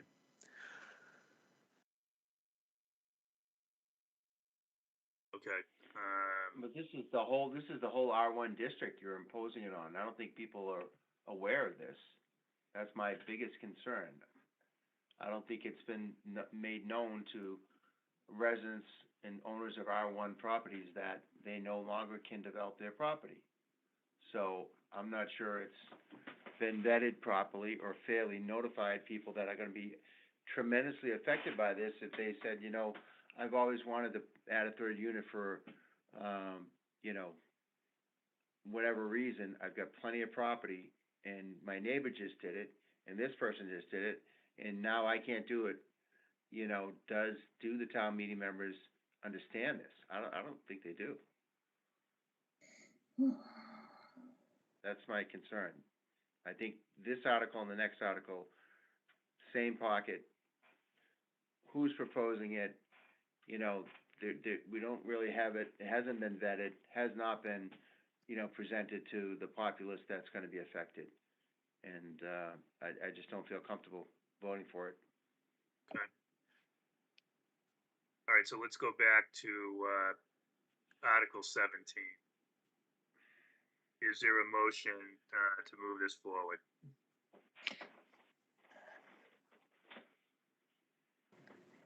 I move that we move this forward. Is there a second? Okay, roll call vote. Peg? Oh, that was me. No. Jim? No. Lou? Yes. Tori? Yes. And I'm not in favor of this one. I think it needs more time to. I think I would be more in favor of it if there was some way that we, as Jim said, we could notify. I know you've notified all the town meeting members, but if there was some way that we could notify those people in that area, in R1 or whatever, to know that there is going to be a zoning change, which could open up a whole bag of worms. But I do think that we should let people know what we're doing. Well, and even highlight it to the town meeting members that represent those districts. Right? I mean, they may not even understand that certain areas that they represent are going to be affected by this. They may be in favor of it. I don't like having, as I said, seeing in duplexes. What we did tonight, it was nice looking, and there was really no way that you could say no, I don't think. But no reason that you could say no. But I really have never been in favor of seeing single family homes putting in, 2 duplexes or, 4 condos or whatever. But that's why you have different areas of town that are zoned differently, Peg. Some Pardon? single family, that's why you have different areas of town that are zoned differently. Usually in Residence 1, you're gonna see more multifamilies. You're gonna see that. That's what primarily, you'll have some singles, but there's a mix. Residence 2 is a larger, and Residence 3, you're gonna see single families, because it's a larger lot size restricts into single families. Multifamilies are allowed in R1 and R2. They're allowed. And now we're going to restrict someone's property right and say, nope, you can't have a 3 or 4 now because we think that you should only do that downtown. Which, that has not been explained to anyone. I don't think it's been clearly explained. We got rid of, what was the other thing? We got 3C waivers, right? Was it 3C waiver? 2C waivers are only a family situation. You have to have a family member there, living in the home behind the other, and again, that's with a larger, usually a larger parcel. So we got rid of it. We got voted them up, change the zoning. 2C waivers? I think we can still do 2C waivers. No. Those are gone. Those are gone? Okay, so now the only thing you could do is you can have a 2-family. Can you have an EFLA in a 2-family? No. Aaron? No. So you couldn't have your son or daughter live in you couldn't make an EFLA, add an EFLA to your single family unit, or your unit, and have another unit with it? I think you can No. only do those in a single family home. Well, and again, I think this generally, I would just say, we talked to the zoning board of appeals. They had some concerns about certain multifamily provisions and the conversions that they were seeing. We drafted this proposal. It's okay if policy wise, it's not everyone's on board. I mean, this is part of the conversation. It's okay. I think there's this, we can't notify everybody every time. We bring it to you all and we want to get your feedback. If it's not ready, it's not ready. That's okay. We've had a policy conversation. We're comfortable with multifamilies in R1, then that's okay. Then we can say we've had the conversation. I think some of these things have built on, we say scattershot. What we've seen is some of these proposals have cumulative effects that this project is fine, that project's fine, the projects are beautiful, they're all good, people love living there. But in aggregate, the effect starts to distract from what we're really trying to accomplish. So this was our way of trying to respond to what the zoning board was asking us about multifamily conversions and some of the problems that they feel it brings into the community. So why don't we just, as you said, Aaron, it needs more discussion, right? It's probably just not ready for this year. We'll talk about what you want us working on and priorities, and we'd like to have a land use summit so we can all talk again about what is important and what we should be working on. Well, I know at the last one we talked about, Liberty Tree Mall, trying to think about alternatives for housing there. I think that's what came out, at least I remember that at the last land use. In this particular item, I don't remember this item being mentioned to the board. This one we just talked about. So that's why, I just can't restrict people's property rights or take away rights without making sure people understand that it's going to happen and they have the ability to have due process and be heard on that. If we just say, yeah, let's vote for it, pass it on, it's affecting a tremendous amount of property owners. So. Okay, so the last article, the plan development. Yep, the last one is the plan developments.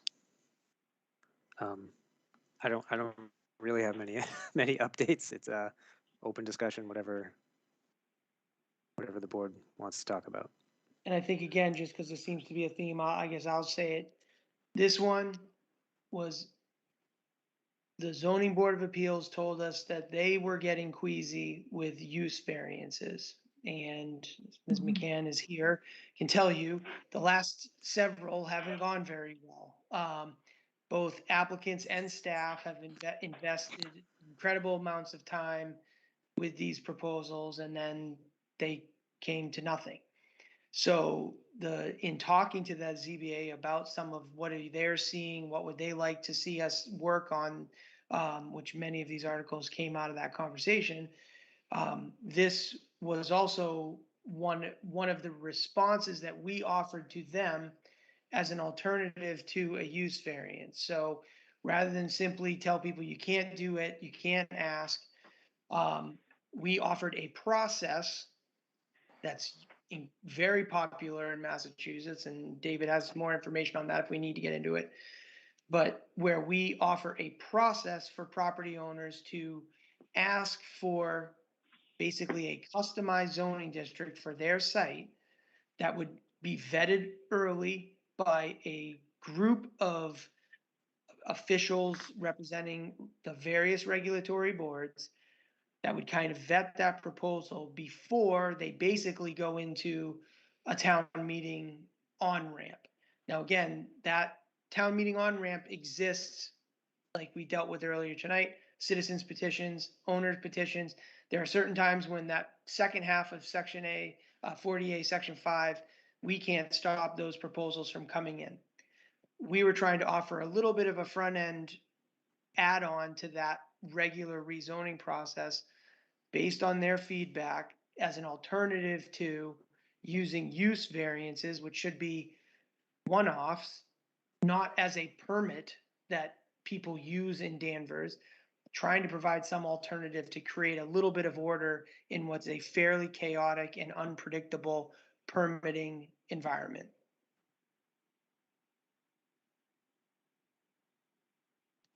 This one did get a lot of discussion last week, Peg. So do you have comments on this? And Tori, in particular, you two? Because this is some pros and cons to this. Could you put it back up on the screen, David? The motion, yeah, I think we can do that.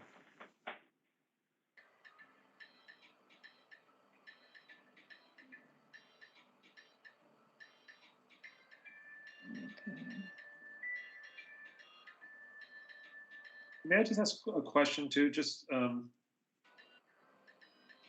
Sure. terms of, just in terms of what was added to the to our board packet? I believe, David, we added, like, was there I just want to make sure that since we've last discussed this, was I think a spot zoning memo, was that added? Yeah, so I did add a memo on spot zoning that came up last time. You know, it's only as germane as if you want to discuss it. It was really just a brief 1.5 pager saying, you know, plan developments are not spot zoning. They occur throughout the Commonwealth. And I basically said, I think if it was going to get caught as a spot zoning issue, the AG's office probably would have done that by now. So just for what it's worth, food for the board's thought. Okay, thank you. So an owner would petition to create a coordinated development for a certain site. Has to go to town meeting to be evaluated and approved? That's correct. Yep. And again, and that's something that we, you know, whether it's good, bad, indifferent, or we like it or don't like it, we don't have any control over. The state law forces us to send these to town meeting. I like the part where we could be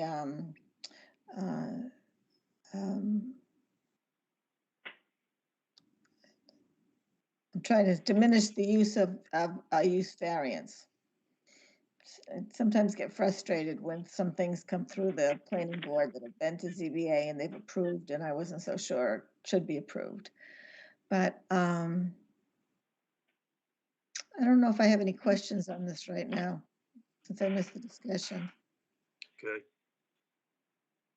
Tori, did you have questions on this one? Yeah, I mean, I see a process here where multiple boards get to weigh in on the development of a proposal that then has to get approved by town meeting. So we're not approving anything without, I mean, this vote to allow this process is not approving anything by itself. And it has the potential to create all kinds of flexibility for a property owner as long as that's consistent with town meeting. What's the argument against this?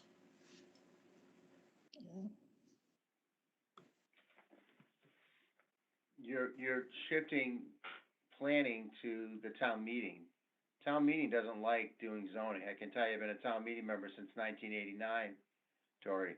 And now you're going to require people to go in front of these various, you know, boards, and then ultimately the decision is going to be made by, you know, 105 town meeting members, whether you can do something on your property.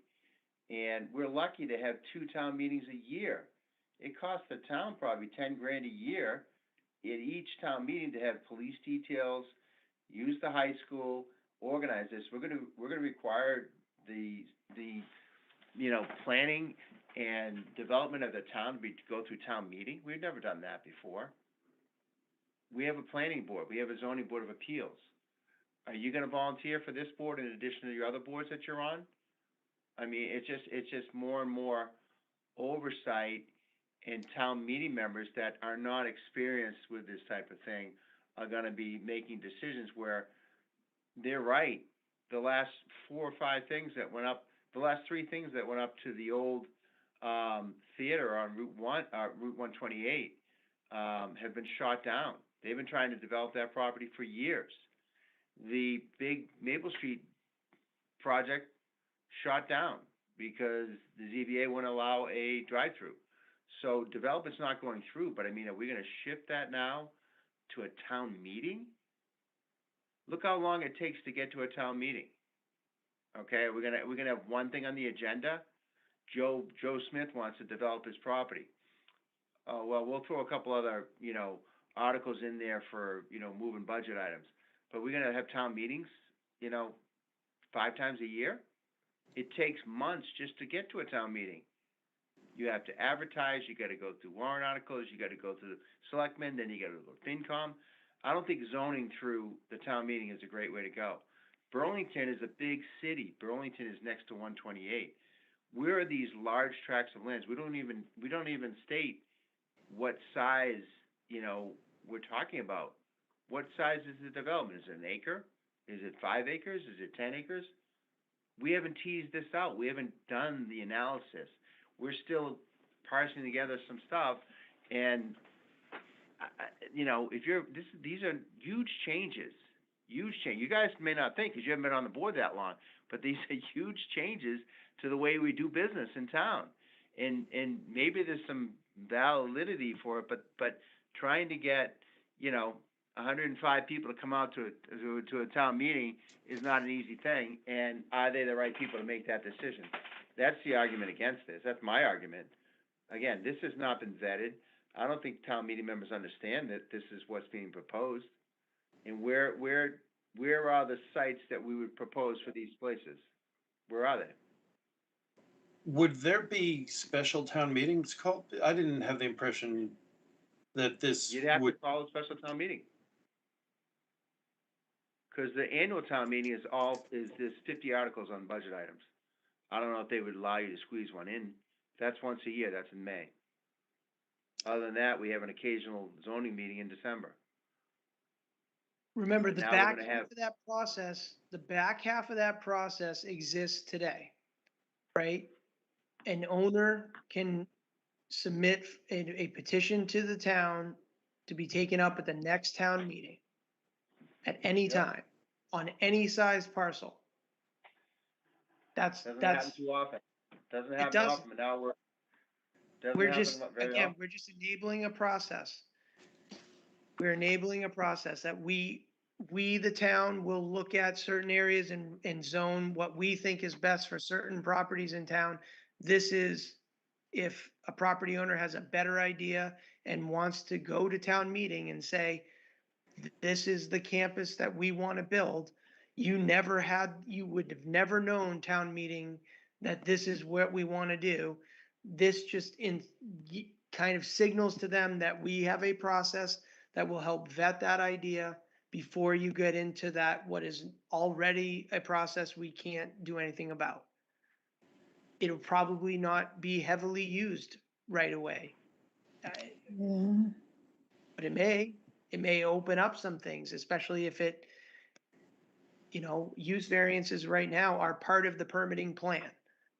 Nancy. But why are town meeting members better prepared to make that decision than the planning board of the ZBA? They're the legislative body of the town. They are, whether they are or they aren't, that is the law. They are the legislative body of the town.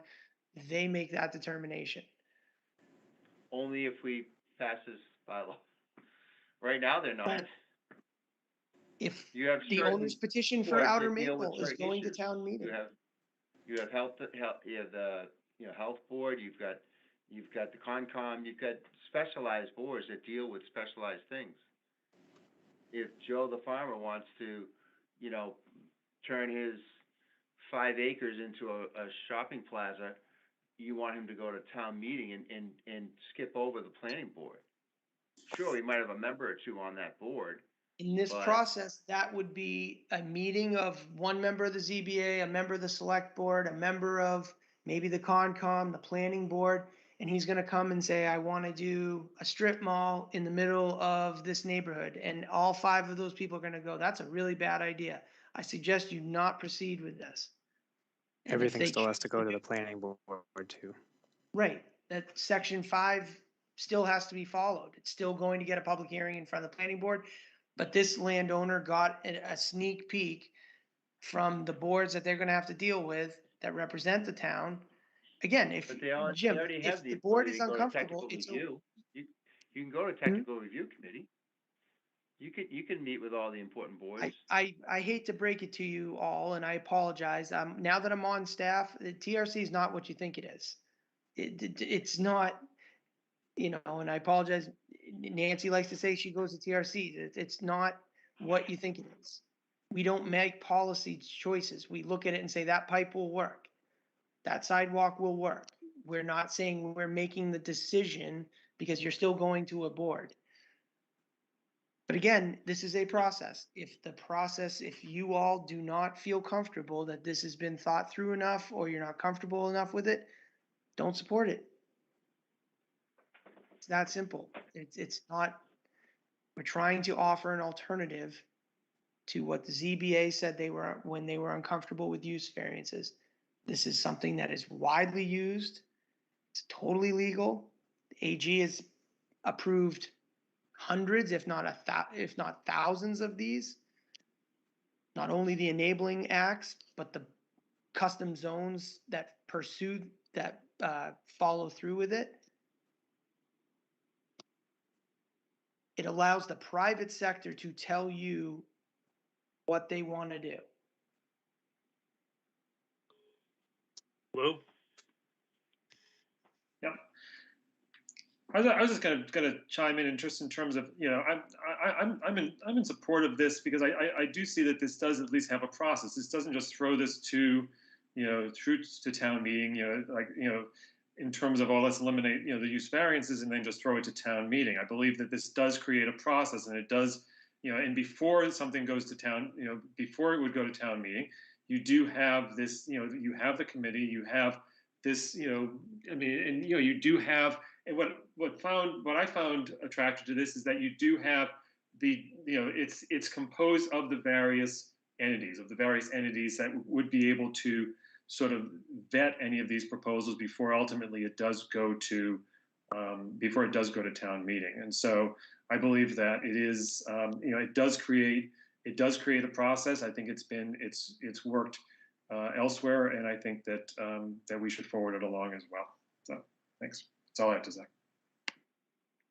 Attorney McCann, you represent a lot of developers. I mean, to me, this is really a customer service type request. I mean, I see the wisdom of having one stop and trying to get these projects that the town wants built as an avenue, but is this a positive from the development community? I mean, I'll ask you that question, and I know you have some comments that you want to make, but I welcome your feedback, because I don't want Danvers to be looked at as it's not a place you want to make investments into.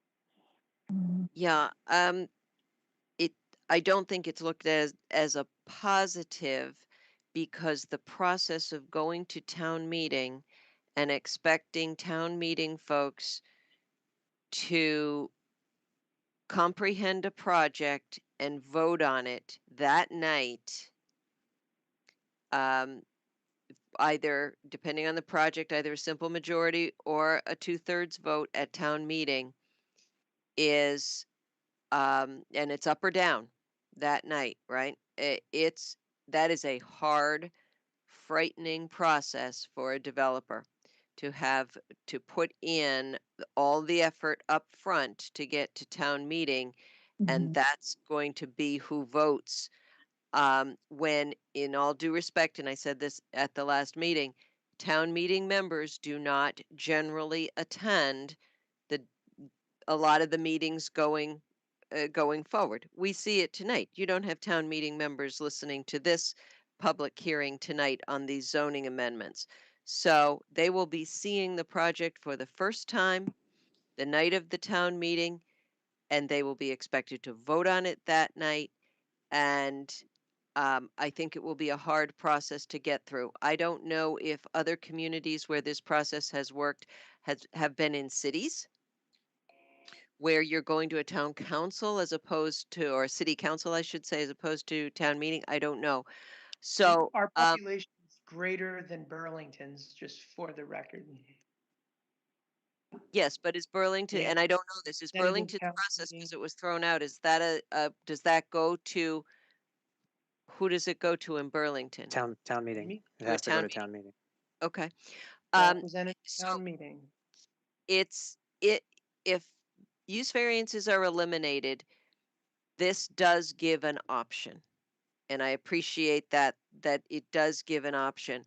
But going to town meeting to propose a project. If it's a big project, that may be more palatable because those tend to take a long time to get through the process anyway. If it's a smaller project, some Mhm. person has, an acre or two that they want to do something with that they now can't do what they want to do because they can't get a use variance, going through the town meeting process will discourage that project. Nancy, And you're maybe doing that's that right now on a small parcel. what do you mean? You have Outer Maple Street on this agenda. That could still happen. You don't have to avail yourself of the PD process if you have a 10,000 square foot lot.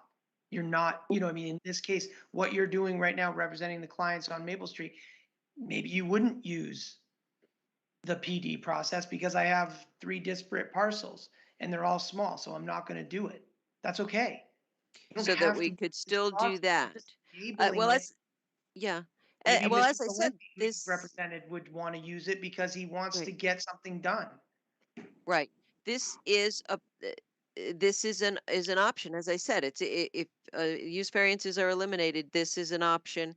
But the questions that I had at the last meeting, I don't know if you folks have gotten additional information from either David or from Aaron about how this group works. Is there a time frame? I think the flow chart was going to be updated or something, maybe, Mr. Fields, was that happening so that we could see how it would actually work? Um, is that Yeah, is the flow chart everything's there? on the website that I would didn't see the is flow chart, available. so I may have missed it. I Can did you I pull did that it, up? I didn't update it. It hasn't been updated. Okay. Um, So I guess my concern with it's an option. It adds an option that isn't there now, and that's a good thing. As long as the process is very clear. My concern is with the first part of the amendment, which is eliminating use variances. I work in communities that have use variances. I work in them that don't. My my thought is, because I believe Mr. Fields brought this up at the last meeting, the table 1 with all of the different permitted uses has not been updated in a while. So maybe elimination, in my opinion, elimination of use variance is premature until the planning board and planning staff, with input from everyone, looks at the use table and decides what uses, if that needs to be tweaked and updated before you eliminate use variances. I think that the use table should be updated so you know what uses, and I think Aaron said this a few minutes ago. You look at the properties, you decide what uses you want in those zoning districts, and then that's what's permitted. And if you want to do something different, you go through this new process. Um, I don't think the first step has been done, really looking at the uses and deciding that you're happy with them. And I think that that Mr. Fields referenced that at the last meeting. So I think maybe that ought to happen first. This is a big step. But will it, to your, a long-winded, and I guess I got some comments in there too, but in response to your question, Mr. Farmer, it will be frightening to developers in the first instance until the process is really made clear as to how it is going to work and how many town meetings there are going to be and how often that would be allowed. But I think, but that being said, it's an option. It's an option that isn't there now for the landowner that might be very beneficial. Okay, that was helpful. Other discussions? Peg, do you have any follow-up? Tori, any follow-up? No. Um, as a planner, it looked like a good idea to me, and it still does. Again, though, I do think it needs more discussion. I think we need to really look at it and see what we should do before we put through something like this. Town meetings have always been hard to get. We have to go to a special town meeting. We can't go to the May meeting with zoning articles. And I would say if we get one a year, we're lucky. Yeah.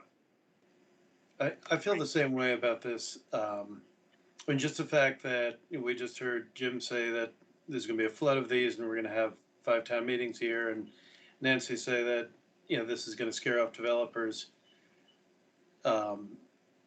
And those are both probably very valid opinions. Makes me feel like we just need to work through this more. I really like the idea of it. I just want to do it right if we're doing it. I'm in the same camp. I like the idea, but I think it needs more work. Lou, do you still feel comfortable that this is ready for prime time?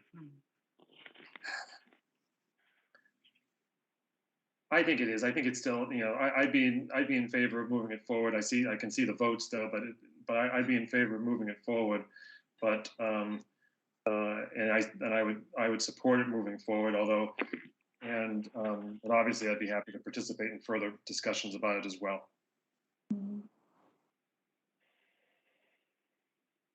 Okay, it feels like it's 4 to 1, not ready to go forward, Aaron and David. So you guys get the feedback that you want. I mean, we could put it to a formal vote if you want me to do that. I think we would have to just for the recommendation. All right, so you may not get a second here. So Well, I guess I would say this, and David, would we It doesn't- want a referral for further study? Yes. Yeah, sorry, Yes. that's sort of what, That's probably the way to handle that. yeah. okay, so referral for further study. okay, so is a motion to do that? Is you making that motion, Lou? Or someone else make that motion? Let's put Lou on the spot. What's the motion to hold it over? Refer back to for further study, yeah. Refer back for further study. I'll second that. Okay, let's put it to a vote. Tori? Yes. Jim? Yes. Peg? Yes. Lou? Yes. And I'm in favor of further study as well. So it's midnight. We made it through. Woo! I have another Zoom meeting tomorrow morning at 8:30. Cancel that. I'm usually in bed at 8:30 at night. I've been in front of the screen since 7 this morning. Oh no. Here. I know we had some minutes. How do you guys want to handle this? Do we have any time, or do you guys need to get these minutes approved? Approve them in bulk. I did read them. I like the format. Prior minutes. Is there any comments on the prior minutes? Can I get a motion? One motion to approve all the minutes of, I think if they were written out here, hold on. Yeah, February 10th, February 23rd, March 23rd, and April 13th. Yeah, is there a motion to approve those So minutes? moved, John. So moved. Second. All right, roll call. Lou? Yes. Dory? Yes. Jim? Yes. Peg? Yes. And I'm in favor as well. Is there a motion to adjourn? I move that we adjourn. All in favor? I Second. want to hang out longer. Let's just do it. It's all nighter. Yeah. All right, thanks everyone. All right. Night, everybody. Good night. Thanks. Good night, everybody.